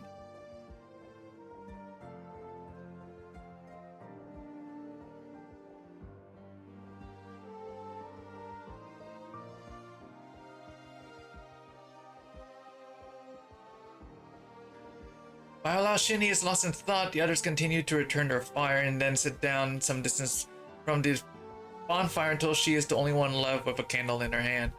She walks forward in silence and tosses the candle into the blazing bonfire. The dead are gone. All their ambition, obsession, realization, and desperation turn to fading smoke and silent ash in the flames. 任務完了。正確かつ効率のいい式だったな、ドクター。 Ow. Okay, where were we? Now we're on to number 6. We're almost at the end, probably. So let me see here. Okay.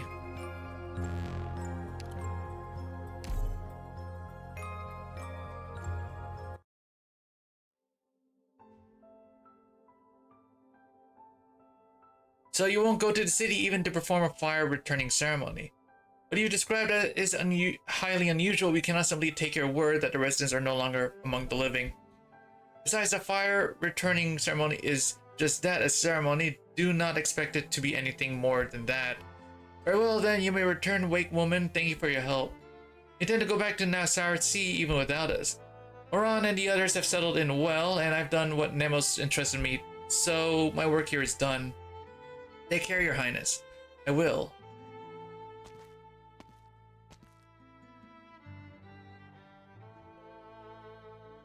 The Red Dragon sets out in the direction from whence she came. Everything that happened yesterday seems but a distant shadow now, but also a tiny spark of flame. Return to fire. Have you made up your mind to go to your death? Stranger. Good timing, sir. May we talk if you will help me. Did your Red Dragon history lessons ever teach you about the poor wretch by the name of La Brayat? Oh, okay. La Brayach. Okay, excuse me. I'll take that as a no. After returning to the palace for the first time in years, he never even had the chance to see his brother before the guards took him away and plunged a sword through his chest. I know the story. And why are you so eager to follow in his footsteps and have history remember you as a fool? Leave, you've seen your sister and you're still alive, and that you've already achieved more than he ever did. The story of La Brayach and Ailil is not the story of me and Ablana. Fine, let's say I was willing to hear you out. What do you want to talk about? The city's fire returning ceremony. I just wanted to find someone to help with the preparations, but you seem to know a lot about the history and tales of Tara, so I was thinking you might be able to help. History, tales. We can talk on the way, come. But that's not the way to the Dark Woods. Just follow me, it worked out for you in the woods, didn't it?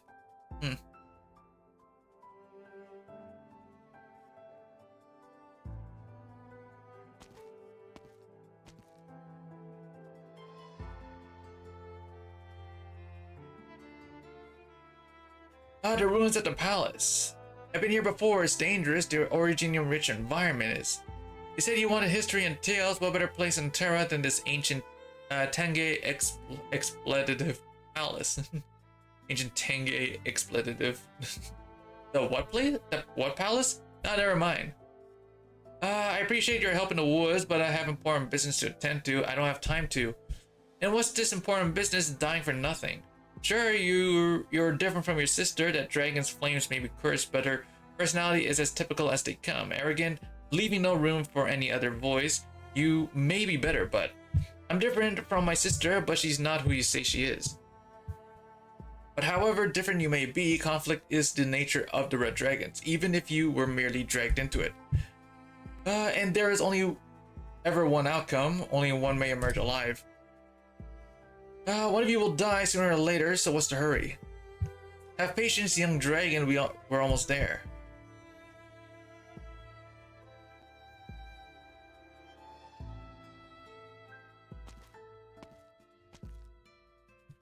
We come here for this altar.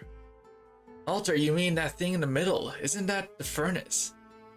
The furnace which fused together the weapons of every Tehran soldier and overturned the fate of the dynasty. The furnace from which fallen soldiers were reborn. That's what you called it today, is it? Far more important than just another altar, to be sure. But an altar is an altar, even if it's a little bigger than the others. It was based on the ceremonial stone circle that used to coronate the king Gael, and the palace was built around it. Whenever an old red dragon died, this is where the fire was returned to them. The fire returned. But you saw back at those wood brains camp, gotta give them credit, they managed to remember all that, even centuries later.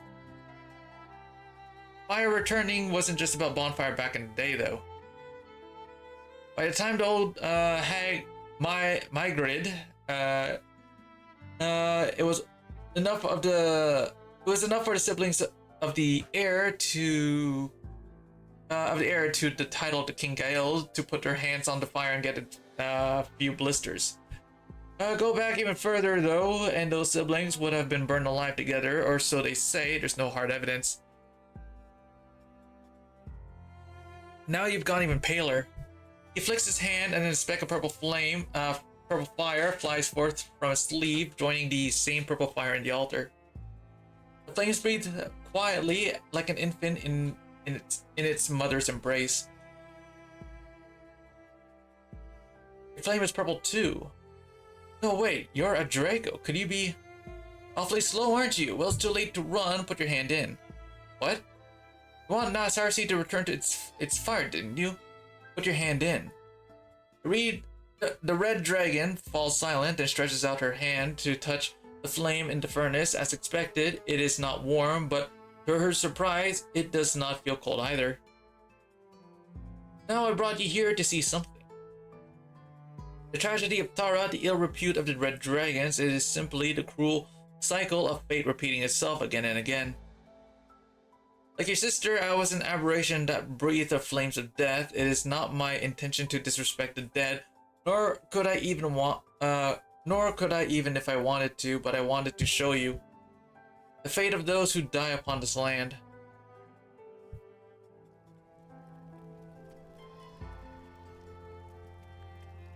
This is where we should begin. Understandable of all recent events is the most significant. Your sister was right. Those who have touched the flames of death are beyond help, yet the fire should not have spread so readily. What hatred did it take for the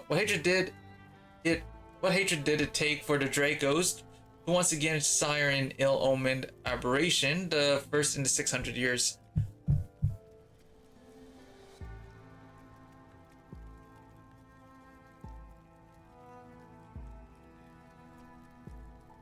And him. If you ask me, he slept in far too late, could hardly drag himself out of bed by sunset. Of course, he became the sacrifice. Even you should not speak of the dead so lightly. Do not justify it as a sacrifice. You can only say that because you've seen too little. Those feelings will pass soon enough once you're used to it. See, here comes another sacrifice.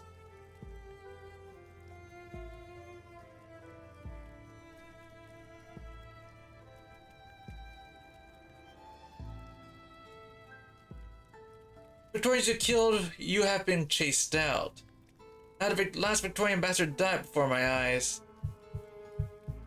In a sense, your sister's dream did become reality. The Terrans have risen and the Victorians have fallen. Simple, direct, satisfying. Were you one of the bystanders too? Don't get caught up in that, child. You know what I am.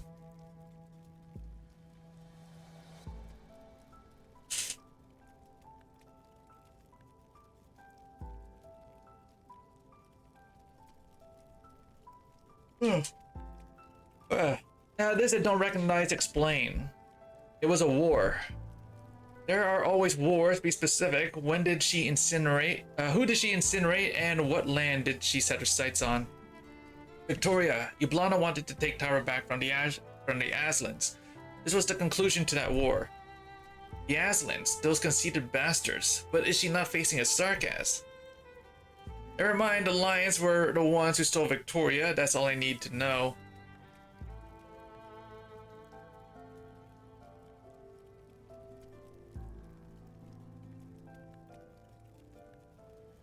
I don't need you to tell me what this is. It's just as I can tell. Just as I can tell the expression beneath the mask. The satisfaction and joy that only appears on the Red Dragon's visage is the face of certain death. No, that wasn't joy. It was the opposite. The opposite. Maybe you were simply gravely injured and started hallucinating on the brink of death. But as I said, that's simply repeating the past. Cities may ride on wheels now, and the master of the realm has changed hands, but that's inside. But what's inside never changes.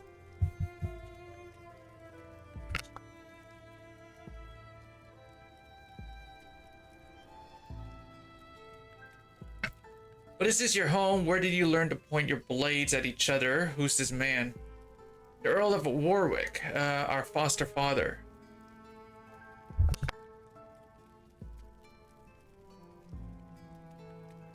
Yablana said he helped Tehran see hope, a hope they could see but never reach. That all he ever did was drive thirsty travelers mad with mirages. In his hand, he held a delicate thread. On one end were the Terrans who had rediscovered her name, on the other lay the oppressors who had trodden upon them for so long. That thread was my sister and I. Looking back, perhaps he was the first to be afflicted by the purple flame.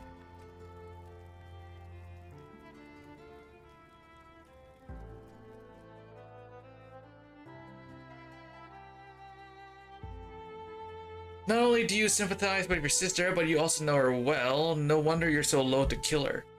I have no intention of becoming like her, nor will I simply allow myself to be killed.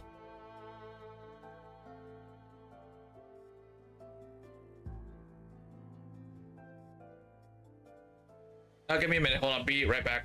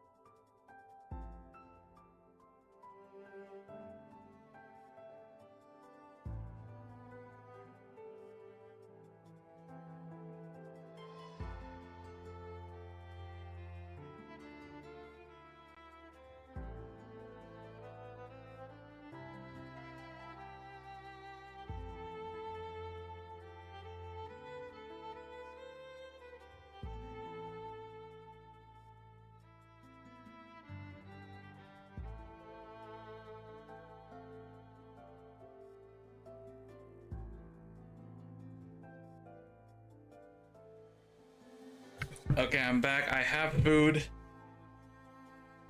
I gotta rearrange my desk and stuff. There we go. Where did I put my earbud? Here it is. These events, this history you had me recall. What were you trying to tell me? The history of Tara is nothing but... Welcome back. What food? I have food! It's food. I will not tell you what food. You will not understand it.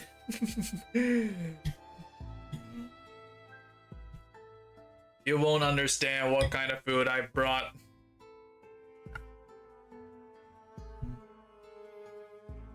The history tower is nothing but a continuous accumulation and recombination of ruins of the past.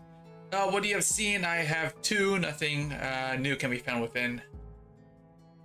What I see are not ruins, but sources of the flame. But the source of the flames. The flames in Sarsi are indeed my sister's fire, but they are also the great sorrow behind the bloodshed.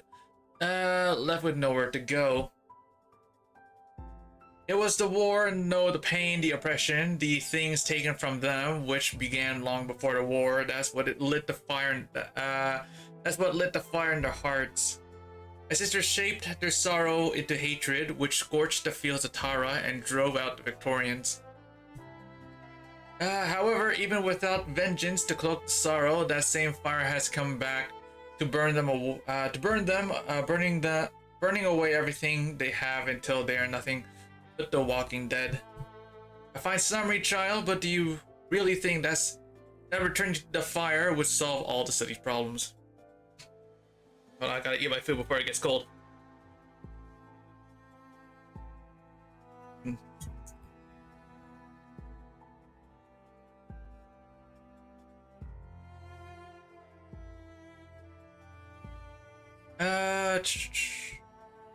It's the only path before me. True, but how do you tread it? Now we've seen your story and now see mine.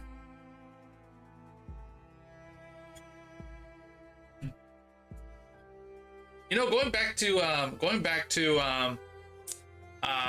Do It Night Abyss, I wonder if we have to craft the characters like we do in Warframe. It'll take 4 days to finish building. If you like build all the parts on the same day, that's like 12 hours. Or was it 24 hours? No, it's 12 hours. Plus, and then you like build the and then you like put all those parts together, and then it takes like 3 days to build a frame. I wonder if it's gonna be like that. That'd be pretty wild.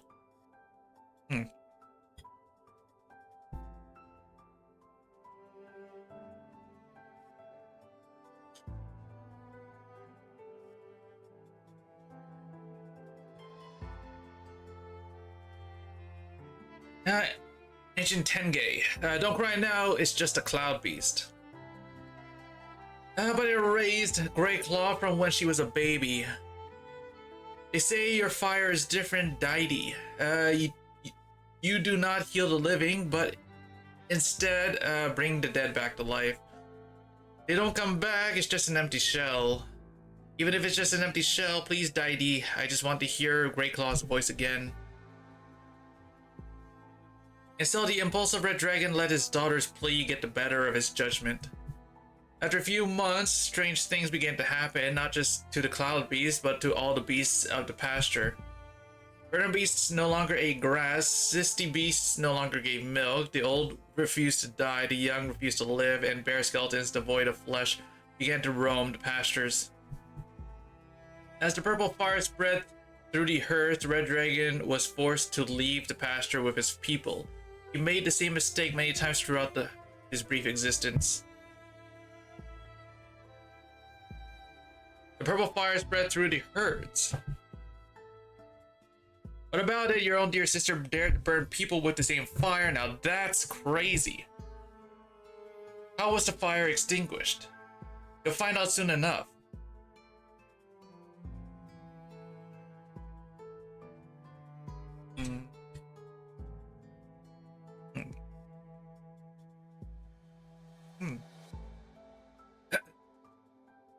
This is the Citadel of Nassau Sea, the same corridor. No, but your mistake is understandable. You simply took a large step back in time. This is how the palace you currently stand in looked 600 years ago. It's incredible how stonemasons centuries hence managed to perfectly recreate it in the Nassau Sea of yours. So what happened here? Here, huh?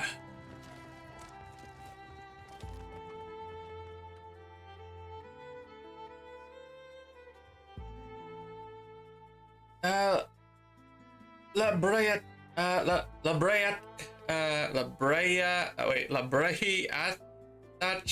old fool made too many mistakes, the likes of which you have already seen. He grew weak and felt his end coming. On the eve of Samhain, he came to see the brother he had not seen for 20 years, bearing the finest gifts his nomadic life would allow. Even convinced the Druids of the city, who oversaw the festival ceremonies, to take him to his brother. Touched by his familial love, they led him to the city, but he failed to realize when his guide's silhouette, voice, and demeanor changed, not until it was too late. He was taken to this very corridor and... Oh.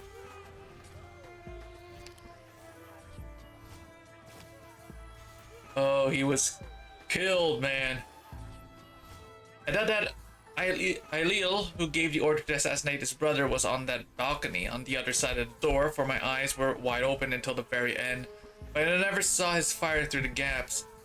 Where did it all go wrong? Was he angry that the priests continued to treat me as royalty? Did he consider me leaving without a word 20 years earlier a betrayal? Or was it someone else who wanted me dead and he simply had no choice? I'll never know. Within the brief, swift act of violence, there was only one thing that I had long known, that I had never doubted. Red Dragon never forgives. The hatred of the dragons is even longer than the history of Tara.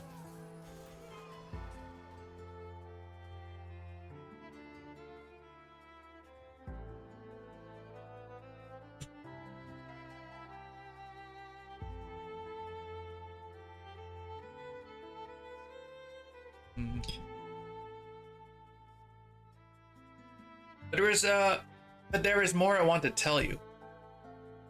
After I died, Ailil ordered my coffin dragged through the city for all to see the end that befell me. And so purple fire raged through every pasture I had stayed at with my clan. Life turned its back on all who touched it, only death remained. 10 days later, the priests returned my fire to me at a clearing outside the dark woods. And only when the fire they returned to me was extinguished in the purple flames, the pastures began to subside. It was only then that the last vestige of my consciousness that remained in the flames after death faded into darkness. All living things that touched the flames, people or beasts, returned to ash. Your sister spoke true. The flames will continue to spread as long as she lives.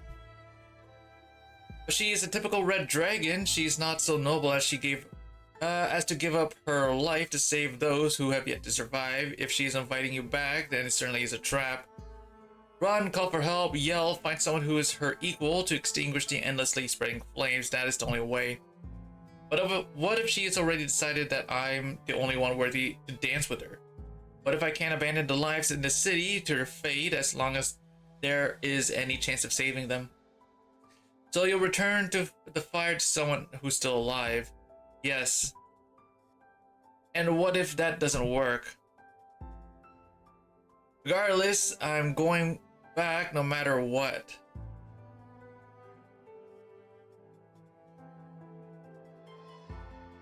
Silence, and then allow Shinny hears a sigh. I suppose stubbornness and stupidity really are hereditary.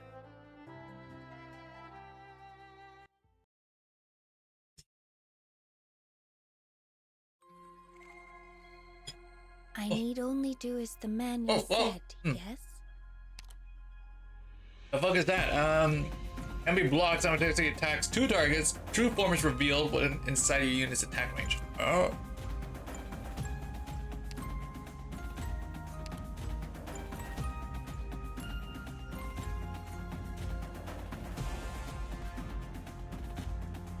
I'm here to help!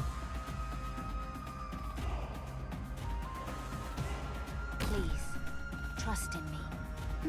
We're counting on you again today, little apple. Whew, almost dozed off. 油断してはいけません。 Oh, here they come. 加減はしますよ。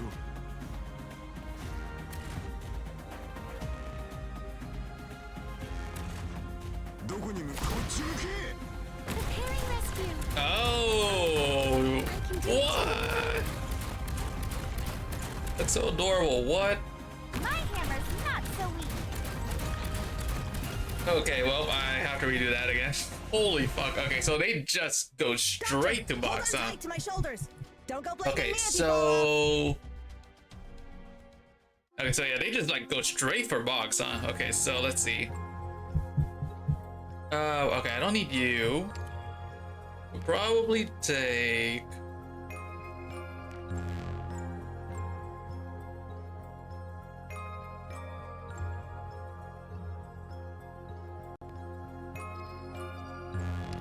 I want to take Ray. Here, Sand Beast. We need to get going.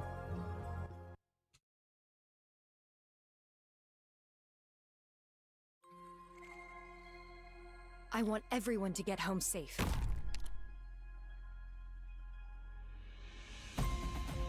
We're counting on you again today, little apple.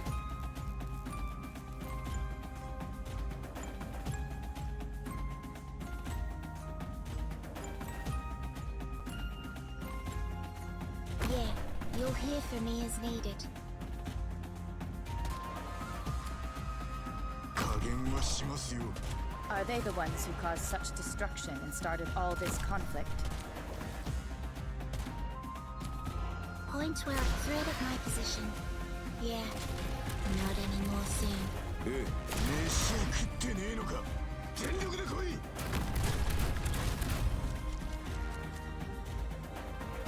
Whew, I have to get serious now. 全員の行動力を奪う。それでいい。 I can do it too.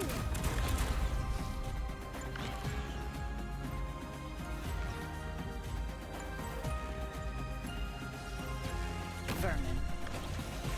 Everyone, please be careful.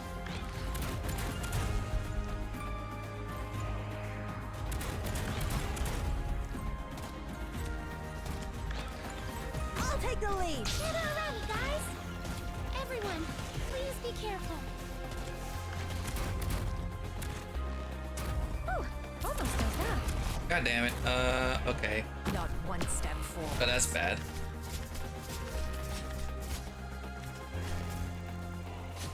This is the battlefield. This will be over soon.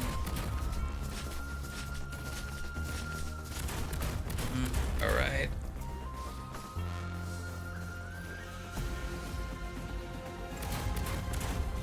This will be over soon. I'll charge the weak spite me! I'm prepared to fight. 分かった。動き回る。そうすればお互い手間が省けるだろう。 I can do it too.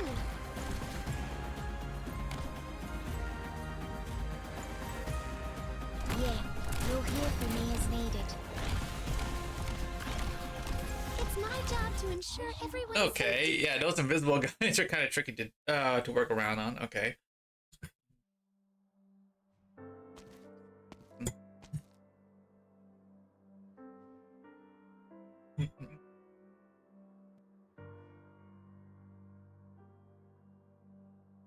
Now, this is far enough. We're already at the Wakeman camp.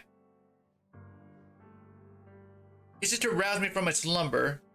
You could always return me to it with your own flames if you want.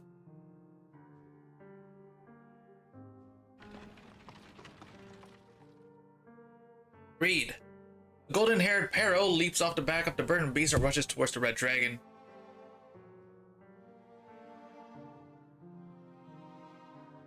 The burning beast is dragging an improvised cart with numerous long wooden boxes stacked upon it. Rigid. What are you doing here? Are those coffins? Yeah, coffins. Nemo said to bring them to the Wakemen. Are they still here? Are they still in the ruins? Say, is there someone with you? I can smell that same burning stink, and I could swear I heard you talking just now. No, I'm alone. These are dead folks. The type who'd pull their own arms out of their sockets to bite at their imaginary enemies if you grabbed their hand, along with the poor wretches they tore to pieces. And Theo, Nemos found him in the end. It's almost like this was the natural order of things. The bonfires will be burning brightest when night falls on Samhain. The red dragon looks towards Nasarsi. He sees the faint shadow in the distance, painting the silhouette of purple flames. We'll be out of coffins if this keeps up.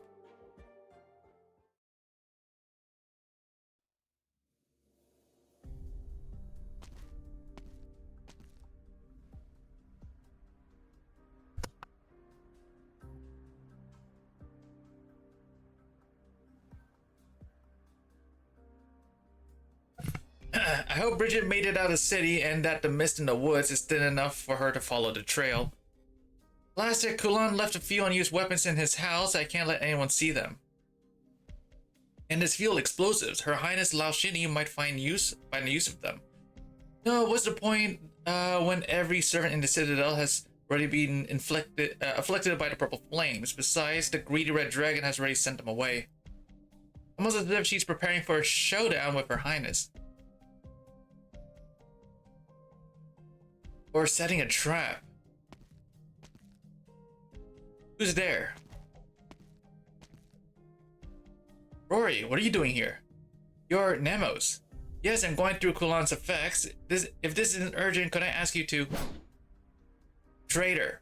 Have you gone mad? Well, silly me, of course you have. We all have. Traitor. I still can't bring myself to kill them, even if they might as well be dead already. I better drag this fellow back home. Could do without the unwanted attention.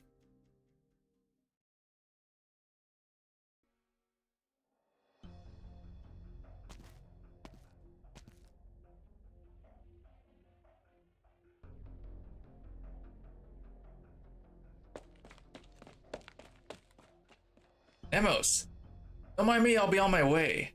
What's that in your hand? Oh, nothing. Now, if you'll excuse me. That necklace, it was a gift from Niels to Emma. I gave her bread that's way more valuable than jewelry in times like these. She gave it to me. Is she now? A necklace she never takes off. It's none of your business.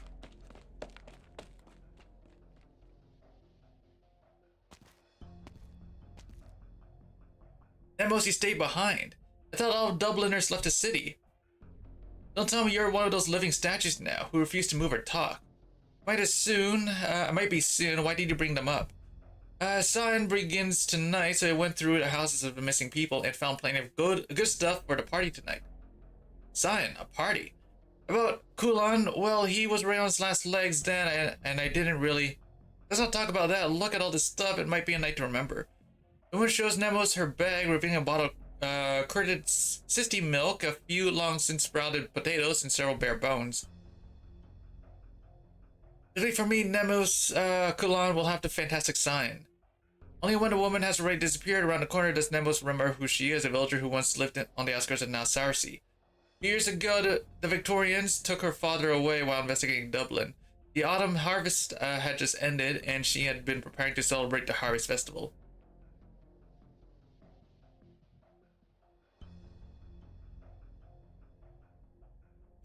What Lao Shini hears about the situation in the city exceeds her wildest imagination. I must go back now. Wait for me, I'll come with once I deliver these folks to the Wakemen. Are you sure about this, Bridget? It's dangerous in the city. If I fail, there may be no survivors. True, but I still gotta go. Why? Because it wasn't like this before. The city folk never had much to spare, but they always had a cup of water for me when I delivered their letters. They didn't seem as one of their own, but didn't walk away when with a sneer when I told them nomads' legends either. They listened. And they definitely didn't bite, claw, and punch at people like they do these days, like The Walking Dead straight from a story. Who will the nomads deliver the letters for, if the city dies for real?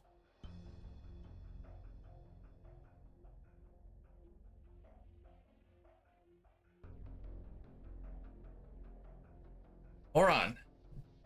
The second shipment of bodies has arrived from Nasarsi. I must make the preparations. At this rate, it won't be long until the third, fourth, or more.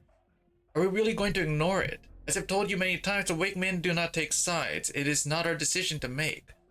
Are the Nasarsians not Terrans too? Why are we standing on the side watching when the Terran capital is marching towards destruction? Now you came back with the Red Dragon. You fear she will meet the same fate as Labreach. But we were the ones to send Labreach to his doom. We are descended from the priests that once officiated the ceremonies at Terra's royal palace. Our ancestors, moved by Labreach's plea, welcomed him back into the palace when Aileel's stance was ambivalent. The flames of death that spread through the plains of Tara were only extinguished 7 days after his death, when our ancestors finally returned his fire to him. They then left the palace of their own accord, going into self-exile on Labreach's former pastures, as to never forget the lesson, and thus the Wakemen were born. I'm sorry, but Reed isn't Labreach, and history is not a cycle that repeats itself endlessly. If it were, Reed would have already died in that citadel. Even her tyrant of a sister was the one to free Tara from Victorian rule. Fates are often alike, but always differ where it matters most.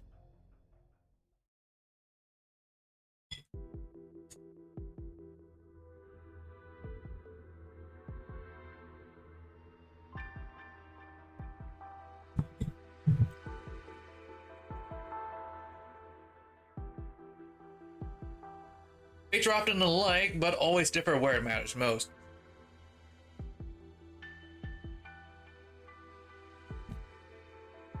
What a wonderful tagline for the cover of the book. Surely this one is destined for the bestseller charts. Assuming, of course, that you are ever able to finish the story. I never intended to profit off it.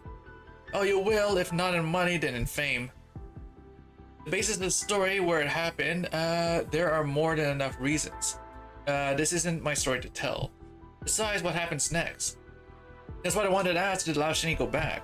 From this point on, what I've seen, what I believe, and what I've said all contradict one another, which is why I've lost sight of the ending. Feel free to take up the challenge if you're up to it. Give this dance between the dragon and her reflection whatever ending you please. Oh, is it all the same if I tell it myself? Of course, ma'am, as you will it. The writer raises his mug, which is almost empty now, and toasts the woman before him. Once again, he swallows the bitter brew, half expecting the sweet aftertaste that he knows will never come. Did I spook you? You got so polite all of a sudden. It makes me feel impertinent. It makes me feel impertinent for even pressing the question. No, but I must make it abundantly clear that everything we have discussed until now is no more than idle chatter. You understand, don't you?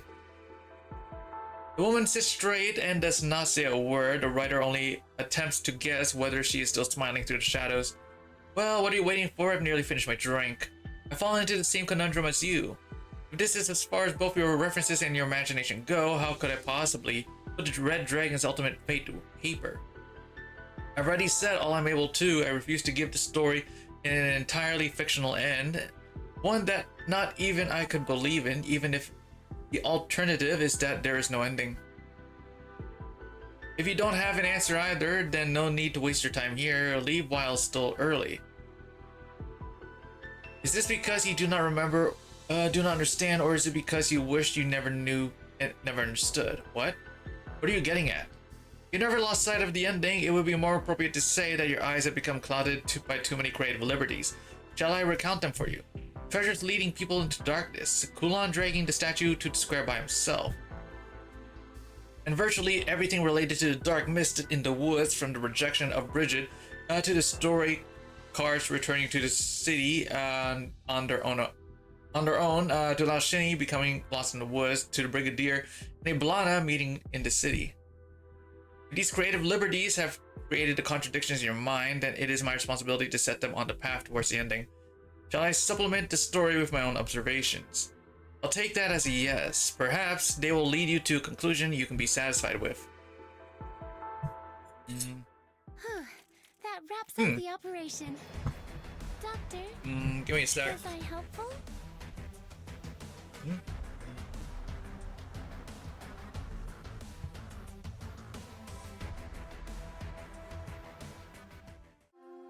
Oh yeah, yeah. Of course, there is an in-between story stage. Let's go.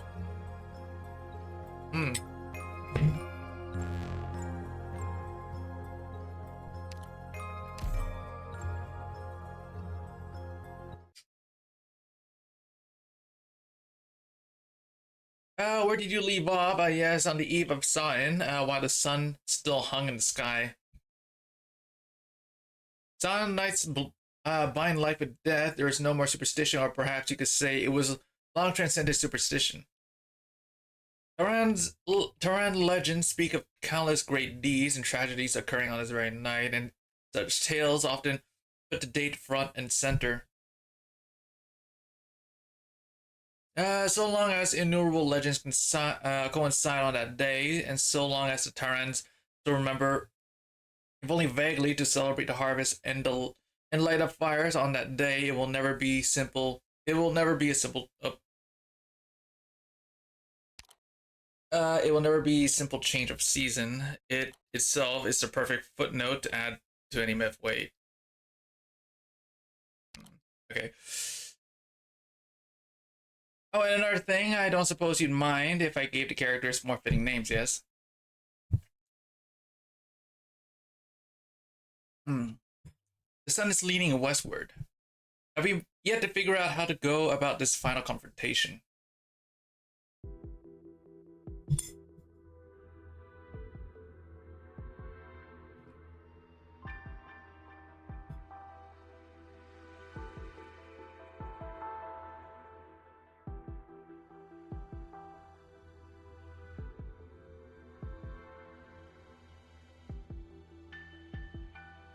Just give me a minute. I'm just like finishing my food here, so.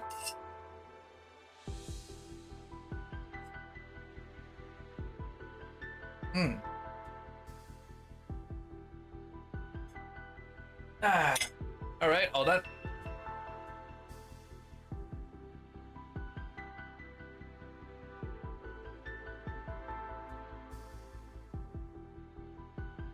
Now Shinny, why are you hiding in your room at dinner time again? Is Dad angry? No, but he will be soon. I'll be down soon. What's wrong on your what's down on your desk? Nothing. Young Red Dragon tried to block her sister's line of sight with her body, but her effort is in vain. A small paper box sits on her desk, carefully aligned with cotton. Inside lies a tiny fowl beast. Already dead, but still harboring a faint, lingering warmth. Seems to have broken its leg while alive. In unsuccessful splint fashion from stiff paper now lies in pieces around it, accompanied by a few grains of wheat.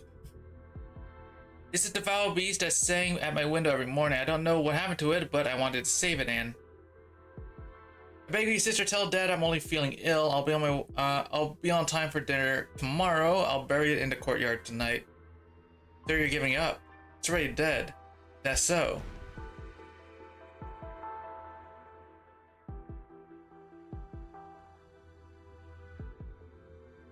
Give me a fucking minute. That. Okay. Purple flames slip past the foul beast's feathers into its already cold body. To watch as it slowly stands up, its broken legs stiffly propping itself up on the cotton. Alright, would you like it to fly or to sing a song for you? No, this isn't right, not like this. Then why didn't you use your own flames on it while it was still alive? If foul beast could have lived a much longer life, you do realize you aren't limited to how mediocre masses do things, do you? But Mom told me to swallow my flames, hide them away, and never let them be seen. And who would see them in your own room? Young Dragon looks away to avoid her sister's eyes, but finds her gaze landing on the foul beast standing on its cotton bed's side instead. Purple fire burns in its eyes, and even the way it tilts its head is the spitting image of her sister.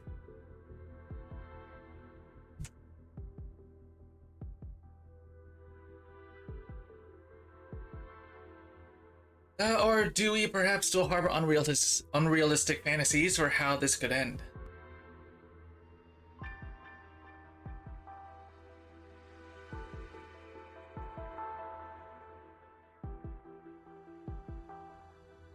Sister, you're covered in blood. Were you injured? Most of it is in mine. The Duke's spy bled profusely. I'll replace your bandages. Where is the Earl of Warwick? He has work to do. Yes, so he says. And as always, you take him at his word.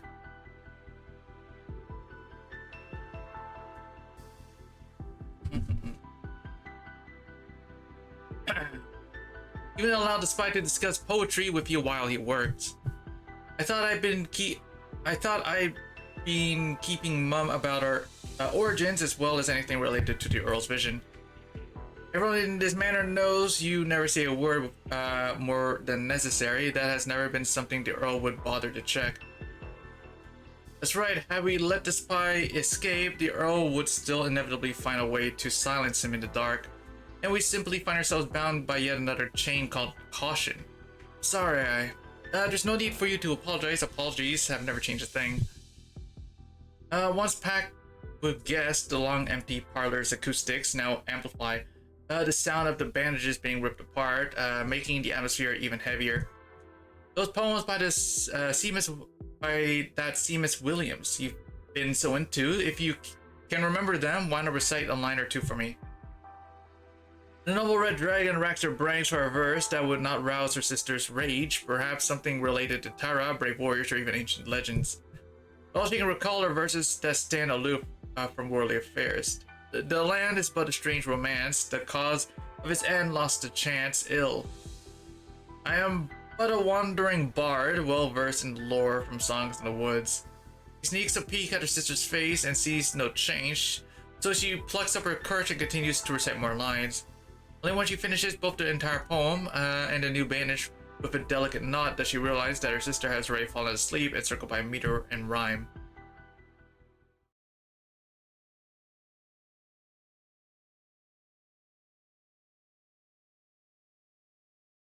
Or perhaps...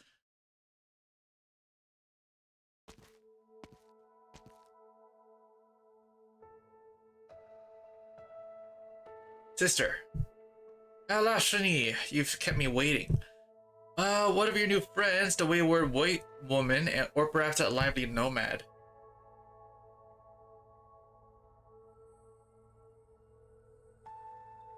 With your presence, any obstacle preventing you from bringing them along should have easily been reduced to naught. They're in the city, but this is the moment to be shared by us alone, indeed. It's cold out here on the balcony, so let us continue this in the corridor. A replica of where La Brea Thatch died in Sarsi, or why must you cling on to our inglorious history and repeat it? I see you've gained a deeper understanding of the word Tara, right? Yeah. But if history does not repeat itself, then how can we speak of breaking the cycle? It can be very difficult to tell us apart by appearance, but the moment either of us speaks, it becomes clear as night and day. Blana only ever steers the conversation towards her own interests, while Laushini is ever the polite one. You get to the bottom of this and find an ending. Don't interrupt me, sir. I'm talking about the characters in the story.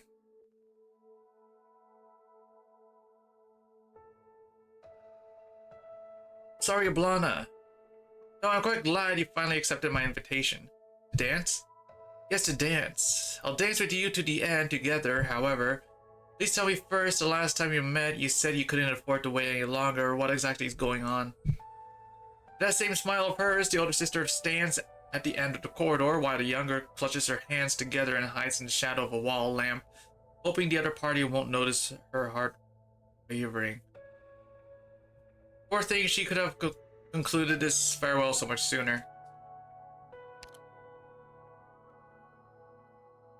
Oh, I hit auto.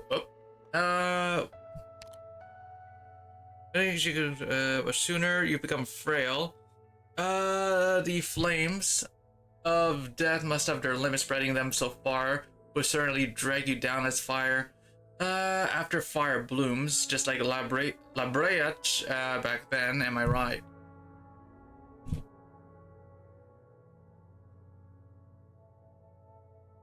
I see, while that ghost fire might resemble mine, his temperament is closer to yours. It seems he's helped you quite a lot.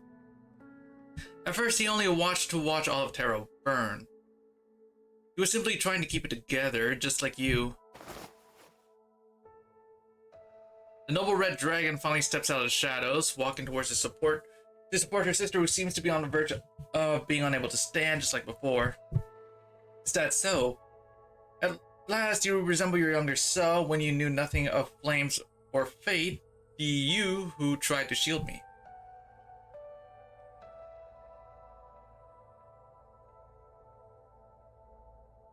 It has been a truly long time, Laoshini. I remember it was when Mrs. Murphy next door passed away you didn't like her, but fancied the beautiful bouquet of flowers in her coffin. So you used your flames to change your body's position. I saw scorch marks on the flowers and thought you'd be scolded, so I told our parents that I was the one who did it. I even fabricated a story of how I opened and closed the coffin. So you were scolded instead. How could poor mom and dad, who couldn't even hide the flames in that family in time, possibly have noticed the faint scorch marks on some flowers? Indeed. Is that why you've always been cowering? Would you blame every decision you've made in life on one unfortunate childhood experience? So tell me, sister, tell me there's still time. I'll accompany you out of the citadel and into the square, have the people return their flames to you. I'll walk through Terra's fields with you and gather the dead, you've intentionally or unintentionally awoken with your art, sending them all to a peaceful rest. I'll recite poems to you while you're weak until you fall asleep and wake up again. There's still time for all of that, yes? I trust you to keep your word. Your noble nature would be appalled at the very thought of breaking a promise. But what you just described, would that truly make you happy? Or would that simply be enough to appease the Laoshini Dublin, who did not even witness her parents' death that snowy night? Those beautiful fictions. Sister, love, poetry, dreams, those are all well and good, but it is time for you to wake up. Heal me if you truly wish to end this chaos. That is the only way. Then put on the crown, and you shall become me while I become you. That is the one thing I cannot do. You'll have time to mull over it once I'm dead. Didn't you decide not to hesitate anymore, Laoshini? There's been no other choice for us from the moment you came back to see me. The older sister's mouth curls up in an intriguing arc. Come, dance with me. Is this the dance you've been looking forward to all this time? Why can't it be? This younger sister closes her eyes as she points her spear at her older sister, whose body is about to topple over. She grips her weapon with both hands.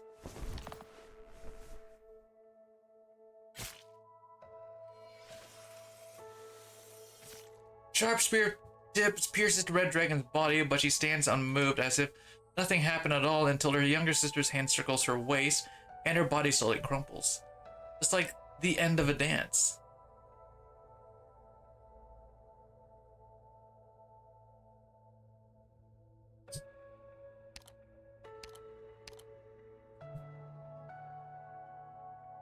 Yes, I know. I should have known long ago. But why? Why must it be now? Then when? Don't tell me you'd prefer to stab my heart on a fine afternoon after meticulously dissecting every nuance of right and wrong with me. You return to me and we dance this dance together, that's enough. I only thought if my sorrow and hatred were thrown into a suitable flame, they'd eventually become the fuel for life to go on. Sorrow and hatred, so you admit it, Laoshini. Your noble virtues have only hurt you in the end. Where's your fire, sister? I can't put out your flames just like that. How you mean the people in the city? You will die, but not now. Your flames will be extinguished at your funeral, at your fire returning ceremony.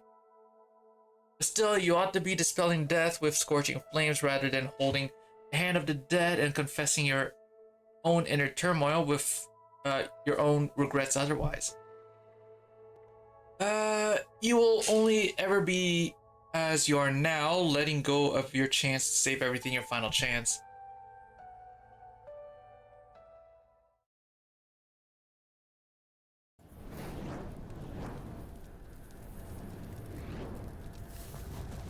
Noble Red Dragon loosens her grip in shock, and her sister's body drops to the ground as cold as it was before her heart was pierced. It's not blood, but purple fire that roars from the wound spanning the entire torso. It instantly floods the balcony and flows down the citadel. Speedrunning the event. Really? What do you mean? I mean, like, it's only been 4 hours. It's only been like 4 hours. I'm pretty sure that it's not really that long. It doesn't take that long. Or my reading has gone better, but I doubt my reading has gone better.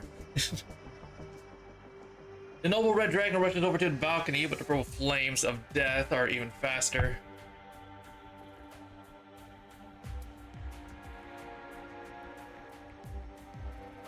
Before her own flames can emit even the tiniest spark of light, the purple fire spreads across the city, burning the whole of Nasarsi. The last time she looked out from this very spot, the flames were scattered like stars in the sky. When she had returned earlier that day, they coated the whole city with a cold and gloomy hue. And now, Nasarsi itself burns fiercely just like every other restless corpse she has seen. Oh, that's the end. Wow, that didn't actually take too long. EA-7. How many gems do I have? I have to know. Let's take a look. I got Welcome 148. home, Wow, we're almost there. I'm just gonna claim all this stuff. Oh yeah, wait. I have a bunch of these. Look at all these staminas, man. Like, look at that. I have 6 of these. Why do I have 6 of these? I have so much stamina, man. No. I actually I have no idea why I have 6 of these. Wait, I'm pretty sure, was it given from mail? Oh yeah, from here. Yeah, right, yeah. The game engine update. That's right. Okay, so let's see. Let's continue. I have so much stamina, man.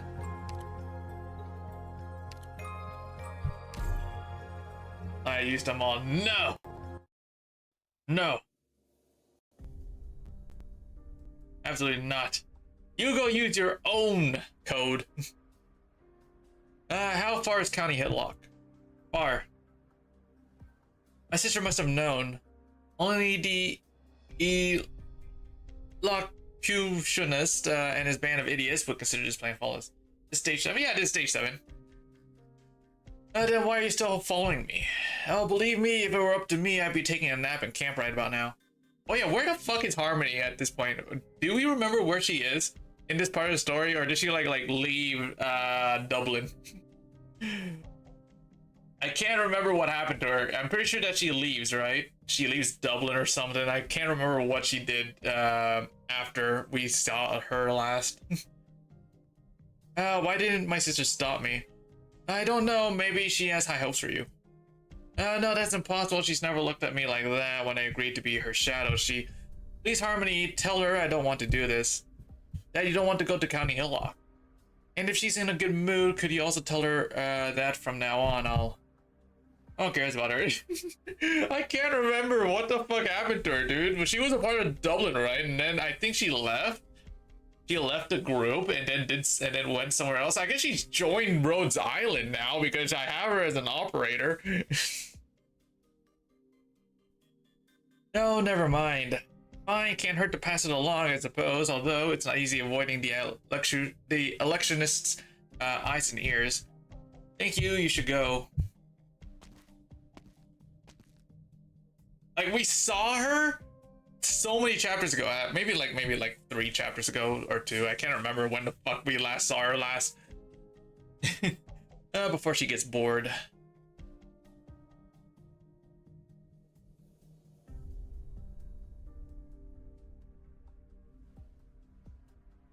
Harmony did not return until after they arrived at County Hillock. She knew what that meant. At night, when cannons roared and crystals bloomed, she lay on the streets of County Hillock, blood draining from her abdomen. She had not been afraid then. Instead, she felt relieved that she would die like any other person. Hold on, wait, what? Oh, yeah, I remember now. Yeah, right. She was on the verge of dying, if I recall.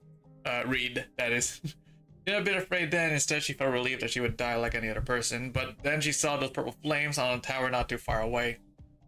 That was when she felt afraid that the flames would overlook her and turn her into another puppet like those on the street. Afraid that the flames would find her and bring her back, forcing her to remain a shadow. She gazed into the fire, trying to find some hint of her future in it, but saw nothing but apathy. That which she feared most had finally happened.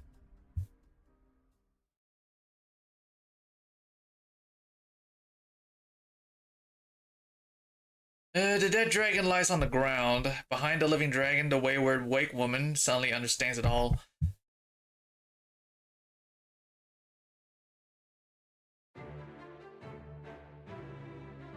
She deceived you. No, she didn't deceive anyone.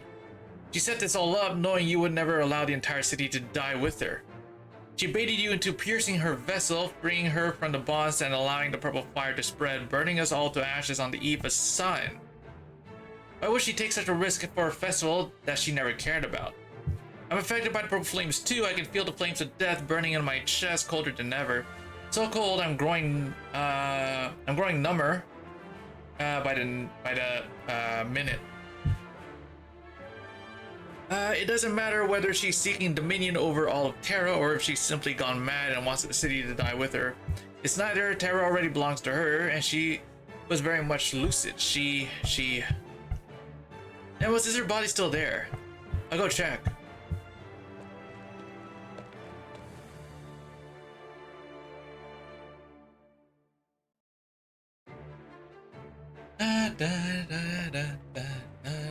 The wayward wake woman's brows furrow. Perhaps she has never felt such a malice in her life, and as such, she has never harbored such resolve.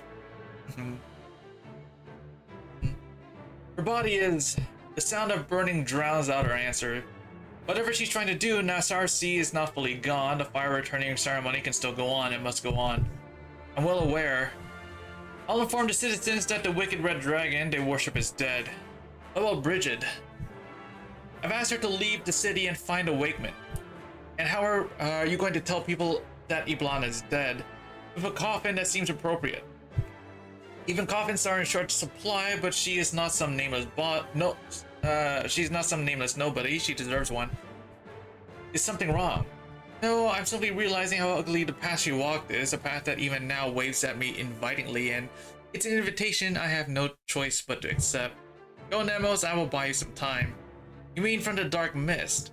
Yes, if it wants to be part of this Samhain festivities, I will keep it at bay. I can hardly wait to ask the mist how to return the red dragon's flame to darkness.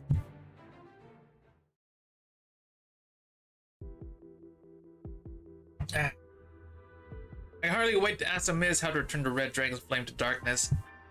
How do you feel about that line? Now the ending of the dragon and her reflection is clear enough. The writer stands up with a start. Who are you and what do you want? All I want is to finish the story that you would not. Did you say I was the type who would like to piece together the truth? We've gone so very close to it. This is enough, I'm leaving. If you won't tell the ending yourself, I suppose it falls on me. Suddenly, someone opened her eyes, causing a surprised reflection to let go of her hand. The dragon fell into the fire, burning bright, and the reflection hid back in the mirror. When the fire subsided, the dragon was gone, and the people were anxious, for they could not find their dragon.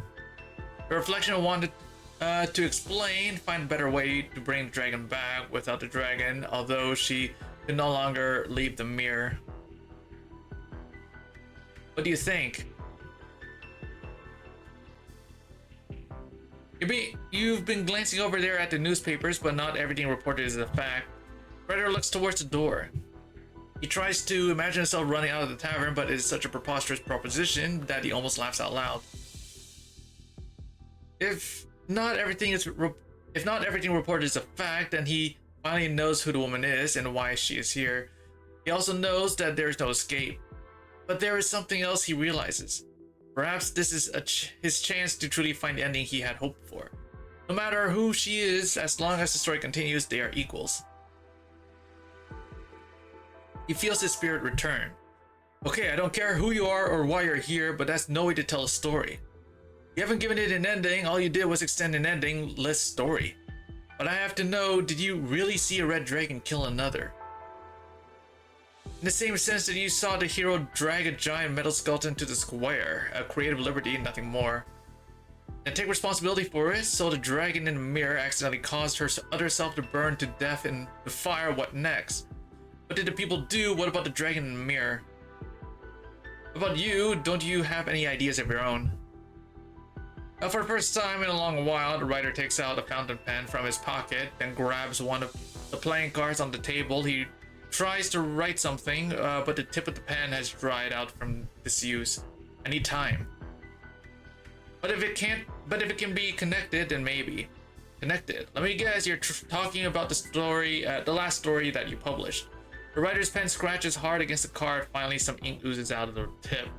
He's suddenly reminded of the words of Seamus Williams. May death connect us with all legends. Seamus Williams is dead, but he himself might, if he may be so impertinent, have a chance to be connected with the legends he wrote.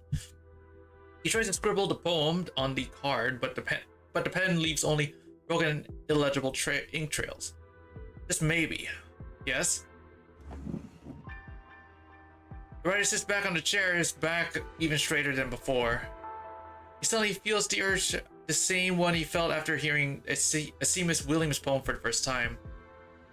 The same feeling that had taken him down this wretched path, which seizes his chest and makes him want to sing, to yell, to create. You may have indeed solved the problem for me. As I said, that I've seen, what I believe, and what I've said all contradicts one another thanks to you. Although they are finally beginning to converge. How lovely for you. Now, are you ready to start telling the third story? Of course. But I'll need your help. You will need to pick up a narrative whenever I get stuck.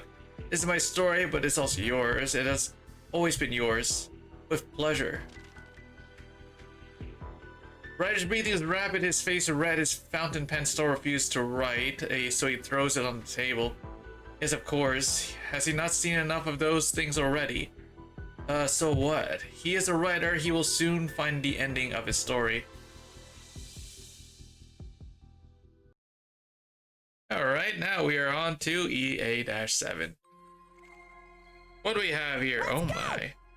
Oh, End speaking point. of which, what was our objective again? Camouflage itself as an incursion point when outside your unit's attack range. Gosh damn, okay. It is your tyrannies that fuel this flame. 加減はしますよ。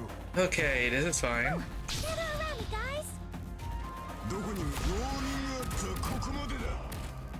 時間をかけるつもりはない。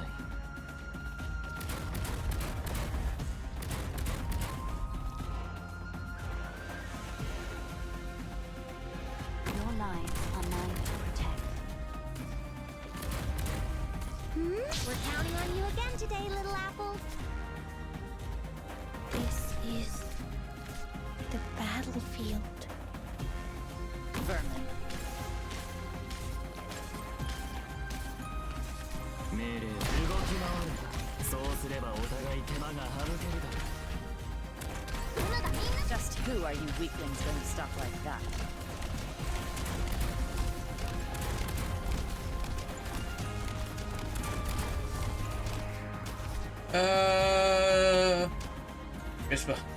The metal is to expose 15 endpoints. Buy for it. Wait, expose 15 endpoints? Wait, 1, 2, 3, 4. Wait. Wait, what do you mean by that? Hold on. Expose 15 endpoints? Gather around me, guys. I'm prepared to deal with my life. Oh, you mean... Oh, thickets? That's what metal says? Wait, endpoints of what?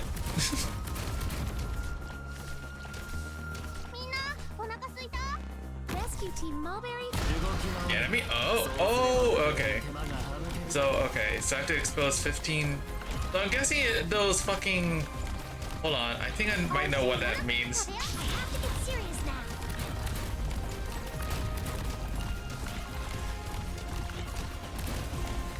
Whew, almost drove that. Just who are you weaklings going to stop like that? Where the fuck is it? It's not anywhere there. Oh no, that's not good. ここにいます Where are you looking? It's dangerous to get distracted. Oh, they're there. Okay. My bolts kitted. Oh, I'm just gonna put this here. Fear not! Here I come! These things. I think it's these things. yeah, those things. Okay. I think I have to expose Just those who guys. are you weaklings going to stop like that? Who will you choose?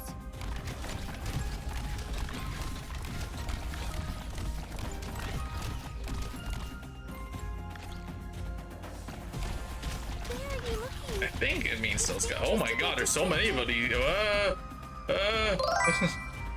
one step There we go. forwards. This is the new chapter. No. I mean event. The new chapter that's like what in over a month, and a little over a month, I think.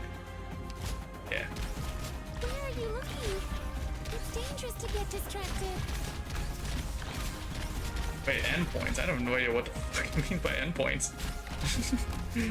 Okay, so I'm guessing it means thickets. I can do it. Supposed to too. expose them, maybe.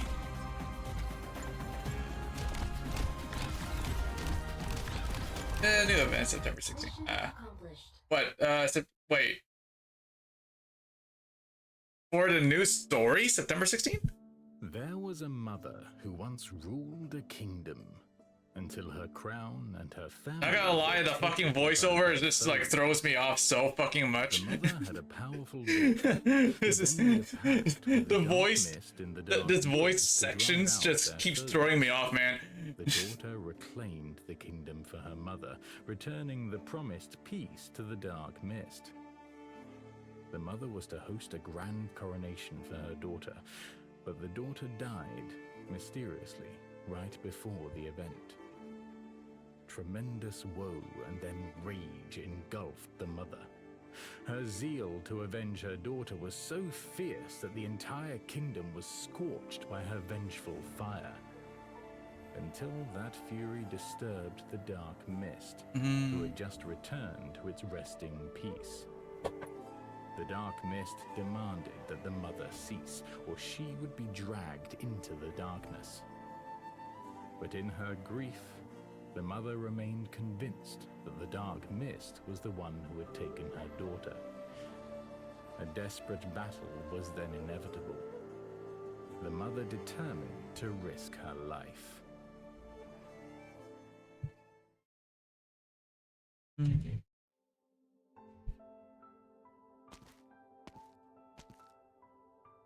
Nemos read.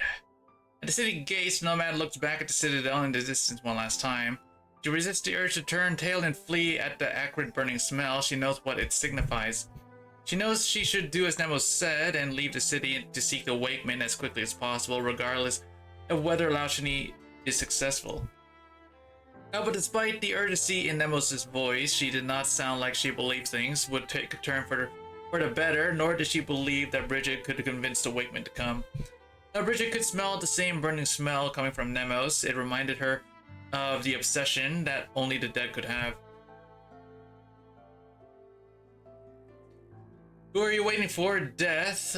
Are you just waiting for it to pat you on the back so you can have a nice little race together? Who is that? Oh, I forgot you could hear me. I can hear you, I can even sense your presence, but I can't see you. Leave the city, outsider. You're an outsider too, by the sound of it. Naturally, consider it advice from one outsider to another. Live, Bridget, nothing is more important than being alive. The city will be dead by sunrise tomorrow. Listen to Nemos, find her kinsman, run as far as you can, and never look back. You're right, I should go, but I will be back. Stubbornness and stupidity really are hereditary. You're going to come back after she tried so hard to get you out of here. So you also think it was just an excuse to keep me safe.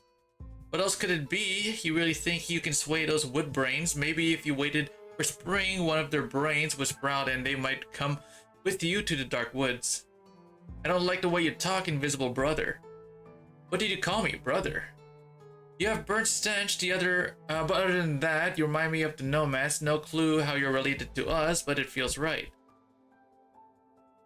Let's make a bet then, Bridget. A bet.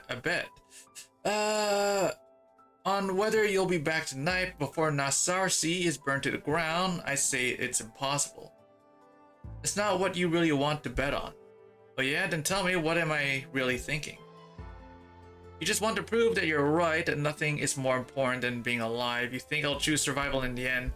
But whatever you're on. Oh, what are you waiting for then? It just doesn't feel fair. If you win, I'll live the rest of my life in regret. But if I win, it doesn't really matter to a bystander like you. So how about this? If I win, you go back to where you came from. And where do you think I should go back to? No idea, but not here. This isn't your home. You sound like you've been betrayed by the city folk here before, but you still can't bring yourself to hurt them. You act like you want to see them reap what they sowed, but didn't sound happy at all when you talked about the city burning to the ground. Honestly, you're the most struggling person I've ever met, and enough.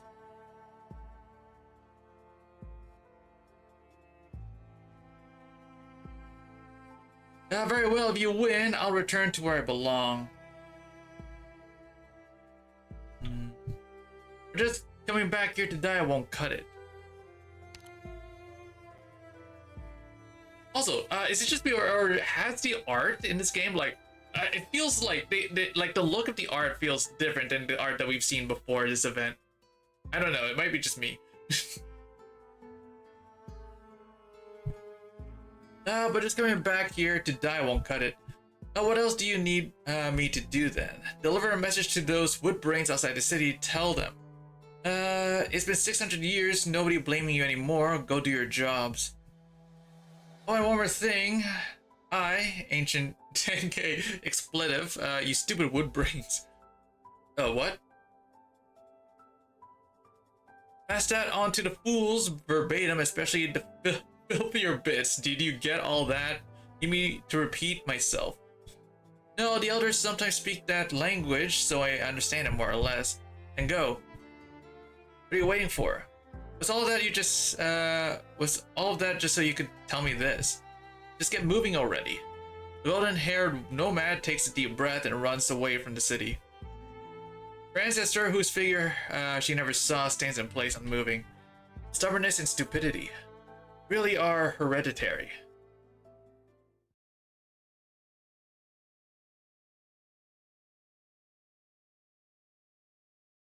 Emos turns to leave while Lao Shini looks towards the dark woods. The sun has set beneath the horizon. Curfew is about to begin. In the distance, she sees the dark mist spreading from the forest towards Nasarsi, thicker than ever.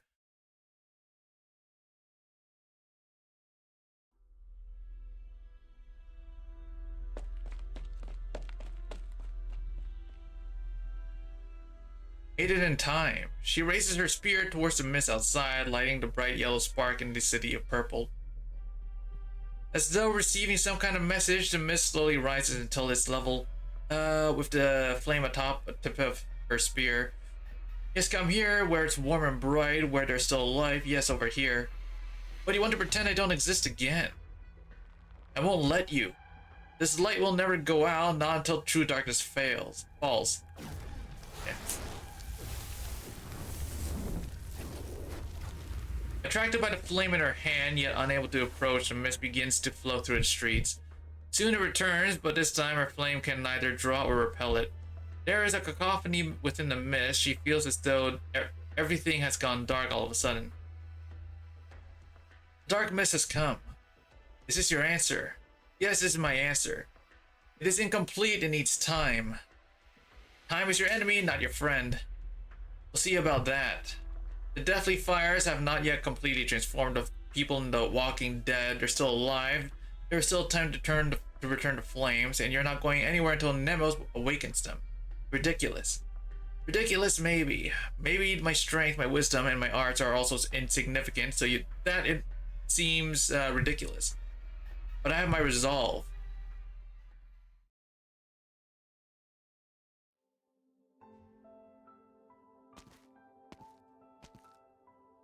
Nemos drags the coffin through the corridor.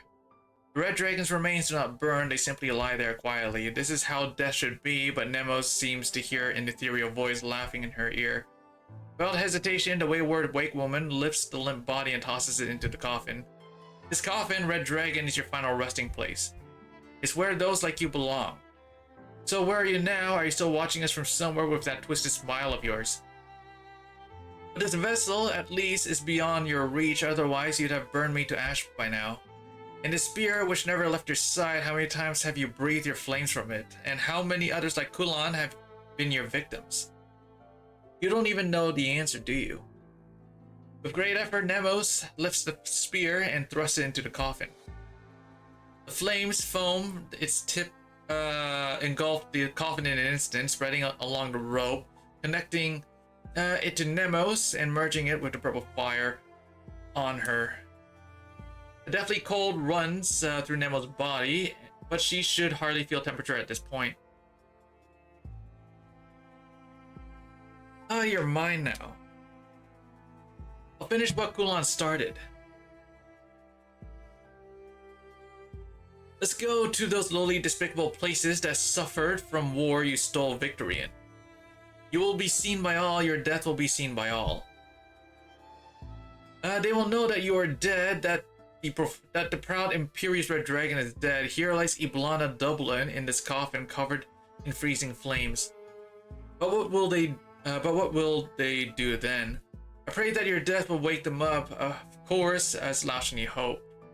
That they'll know that the era you represented is over, that Na Sarsi will escape this calamity, that Tara need not celebrate his rebirth with the death of a city.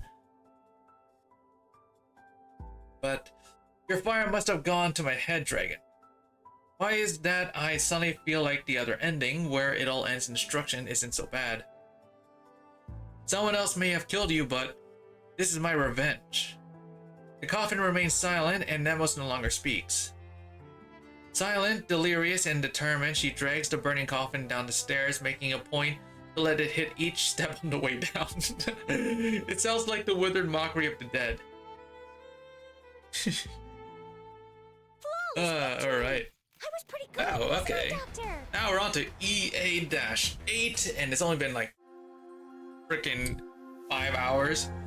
Usually these stories like last me up to 7 or so hours. Who knows? Maybe this one will take me a while. What is the boss here? Oh, we have empty shells. Oh.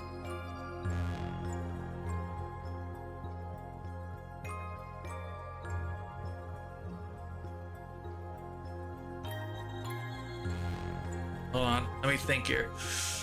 I don't know. Maybe. I kind of want to try bringing Ifrit on that tile up to blue box there. Hold on. Up to box here. I kind of want to bring Ifrit over here, facing down, and then have this plant facing up. I wonder how that will work. Oh wait. Oh wait. No, over here and then over here. Wait, no. Or wait, right. So I can only put it on this thing, right? So, maybe I can put Ifrit facing up, but this thing's gonna face down. Or maybe I could have it. Oh wait, no. Shred metal is to beat the boss without it. Without? Oh really? Hold on, wait. I have to see. Hold on, wait. Without using those plants? I guess I can do it. I guess I can just do it. Hold on. What is it? This one? No. Oh wait. Do not allow all flames return to revive and re-enter the spin state. Oh, so wait, just not using it? So wait, just not using it, right? Empty shell.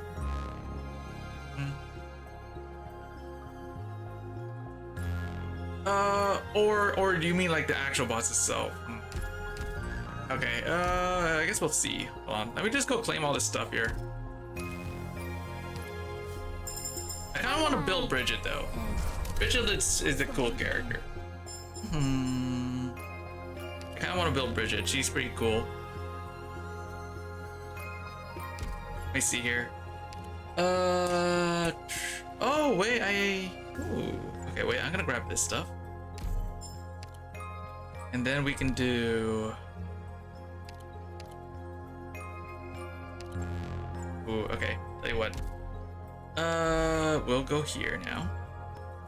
Okay, let's go. Let's do this. I'll figure it out on the ground.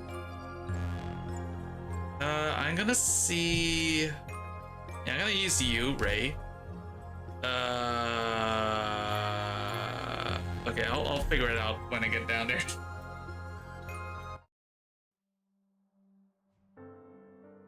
Nemos dragged the coffin out of the citadel.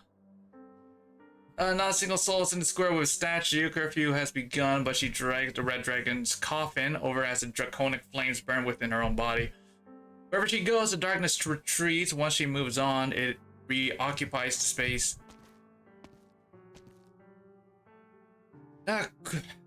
Kulan, I envy you. No one could have slept through no one could have slept through you dragging a colossal statue, forcing them to come out to see what's going on.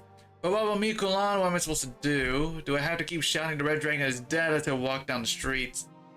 She lifts her head to meet the statue's eyes. The violet flames dancing within his pupils do not answer. She recalls the songs she sung for the dead with the Wakemen all those years ago. Those from the city would also join in, if only for the first few lines. I hope you all remember the ancient ballads Tarans. So Red Dragon, which song should I sing to announce your death?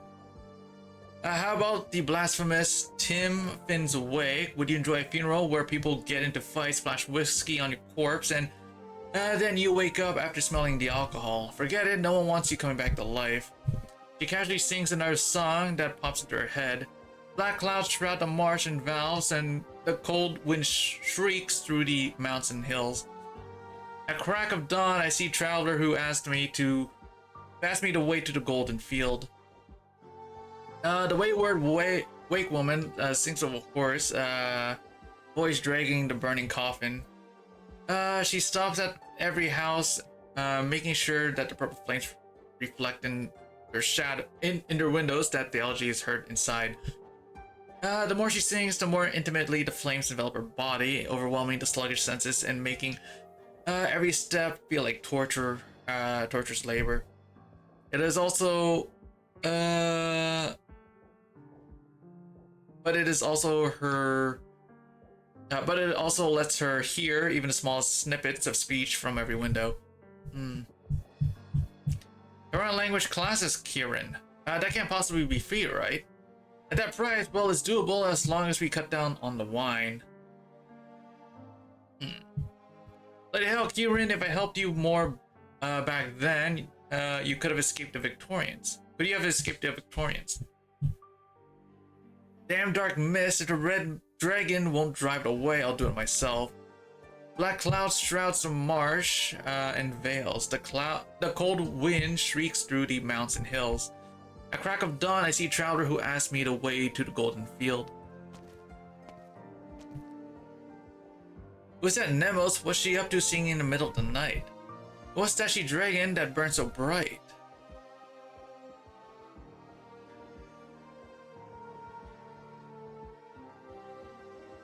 Darling, even if you want to help the Taran cause, surely you don't have to join the army. Fine, I'll wait for you to come home for the day we win our freedom. Nice and quiet, going on about how your hand hurts when your whole arm's already gone, and it's not like screaming about it's going to get you any medicine. If it was going to be like this, I wish you'd never come home. I'd rather spend my whole life missing you. I said to him, poor chap, even I don't know how far you have to go. But if you wish, I'll go with you for a bit towards the golden field. Isn't this a funeral song? Those purple flames, who's it mourning?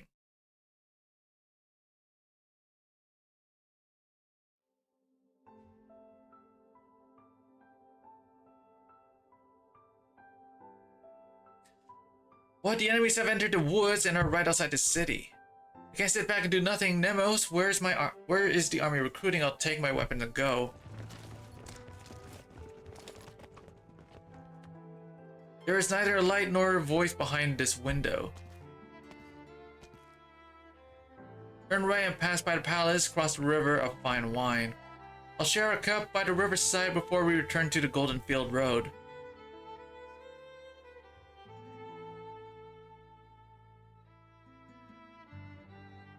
Miss Nemos, will you be moving in with Mr. Kulon after the war's over? I was hoping there'd be someone other than me to cook for him.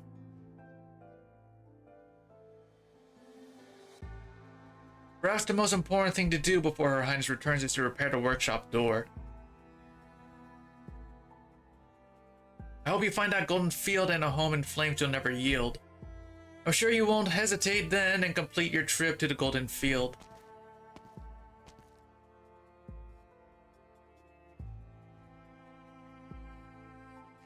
A white woman on the brink of death, who does she think she's going to rouse with those songs? And she can't even wake herself up. But whatever happens, Bridget, oh silly child of my distant bloodline, don't come back. The city isn't worth your life.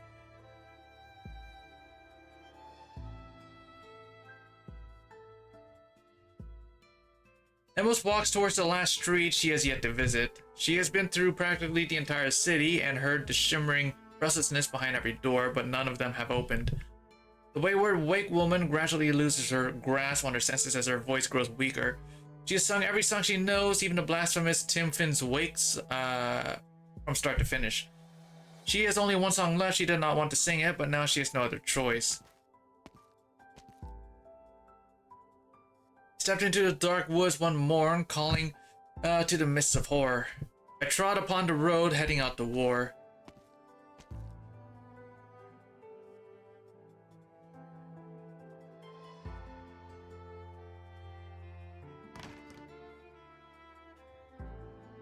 Nemos. Emma. I almost gonna recognize you. You're still... I'm not doing good, Nemos. I'll be dead soon. I just want to lie in bed and stop breathing. My joints hurt and my throat's burning. I'm even seeing people who aren't with us anymore. But I heard your song and saw the coffin. I'm on death's door already, so I figured why not come and see. Where is the dark mist? Maybe in the forest, maybe in the city, maybe right behind us. I don't know and I don't care. I don't care either. One question, Nemos. I need you to answer it before I can die in peace. Inside that coffin, is that truly our red dragon? Emma stands on her front porch, staggering as if ready to collapse at any moment into a pile of kindling, to burn in despair and return to dust. I put her in the coffin myself. Why did she die? Who killed her? Who? Emma's feeble but angry voice echoes down the empty street. Who? Who? Who? The echoes linger. Nemos turns around to look. The streets are still empty, but she knows where... Damn, Ringo's here. Yeah, Ringo's here somehow. He's maybe. But she knows where the echoes are coming from. Behind every closed door is a pair of bloodshot eyes hidden away, just like the ones on Emma's face. Nemos turned again to look towards the towering citadel where nothing remains within. You guys still want revenge. That's right, as long as we can move. We can avenge the red dragon. You're always here lurking. Nemos turns away in despair. She stops singing her songs and merely halts the coffin step by step towards the square. Wait, Nemos, wait.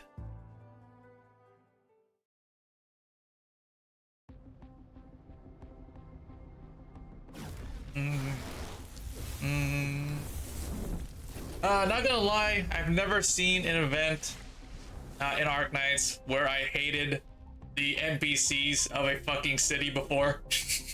The NPCs of the city fucking sucks, bro. How many times must I repeat myself, Miss? Iblana is dead. I killed her with my own hands. Her body lies in the coffin. Nemos is now dragged through the city. The people must know she is dead and return her violet flame so their bodies will no longer burn.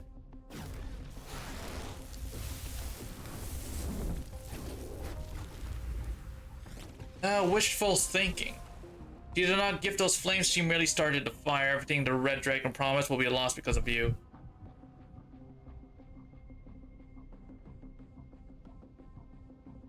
When has she ever cared about honoring her promises? But if that's all that matters to you. Ashini retreats step by step until there's no room for her to move any further. Only then does a fierce flame burst from her spear tip, melting the coldly lit vegetation.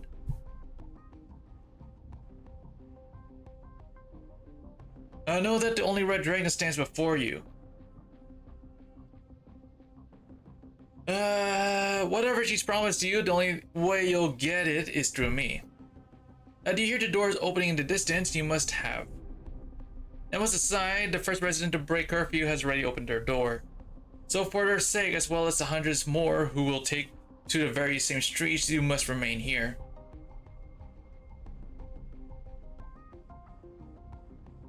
Before my answer to Nasarsi is deemed a failure, before the people here are reduced to shambling corpses bent on tearing the dark mist apart, you have no right to take the lives of anyone trespassing in the dark. But arrogance.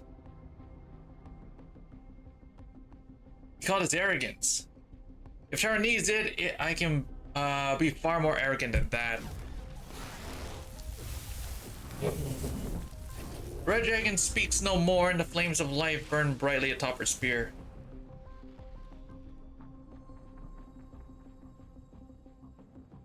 She steps forward with her back straight, no longer dodging the ice-cold branches, but allowing them to lace her body with bloody scratches.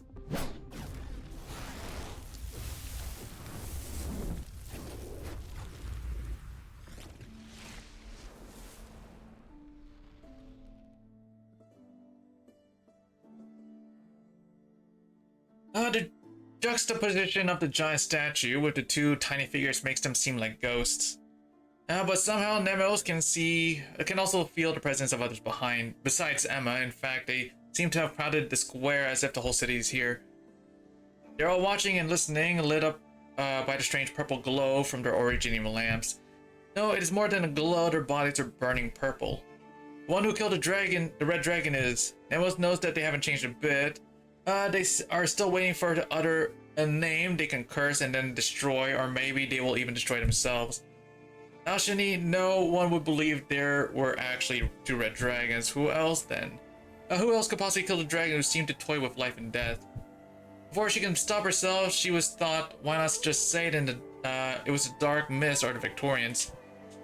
Revenge indeed. Let these lunatics dash into the mist and die in the red dragon's name. Let them fulfill their desire for vengeance and let this violent city die. It was born in disgrace, let it die in madness.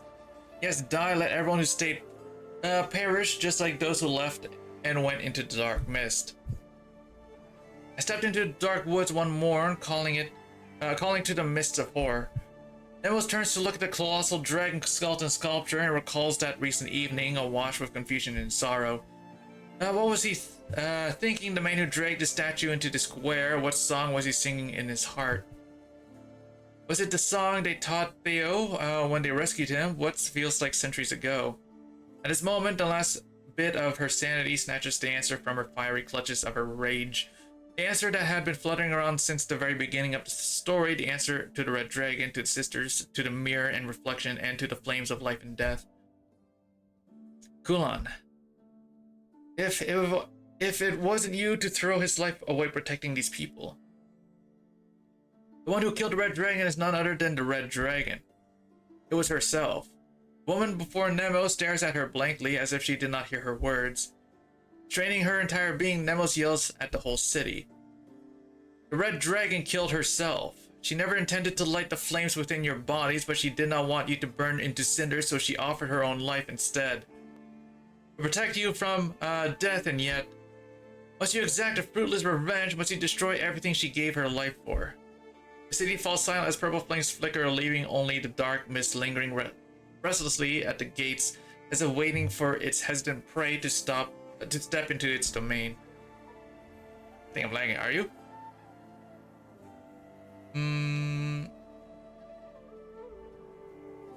I'm not seeing any missed frames on my OBS, so I guess it's just you. You're saying she killed herself, so we wouldn't exact revenge. And what do we do now? It's because we're updating Arknights. Oh, you're updating Arknights. The onslaught of questions from the residents sends Nemo's head spinning. Bloodshot's eyes that did not shut from the news of the deaths instead ask her questions. Grinding teeth that did not relax from the news of the death instead ask her question. Wait, I fucking read that, right? Did it not? Oh, Bloodshot eyes. Oh wait, no. Okay. Oh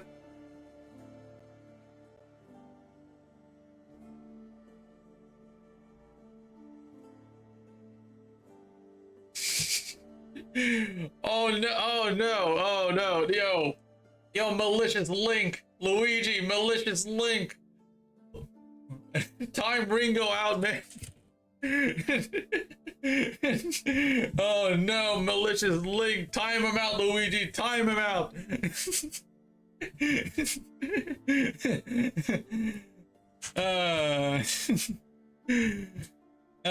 Clenched fist that did not open from news of the death.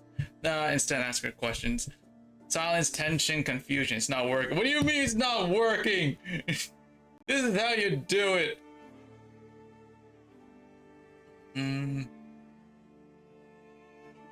Boom.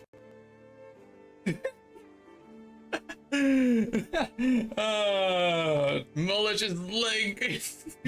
I'm just kidding. There we go. I'm kidding.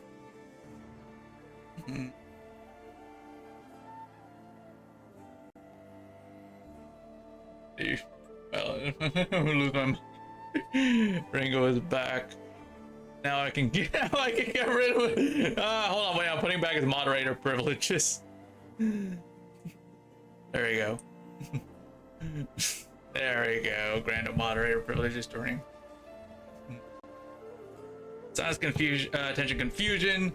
Their revenge was rejected, overruled by the red dragons, so where should their sorrow go? Niels, my unborn child, the red dragon, someone tell me.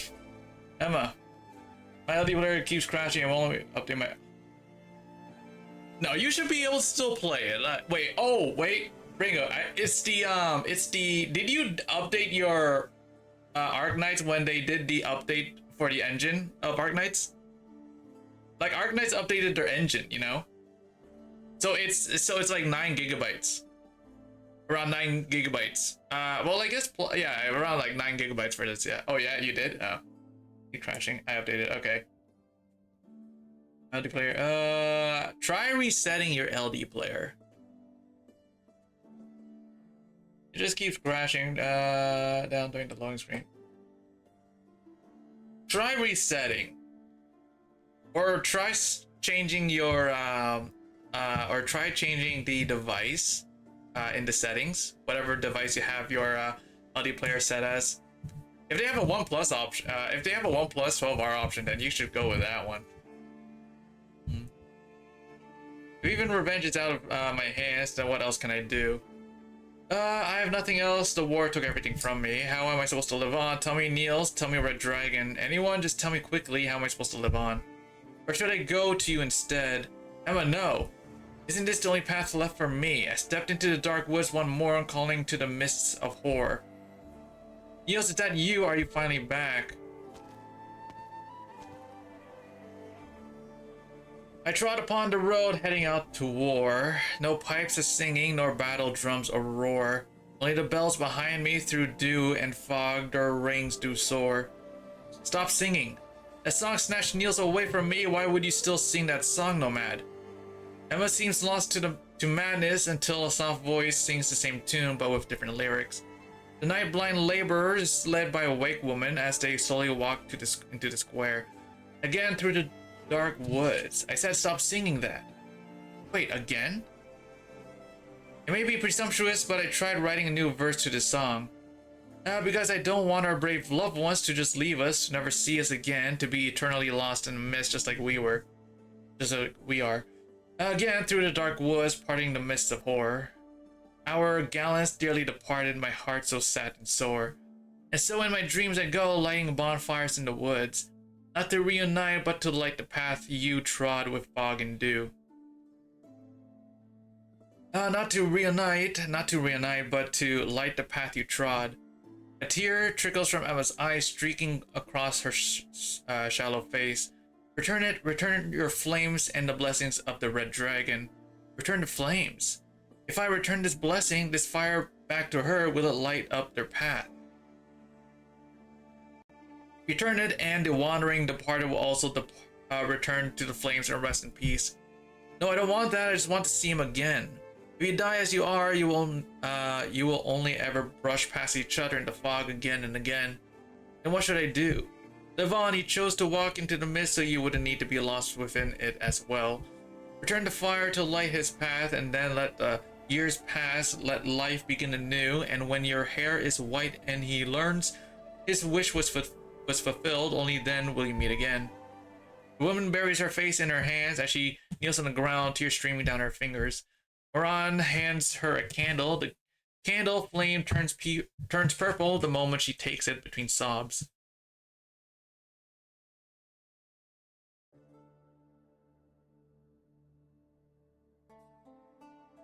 The wakemen and refugees slowly sing their way through the city like a tiny stream left behind after a night of rain.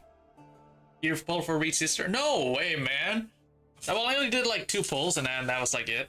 But dude, literally, Monster is after Reed, after Iblana, and then after Monster, it is Exu Alter. Do you know how close that is? Do you not know how close that is to a limited banner? I ain't pulling for right. I'm not pulling for now.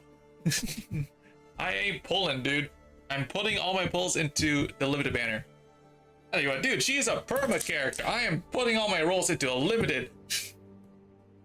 It is by no means a clear stream nor a turbulent one. It is a miserable, muddy trickle flowing down centuries of painful history, carrying dust and blood, and about to run dry. She is good, but god damn it, she's a perma character, and she will be pulled on a future banner. I don't care. I'll grab her whenever. But it is this murky bitterness that reveals the city's true self in the gloomy night. Nights of falling asleep, gripping old photos, mornings awakened by phantom pain from amputated limbs. Now empty houses fell to ruin, while those fortunate enough to return home were greeted only by the orphan dolls scattered across dusty floors.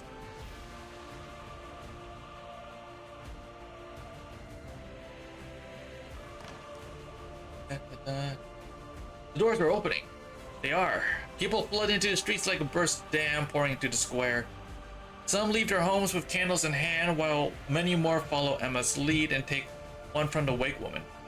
The flames still burn purple, but seem to have softened and bear a bit of warmth. Finally, place the red dragon's coffin at the statue's base, Nemos. It seems now Sour Sea will witness a grand fire returning ceremony tonight. You should be the first, Nemos. Me, but this is her funeral, so are you sure? It is more than just hers, is it not? Wake woman looks around, trying to pinpoint the shadows of a stranger. But even if the ghost wasn't trying to hide from her, she has no way of hearing the long overdue words of forgiveness from his mouth. Now we're even, wood brains. Emos takes a candle from the wake woman and bows before the burning coffin beneath the dragon statue. Rest in peace. She deliberately neglects to mention the name of the departed. She places the candle before the coffin, no longer able to stop her tears from crashing into the flames. Violet fires instantly rises up into the sky, spreading from the coffin to the entire statue. The entire sculpture is set ablaze.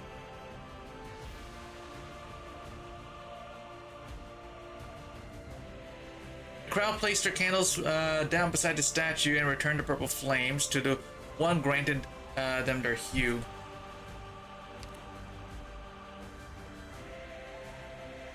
Some are silent, and some call the red dragon's name, but many more chant the most precious things they had lost in the war. Tears fall like rain. The suppressed, the promised, the twisted, the incited. Tears wash away the flickering hollow pageantry, revealing only the sorrow of lives crushed to bits. Rude, sharp, turbid, and stuck in their throats. Only now does their sorrow manage to cry out. The rain of tears converge into the stream of songs pooling around the statue as the raging blaze evaporates it all until even the citadel behind the square is engulfed in flames.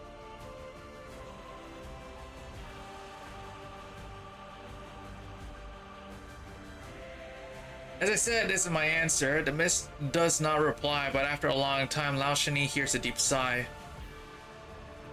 You made this choice yourself.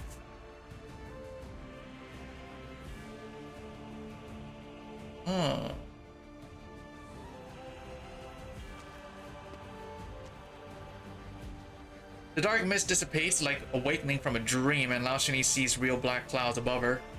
She heads towards the square. She goes to return fire to the dead.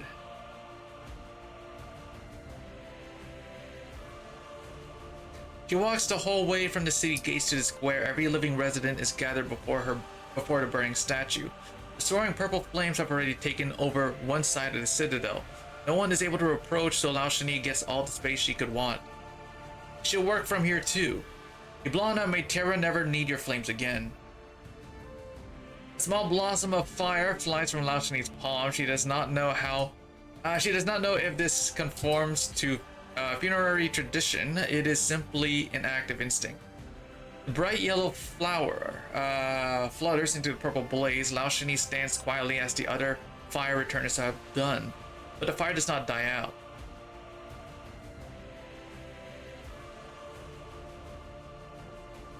Purple fires still lights up half the sky until everyone has returned their flames through the originium lamps on their waist remain an ice cold violet. Lao Shani finally realizes that at some point the giant dragon still aflame has stopped right before her. She meets its eyes, Iblana's eyes. Still not giving up, Iblana. Very well then, I'll play along with you. One last time. Lao Shani's spear tip flares up the giant dragon's flap. As the giant dragon flaps its wings and charges towards her.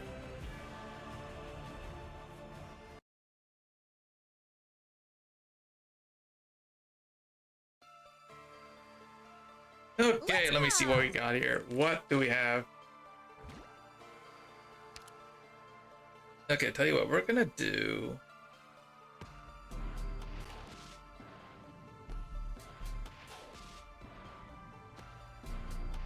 Okay, let's do this, I guess. I'm here to help. Whew. We're counting on you again today, little apple. Do this. It's not my wish to take flies. This.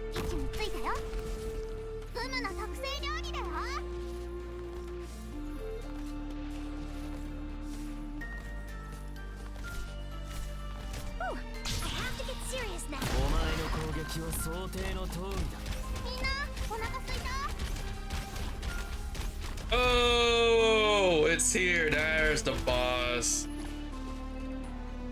Found the boss. Okay.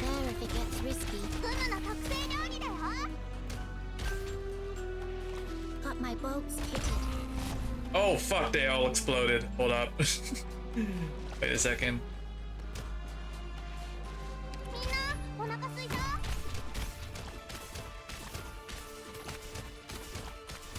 I'm prepared. Stop it!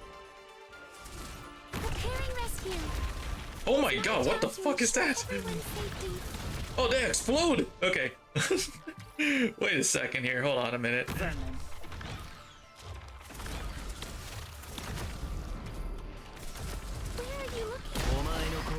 Oh, that gives you fusion from fighting a monster hunter dragon. Oh, dude, what the fuck? This thing makes crystals that explode? Just who are you weaklings going to stop like that? 100% same fight. Oh boy. Not one step forwards. Where are you looking? It's dangerous to get distracted.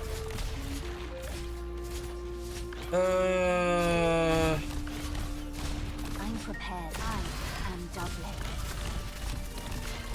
Just who are you weaklings going to stop like that? You lot stay up there if it gets risky.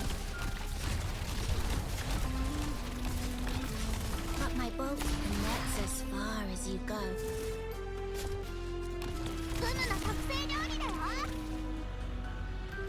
It made a bunch of crystals. Oh god.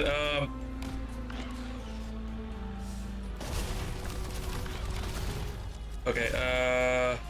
Do this. Kill this thing. Hurry! Doctor, Go. leave the big guys to me. Okay.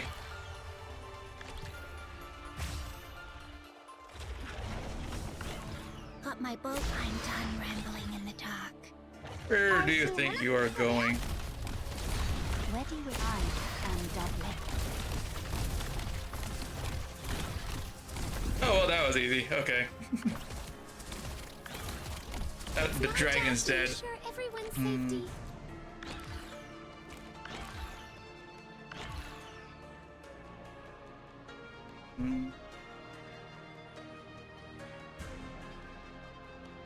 Point where I'm cleaning if I'm hearing movement. I like Ray. Ray actually does quite a good amount of damage.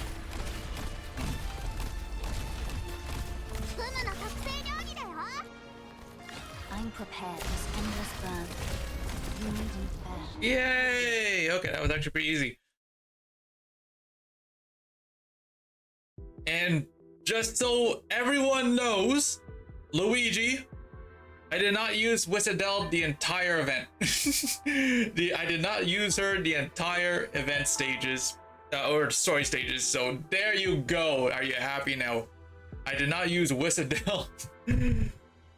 Your Highness, Your Highness, the singer has just sent a word that the Electionists and the rest have taken Alchemy. They are on their way to County Hillock.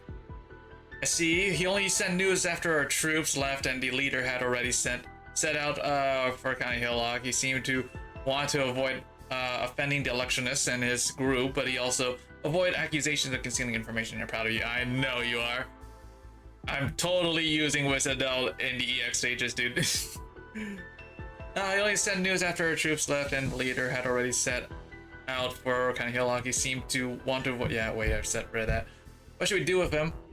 No one has never needed him to be our eyes. No one is counting on him for this.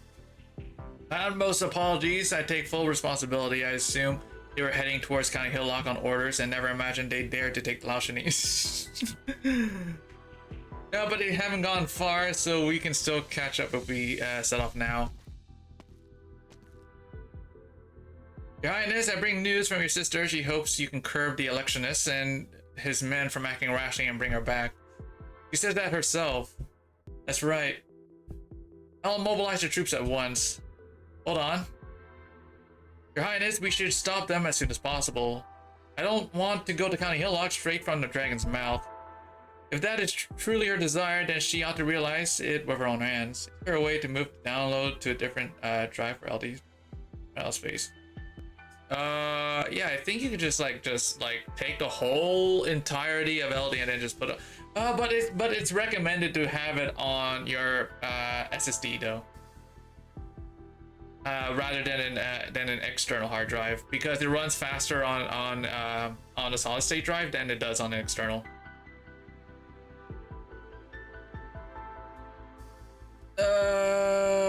If that's what your desire, then she ought to realize it with her own hands. It would be no difficult task with her flames had she not already sentenced quite a few deaths in the name of the leader. What do you have on your LD player? What do you have on your LD player? I'm pretty sure Arknights doesn't take up much space on... doesn't take up much space. What else do you have on your LD player? Tell her this, if that's what she wants, she can do it herself. No, there's no need for that. Your Highness, if I may be so bold, she is my sister.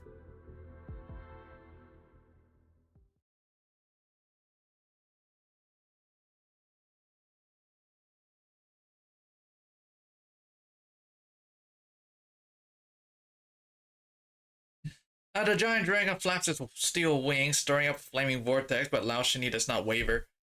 She stabs her spear firmly in the eye socket. Still unable to commit to killing me, Lao Shani.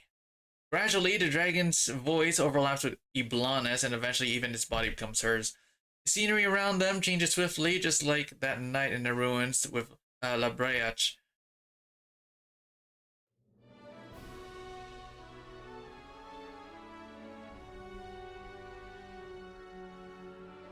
I just don't know. What exactly do you want? You deceived me and lied to me so many, and lied to so many, all for what? For the city to be buried alongside you, to become the next legendary King Gale. I never lied to you. And why should I believe you now? What exactly is now Soursea to you? What about Tara? I had always believed we shared the same dream, so why do they seem completely different now? Or will dreams eventually become a card for you to play in your mad pursuit of power, one that you'll inevitably grow bored of, just like Laushani back in County Hillock. County Hillock. I saw no desire to return to me in your eyes back then, only relief was I mistaken. Though I indeed, I was truly sick of it back in County Hillock. With my flames, I can mold anything I want into any shape I want, everything except my reflection in the mirror. No matter how large a blaze I stoke, she wouldn't change one bit. Because you've never burned her directly. Because I've never burned you directly. I've only ever waited. I've always been waiting for you to give me an answer. An answer.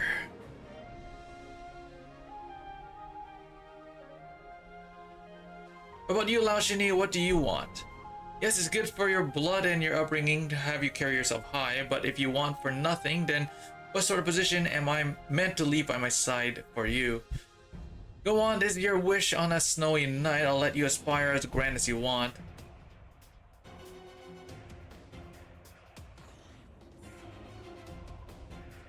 True, you never used your flames on me, but only because you had other tools more suited for your task: fear, duty, guilt, sympathy. You never asked me directly to change, but you've done so indirectly countless times. So all my attempts to guide you were useless, yet my apathy bore fruit. How terribly ironic. Whatever the case, you finally returned to your own will, ready to embrace a real life. That is enough. Conspiracies, lust for power, war, is that what you call a real life? Is it not? Stories, poems, legends, do you think those are enough to constitute a life worthy of you or I? I know I've always been ashamed of myself, even now I hate myself for not sharing your suffering. I was the one who left, forcing you to shudder it all on your own, letting them mold you into who you are now. Now, Laushani. Recently, I've been wondering if you're just as arrogant as I am. The only difference is that my arrogance is directed at the land, while yours is focused solely on me. What? Conspiracies, lust for power, war, why do you assume those are what shape me? They have never changed me, they simply happen to take on a form I was able to wield with ease, nothing more. The tiniest bit of power can decide whether one lives or dies. Even more power can decide the fate of armies, and an overwhelming amount can decide the rise and fall of nations. But power comes to an end. The poets have always known this, and I think you do too. Am I wrong, Laushani? Death mocks all equally, preparing predestined end for those who crave power, ruthlessly snatching away everything they spent their whole lives chasing. So if you knew your path would come to naught, why did you still? Iblana backs away as the giant steel-forged dragons follow suit. Is it escaping or trying to hide? Laushani subconsciously eases her fire, but in the next moment bites down on her lips and abruptly increases her strength, pushing Iblana forward. Very good, at least you have learned the very fundamental thing required for a life without me. Cruelty. Determination. If you have decided that this path is your life, then step forward and never look back. You should be telling that to the people of Soursea. Let me finish. Death mocks all equally, yet I shall mock death. So bless me, dear sister, for I am finally about to embark on a grand adventure. Blonda retreats again and again, the smile on her face fainter than ever. The sensation in Laushani's arms, piercing through steel, gradually lessens until it feels as smooth as a stroke through a body, then as hollow as running a spear through flame.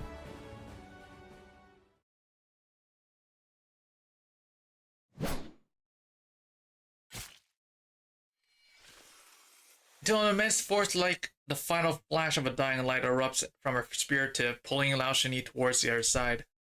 Ice cold flames wrap around her body, and she suddenly realizes that she now stands at the entrance of the Citadel on Red Dragon, square right in the middle of the fire returning right.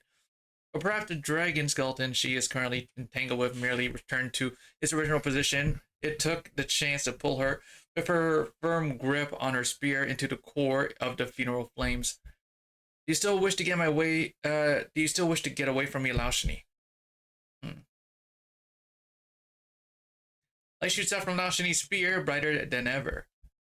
In a flash, she feels a burning sensation as painful as her internal organs rupturing repeatedly. The flames of life bursting and fade at the corner of death again and again until her weapon can no longer stand her overloaded arts and bursts of flame as well. The dragon's bones crash and collide with each other like thousands of mouths singing their separate elegies. The flames slowly grow warmer as the blonde's figure gradually fades. Lao Shini's lips quiver, itching to say words of farewell. In her heart, she scans every book she has read, yet is unable to recall an appropriate line. Before she dissipates, the blonde slowly cradles Lao Shini in an embrace. Farewell till death do us meet again. I hope you enjoy my parting gift. Parting gift.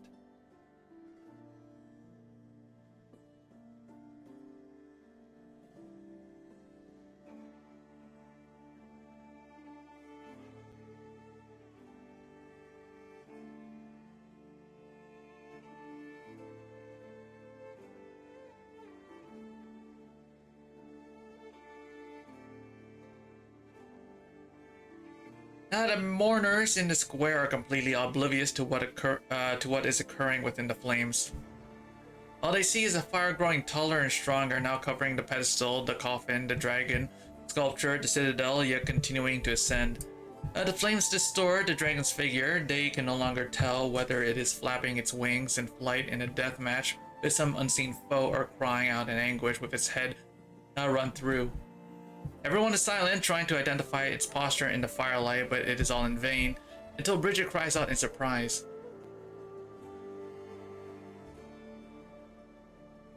The fire changed color. A strong wind rising up from the ground turns the sky searing purple flames into a maelstrom, and at the bottom where the coffin lies arises a small but scorching sun.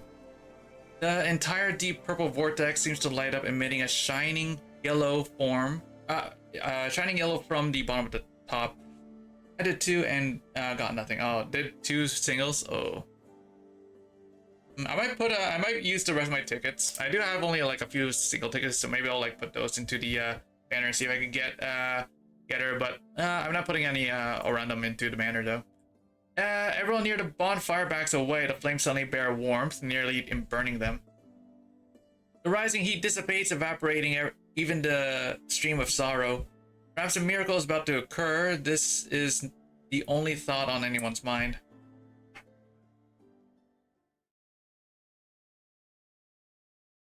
I don't know if I want to use the but M. A miracle, one I have no choice but to accept for Terra. Is this the parting gift you prepare for me, sister? Blana is undeniably dead. She cannot answer. Al-Shani tries to recall their hug. Expectations met. A pitch of warmth and cold calculation. 6 tickets. Oh, there's 6 tickets. I have like 4 tickets. Al-Shani tries to recall their hug. Expectations met. A pinch of warmth and cold calculation. What were the proportions of each in that embrace? Or maybe all of those things were inseparable to you, Blana. You were right, Blana. If this was our ultimate goal, if this was your ultimate goal, if you insist on laying the blood-stained crown atop my head, then yes. Slan Abhele. I think that's how you say it. I don't know. Until death, until death we shan't meet again. Oh. Damn, look at her. A flaming vortex exhales and dissipates. The red dragon, the one who led the Tyrants through the long night, steps forth from the statue's center towards the entirety of Saursea.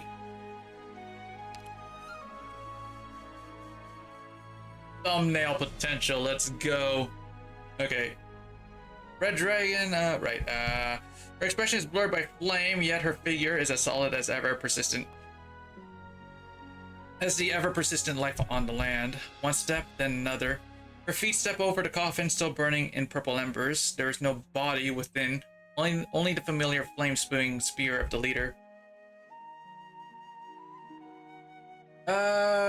The crowd holds their breath and the square falls silent, as if they stand outside a hospital delivery room, or perhaps a cemetery after the last shovel of soil has been heaped into a grave. Only dancing flames remain without rest. I can forgive everything else you've done to me, Blana, but not this parting gift, never. From past to present, your name will sink into oblivion alongside the countless names who built Tara. The only Red Dragon of Tara will be Laushani Dublin. I have returned. The Red Dragon who led you in the fight against Victoria in the fight for independence and freedom. Laushani Dublin is back from the abyss of death. I died to quench the flames upon you all, but the rain of tears you shed for me extinguished that fire, allowing me to return from the abyss. This time, though, I will not drive you into your deaths. Our grand undertaking is complete, never again, and there will be cause for countless Terrans to offer up their lives and leave us only ruins and wailing. I pray with all my heart that every Terran will be able to curb their own flames that came from slavery, from oppression, from humiliation, from sorrow that never died out, not for thousands of years. I neither need nor expect you to forget. I only hope that you can do as our ancestors did and let those flames become your lamp. A lamp that first warms yourself and then illuminates the path for us all, so we can truly laugh, sing, and live in our homeland. A bright yet gentle light.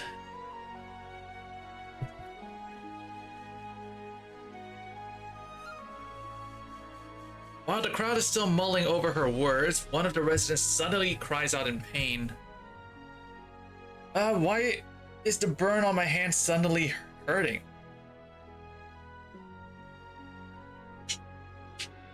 Wait, the colors of all your lamps. Even my own changed colors. These are the lights the Red Dragon hopes you will carry to warm yourselves. Purple fire belongs only to the dead, yet we unwittingly let our own flames be dyed its color through overwhelming death and loss. But we mistook that fire for a blessing and allowed ourselves to be dragged towards the abyss. If the Red Dragon hadn't killed herself tonight and we hadn't managed to return her flames, we could all have been dead by now, turned into walking corpses. To extinguish the flames of death in ourselves, you said that's why she killed herself. The sense of guilt that had crept up on Nemos after the purple flames vanished leaves her unable to reply. She only nods slightly. Then she feels a sudden chill on her face. It was a drop of water. Nemos lifts her head and looks to the distant night sky. Now more look up as the damp raindrops pelt their faces, gently washing their tears away. It is raining.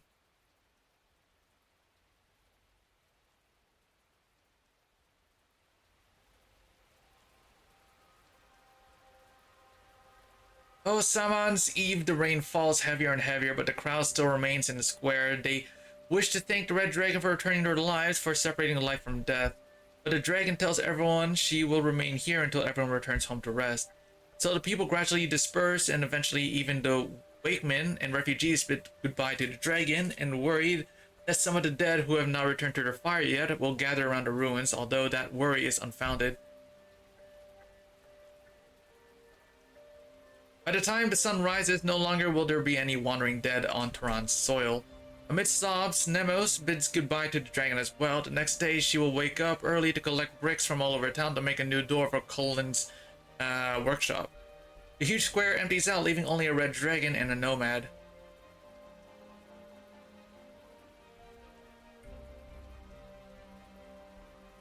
Where are you off to next, Bridget? Not sure there's anywhere to go really. All I've ever done is pass on messages or report oncoming catastrophes. I think they will replace my job though. What are they called again? Catastrophe messengers? There have been less and less of us nomads anyhow, so I guess I'm glad someone will carry on the work at least. You should try contacting Rose Island. What's that? A pharmaceutical company? They're good people. You'll have to look for their headquarters. It's a land ship. I'll write them a letter tomorrow, and I was hoping you could deliver it for me. I think you'll like the place. But for tonight, you ought to rest inside the fort. We can't have you sleeping in a tent with all this rain. Let's head to the citadel gates first. The two of them slowly make their way towards the citadel. The downpour continues, and the fire on the sculpture is nearly extinguished. Only a faint flame is indistinct color flickers in the dragon's eye sockets. They suddenly hear a voice from behind. Stubbornness and stupidity really are hereditary, I'm telling you. How can someone forget their own bet? There's someone still in the square. It's that invisible brother of mine. He made a bet with me. Visible. Don't turn around, Lao Shini. He's a wee bit awkward, that one. No fan of being seen, I'm sure.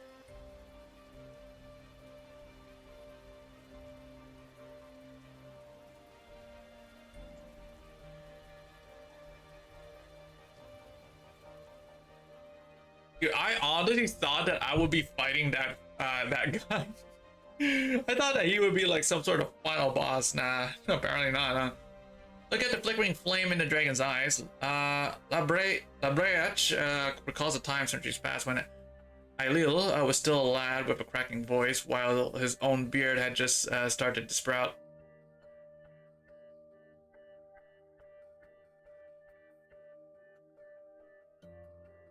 My Gred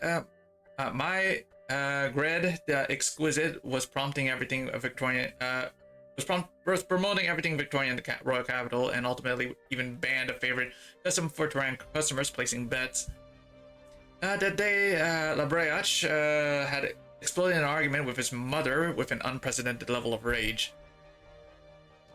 Afterwards, his mother ordered him to fast and reflect, but Ailil sneaked into his brother's bedroom and with a big piece of steak for him. The brothers blew out every light in the room and merrily gorged themselves, even licking their fingers clean. Enough stubbornness, soon everyone in the capital will be a Victorian, Ailil said. Briach stroked his still soft beard and merely shook his head. He asked, "Then why not make a bet with me once Mother's gone? Not a soul will willingly continue pretending they're Victorian." Fine, Ailil replied. The older brother burst into laughter. What's on the table then? What make a good wager? Why not the crown? If you win, I'll never set foot in the palace for the rest of my life. No, I'll wager anything but that. Ailil had refused, but it was I who insisted on having it my way, half as a joke and half hungry for a gamble. It nearly put him to tears, didn't I? Yes, because Ailil was always the type to give in, he definitely agreed. And so in the end, he said, alright, if you go, then never come back. Afterwards, I ended up leaving the palace, wandering for years as Ailil spent that time unhappy in the capital. I heard that after losing half his men in the court, Ailil was controlled by not even Victorians, but Turan's nobles speaking with Victorian accents.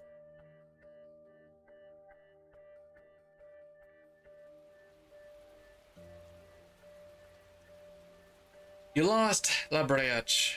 No matter how homesick you are, you've spent far too long on this family visit. Not to mention, you're just a pathetic shadow cast by firelight. Man, you have your own road to walk. No more breaking promises. Right, just like that, take out that purple fire from the stab wound on your chest. Huh. Oh. And now return to the dragon who walked the same path you did. The exiled king's face twists from pain, but nevertheless he extends his arm bit by bit towards the eye of the skeleton. Let's see. Ailil, is this your blades? Can phantoms also feel pain? Can they shed tears of anguish? Or is it merely the rain dripping through him as his body fades into nothingness? He can no longer tell. Or perhaps the flame of your good descendant here. Labreach. Ashini snaps around, but there's no sign of anyone else in this square. Only the purple fire in the red dragon's eyes. It flares up a split second before the rain extinguishes it completely. Looks like luck's on my side instead of yours this time. Okay, so did I get the trim? I don't know. I think it's trimmed. Looks like it's trimmed. It's trimmed. Let's go, dude. It got trimmed. All flames return to revive and re-enter spin state. Okay. Not allowed. Okay. Let's go. Easy win. No problems. It was an easy trim medal. Okay, let me see here.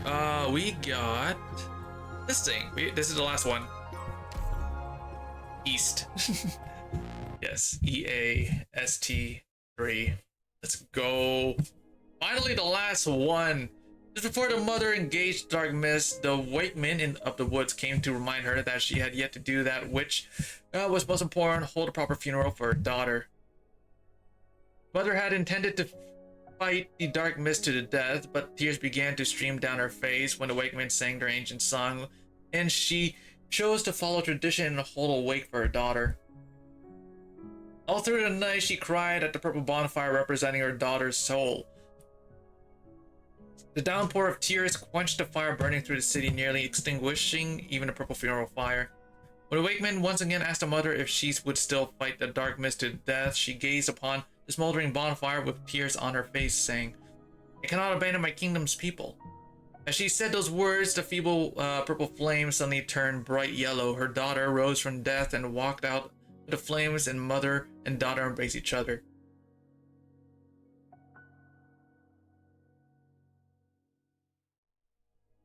So ends the story, not in fragments, but a true ending. Congratulations, we've pieced together the truth, and what a happy ending. This is all thanks to you. Come, let us toast, and I'll write this all down and publish it for. Well, publishing it may be a challenge, but now that it's complete. The funeral, the bonfire, the resurrection, you saw everything. I never expected you to find the courage to return to Sarsi, singer.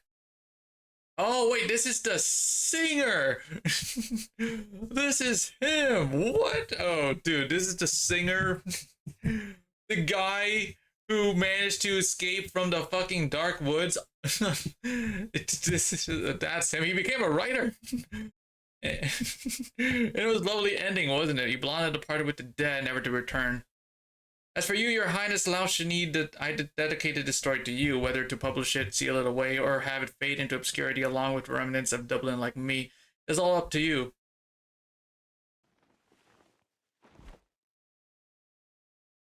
How wonderful. I almost regret allowing you to belittle yourself with a title like the singer. You... Wait, what? You're not Lao Shani, you're Iblana.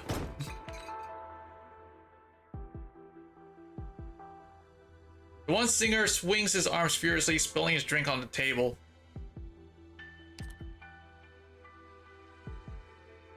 I'm just letting it zoom out so I can get a screenshot.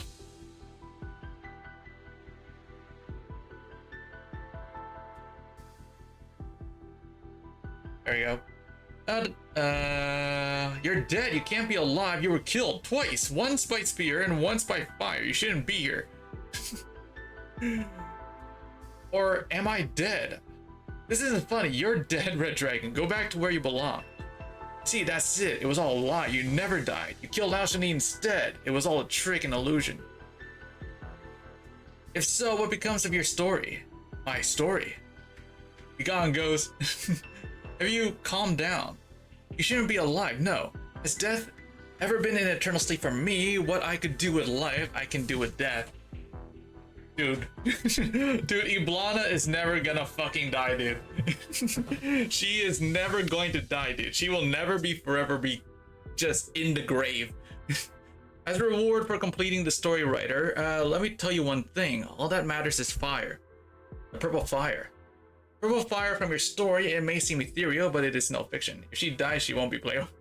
She will never die, bro. She will live forever. It is true that over the long course of the war, I shared too much of my flame with others and became weak, feeble. But fire spreads, fire consumes, fire grows. After the battle with Noxer on the Gastro, I needed to take back the flames I had given away, which had been growing on the plains, in the ruins, in the hearts of the people. You wanted it repaid with interest. Taxation is the most basic authority of a monarch. Mundane kings collect blood taxes to nurture their armies, to fight over land and people that will last mere centuries at most.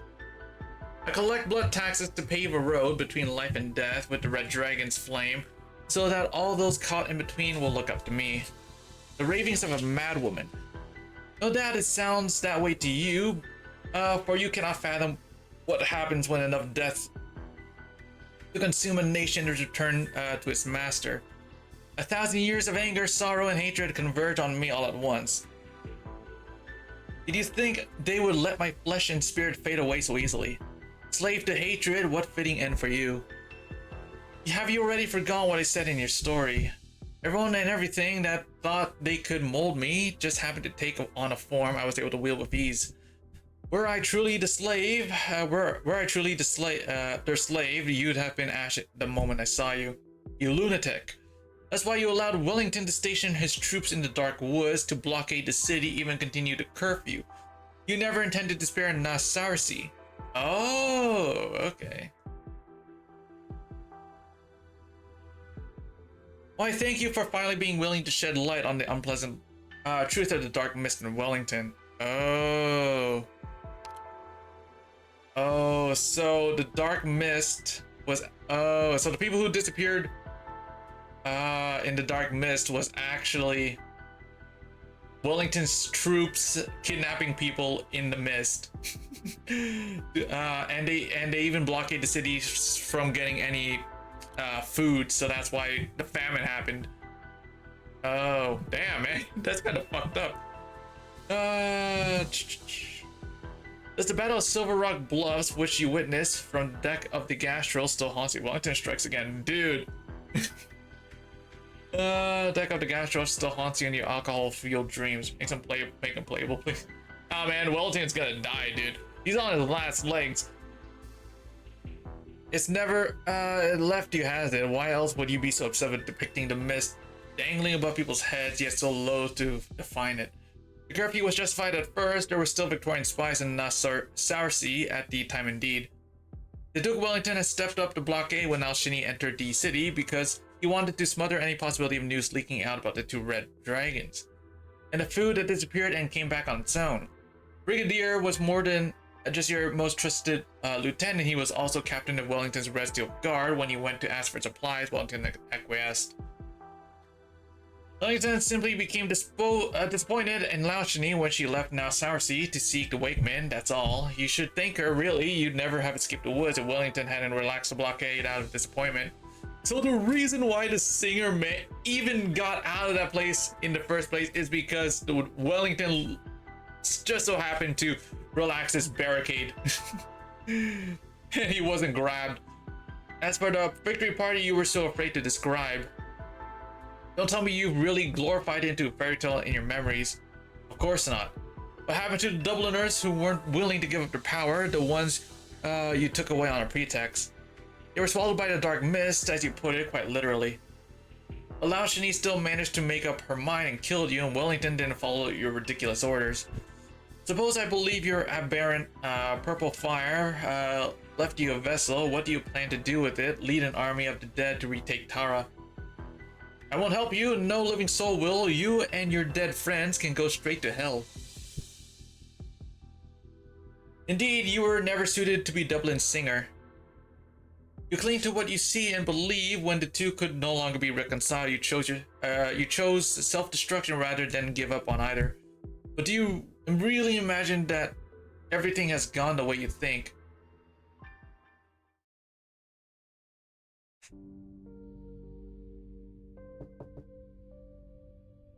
Letter of Grace. You may enter. Is it urgent? No, ma'am. But look at the seal. It corresponds to no emblem, no record from the past 50 years. Ara? The Duke of Castor scrutinizes what the servant is holding. On the edge of the envelope is an emblem excavated from the dust of history. Young have never seen it, while the old have forgotten it. Only those forced to keep an eye on history remembers its source. We are uncertain whether it is the Margatara or the King of King Gael. I never took you for a scholar of heraldry. That was not my intention. It is enough that we know what it signifies.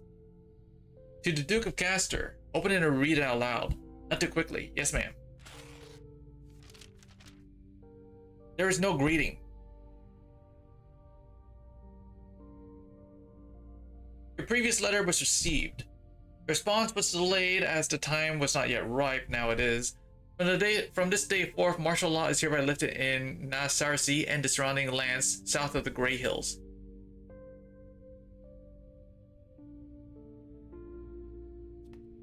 Extra, read all about it. Martial law to be lifted at midnight across all of Terra. Publishing restrictions were lifted. The art community rejoices. Read more on page 2. Finally, now we can call this a proper tavern. You're here, with the curfew lifted, you can drink all through the night. Besides, it's my birthday, drinks are on the house. Really? You sure about this? There are enough people in the city to drink you out of business, to drink you out of house and home. Worry about yourself. Look at you, rich boy, leaving your lamp on in the middle of the day. I was just so busy I forgot. It's been warm lately, so I've been renovating. I thought I'd take the day off. Guess I really have been too busy. So how about another beer? I've got to get this fatigue out of my system. Here you go. On the other hand, I'm almost more afraid of not being tired. Being tired is how I know I'm still breathing. No, that's not quite it. How should I put this? Living. Yes, living. You too, ma'am. Here's one for you. Oh, it's you, Emma. I'm sorry, I've got to get going. Off to do your time on the AG plate. Yes, no idea how you managed to smuggle all that food out last year, but I hear you've been paying it off with honest work out over there, so no need to be shy now. Have one on me. Okay, so this is like a year after, Thank you. Living. Utara. 2. Emma holds the cup with one hand and puts the other in her pocket, clutching the necklace she reclaimed last winter. The words said to her when it was returned come out of her mouth almost by instinct. To all our countrymen who gave their lives for Tara.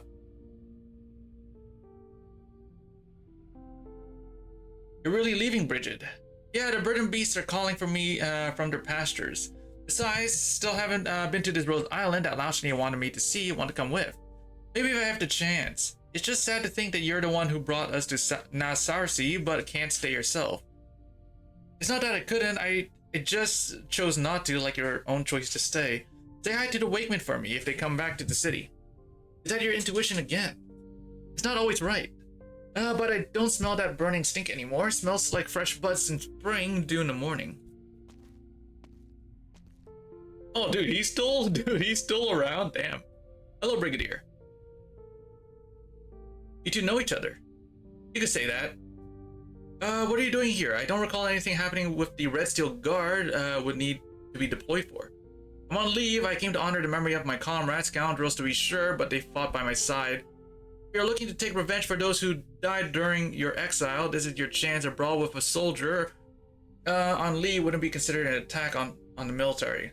It wasn't you who killed Selman and the others, not directly. Remember what you did, that's enough for me. I see. What more can anyone ask for than to be remembered?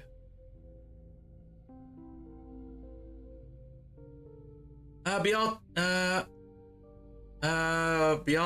also known as the Festival of Fire, is scheduled to be revived in the coming days. The fire passing ritual will start in Oak Grove County.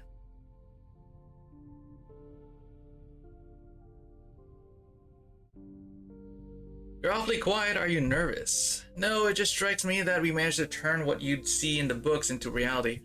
On the last day of spring, we extinguished the fires in our homes, then come together to relight them at Bialtane.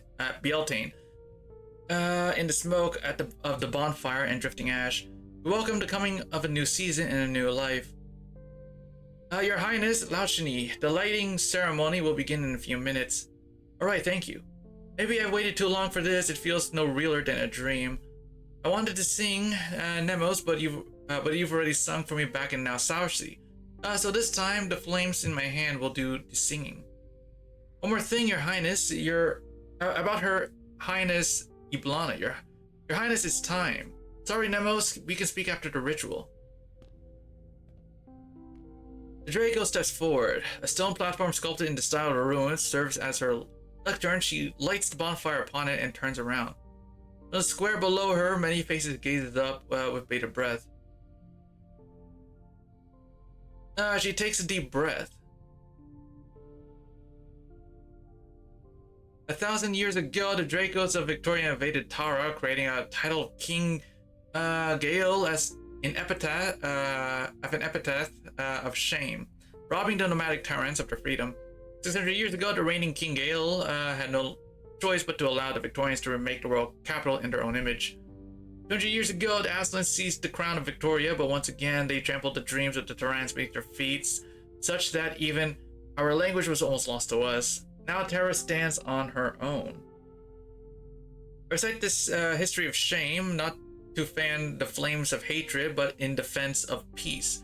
Sing what songs in Victorian suffice to praise the beauty you see. Tell what tales in Tehran will move the passions. Remember, so that we might provide the living the dignity of life, and the dead the promise of reunion. Throughout the cold night, we shall retain a warm flame. As such, I, Laushni Dublin, the last descendant of the Terran Dracos, I shall light this fire symbolizing new life. May it guide the way for all, whether living or departed. Enclosed, you will find templates for nomadic city immigration forms. Signed, the Kingdom of Tara. This is treason. The King of Tara has long been one of the titles of the Victorian Emperor. Nothing in this letter denies it. To avoid conflict, the Red Dragon has even indefinitely delayed the coronation so many are looking forward to.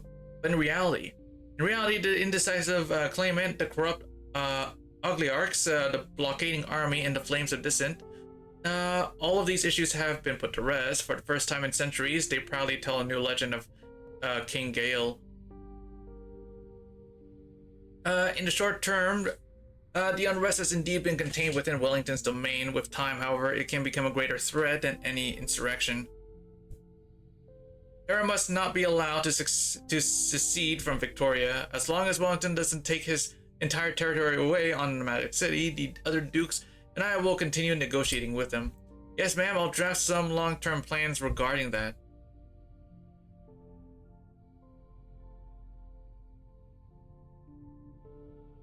It's finally over. Well done indeed. Thank you. So what was it you wanted to say about Liblana before the ceremony?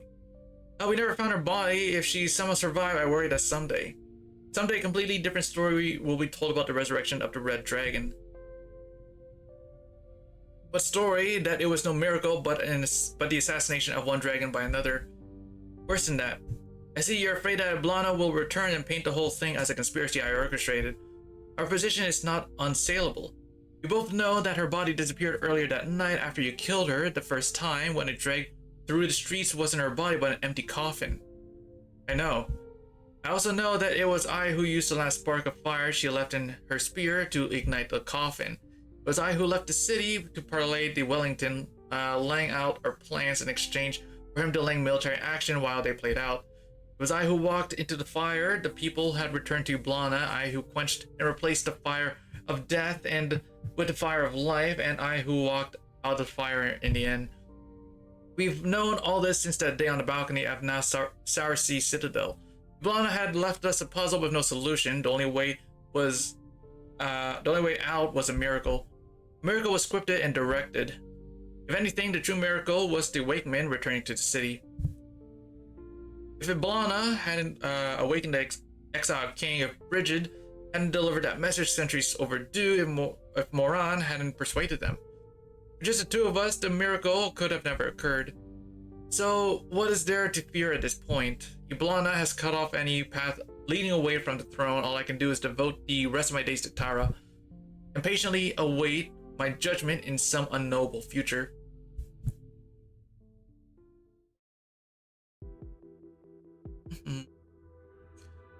Nemos was dragging an empty coffin. Laushni was planning to resurrect the dragon the moment she first killed you. You're lying, you. I know, it was Wellington. He found a conscience and lifted the blockade on his own. You just won't give up, will you? The Iron Duke with a conscience. Hilarious. You promised him that only good could come of your scheming.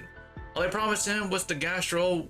On the gastro was that I could change the direction of Tara so long as Laushni was willing to return. Red dragon who breathes flames of death, the specter of force with its dead soldiers doubling with its blood-stained hands. Everything was fated to sink into the darkness while the Durants united under the banner of the one and only Red Dragon.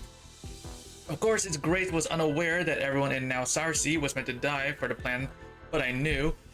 This a city of doomed souls in exchange for Terra's lasting stability. Only good could come of it, no? A shame that the Duke isn't fond of Lao Shini. Things could have gone even more smoothly otherwise. Sophistry, you lied to Wellington, your plan was anything but harmless, and the people of Nasarsi did live. To everyone's surprise, in exchange for their lives, Lao Shini reached for the scepter of power that she detested so much. She chose to write a saga, a novel, a miracle that should have been beneath her noble dignity. It was something only she could do, something that wouldn't have been possible even a few years ago. Would you have placed a miracle on the scales from the start? What if Lao Shini had failed? Then you wouldn't be sitting here enjoying your drink. I'm sure you've heard stories about what Iron Duke does to whatever you consider an obstacle. Every story begins with an inspiration. Memories rush into the writer's mind as sea waters at high tide. He struggles to break free only to find himself powerless against the oncoming tide. A dragon. You knew from the beginning. You almost destroyed Nasarsi. You made a mockery of all Terra. Now, I must object to that. I simply fulfilled a promise. Is being true to one's word no longer virtue? Even you yourself admitted that this was a happy ending. No, never. This isn't how the story ends. This isn't how my story is supposed to go. Writer sees a sliver of white. He falls to his knees and crawls along the ground, trying to collect the scattered sheets of paper that had blown loose. 1, 2, 3, clutches them in his hand along with his pen. No. What would you like to write? Let me help you. No. Oh, dude. The writer's shoulders tremble hysterically. Panic. He begins to back off until his back hits the rickety wall of the tavern. Grabbing his pen like a spear, he begins to stab at the paper. Muttering under his breath, he only manages to cover them with scattered ink blots. Soon, even his muttering loses coherence. A commotion causes the drunken barkeep to come out from behind the counter and grab him by the collar. What you babbling about? Realizing that he can no longer form words, the writer looks desperately towards the woman, watching him with disinterest. He points at the woman's hands, then at his own mouth. The meaning was clear. You've lost your words. Perhaps you've hit your head from excitement or had a minor stroke. Or perhaps it's because you just saw something you believed in so firmly, for so long, shattered to pieces. The very thing that inspired you to join Dublin caused you to stay at the victory party and made you turn back to Nasarsi halfway.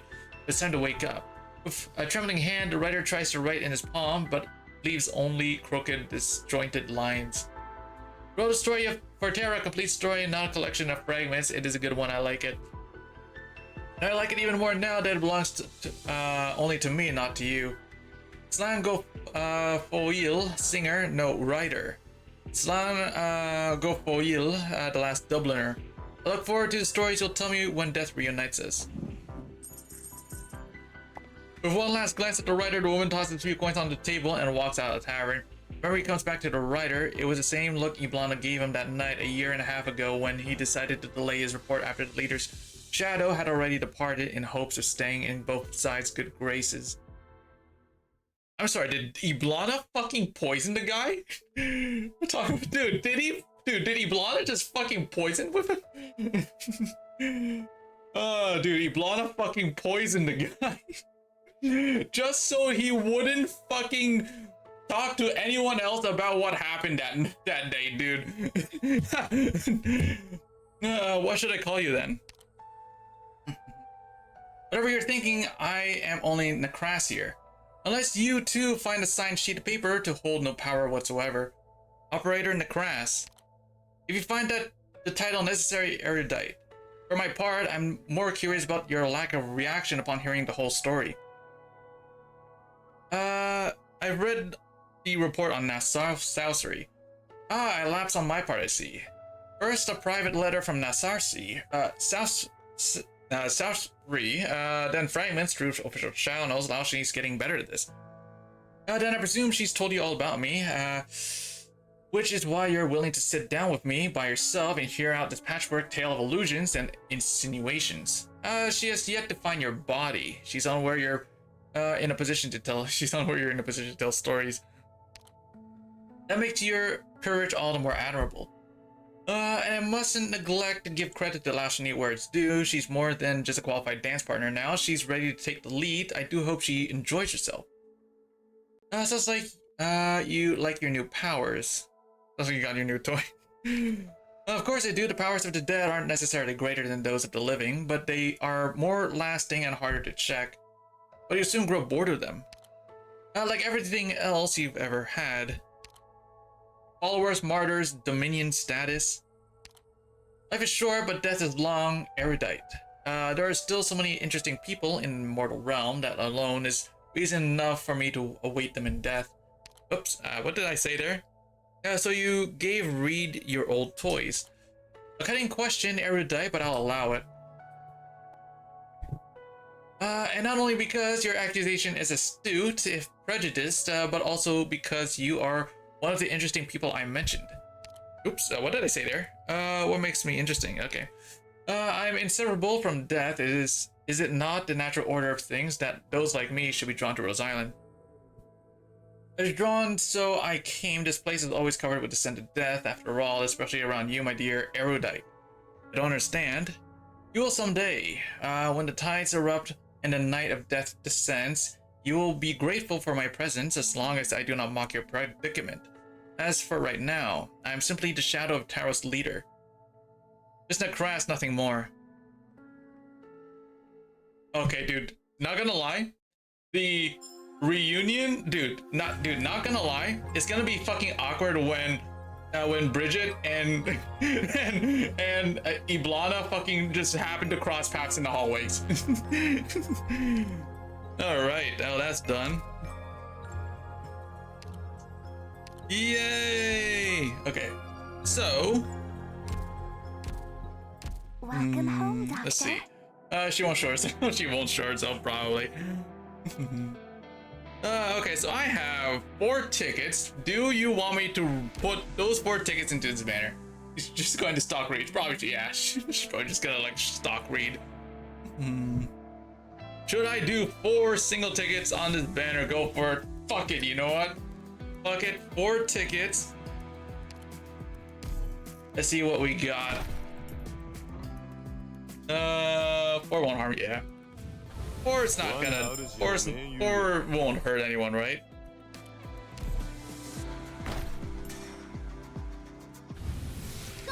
Nothing.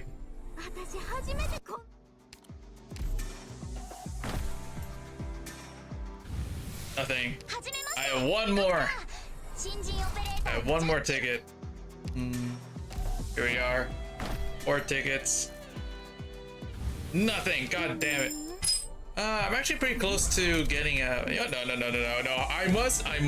Oh, no. I always do this. I always fucking give me some excuse to pull more.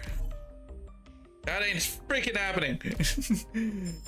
Did you get the 5-star? Oh, I did not get the banner 5-star. No, I can't remember who the fuck I got. Okay, so let's see.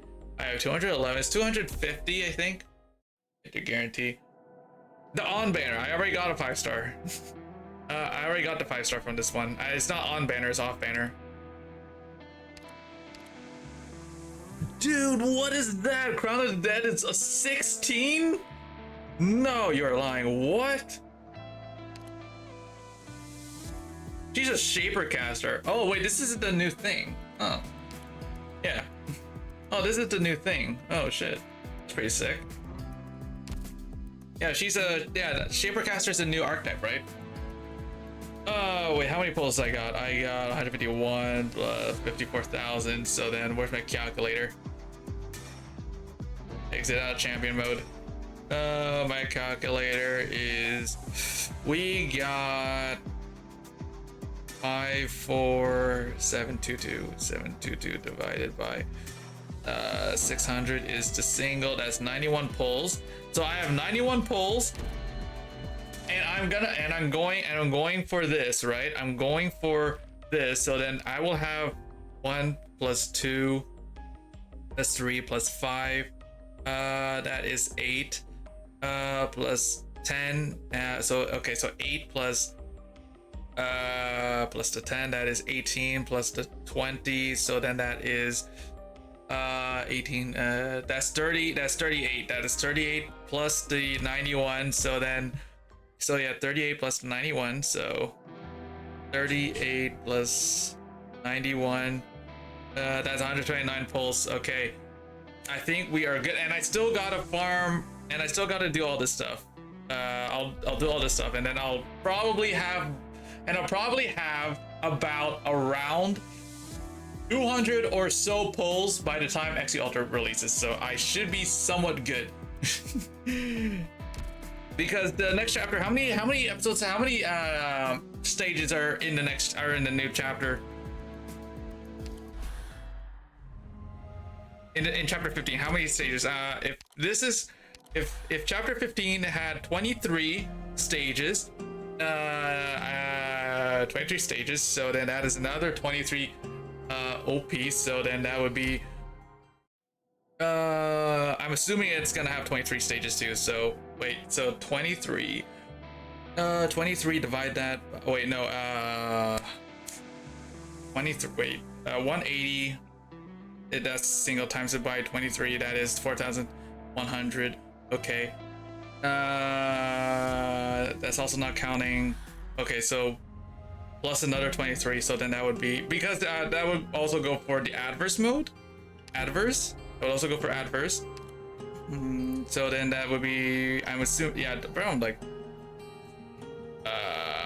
that's not including this, and not including that, so plus 21 plus, oh, 21 plus, okay, so wait, I'm fucking lost. Where am I going with this? Hold on. So wait, it's 21 stages plus the 4. So okay, so both adverse.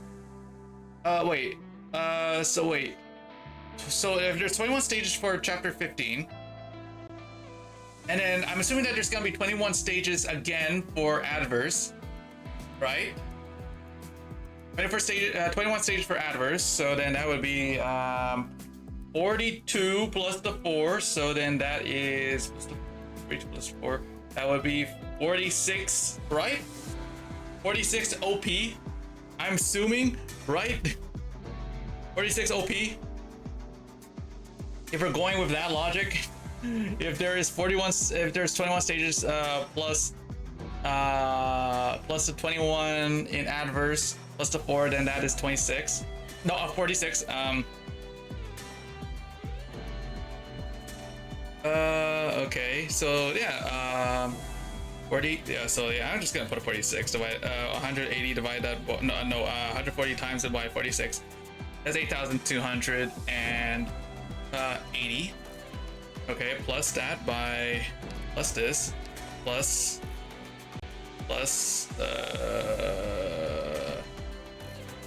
this, but that would be 5, 4, 7, 2, 2 equals, divide that by 600. That's 105 plus my 38. Yeah, plus 38. That is 143 pulls.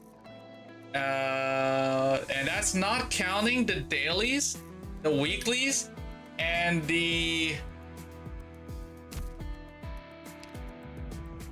this thing. That's not counting it. So that's honestly like a little bit more than what this is, probably. So I should probably be good by the time XU drops. And that's also not counting the maintenance stuff too. So I think I should be probably good by, oh wait, plus the monthly pass. Okay, so yeah, no, we're good. okay, yeah, no, I'll make it, okay, I'll make it to 200 by the time XU Alter dropped. Okay, I'll make it because I have the monthly thing. So where is it? There it is. This thing expires in 8 days, so I'm refreshing that. Because I need more pulls. So anyway, I'm gonna call it quits now, guys. 6 hours and A2 are a type 6 of hours and how many minutes? 6 hours and 37 minutes. Actually, not bad. Usually, I'm here for a little longer. But yeah, around like 6 hours or something is about right. I thought it was gonna be like short, but yeah, no, that story stuff really, the story in the end really takes it away, huh? Really takes a while.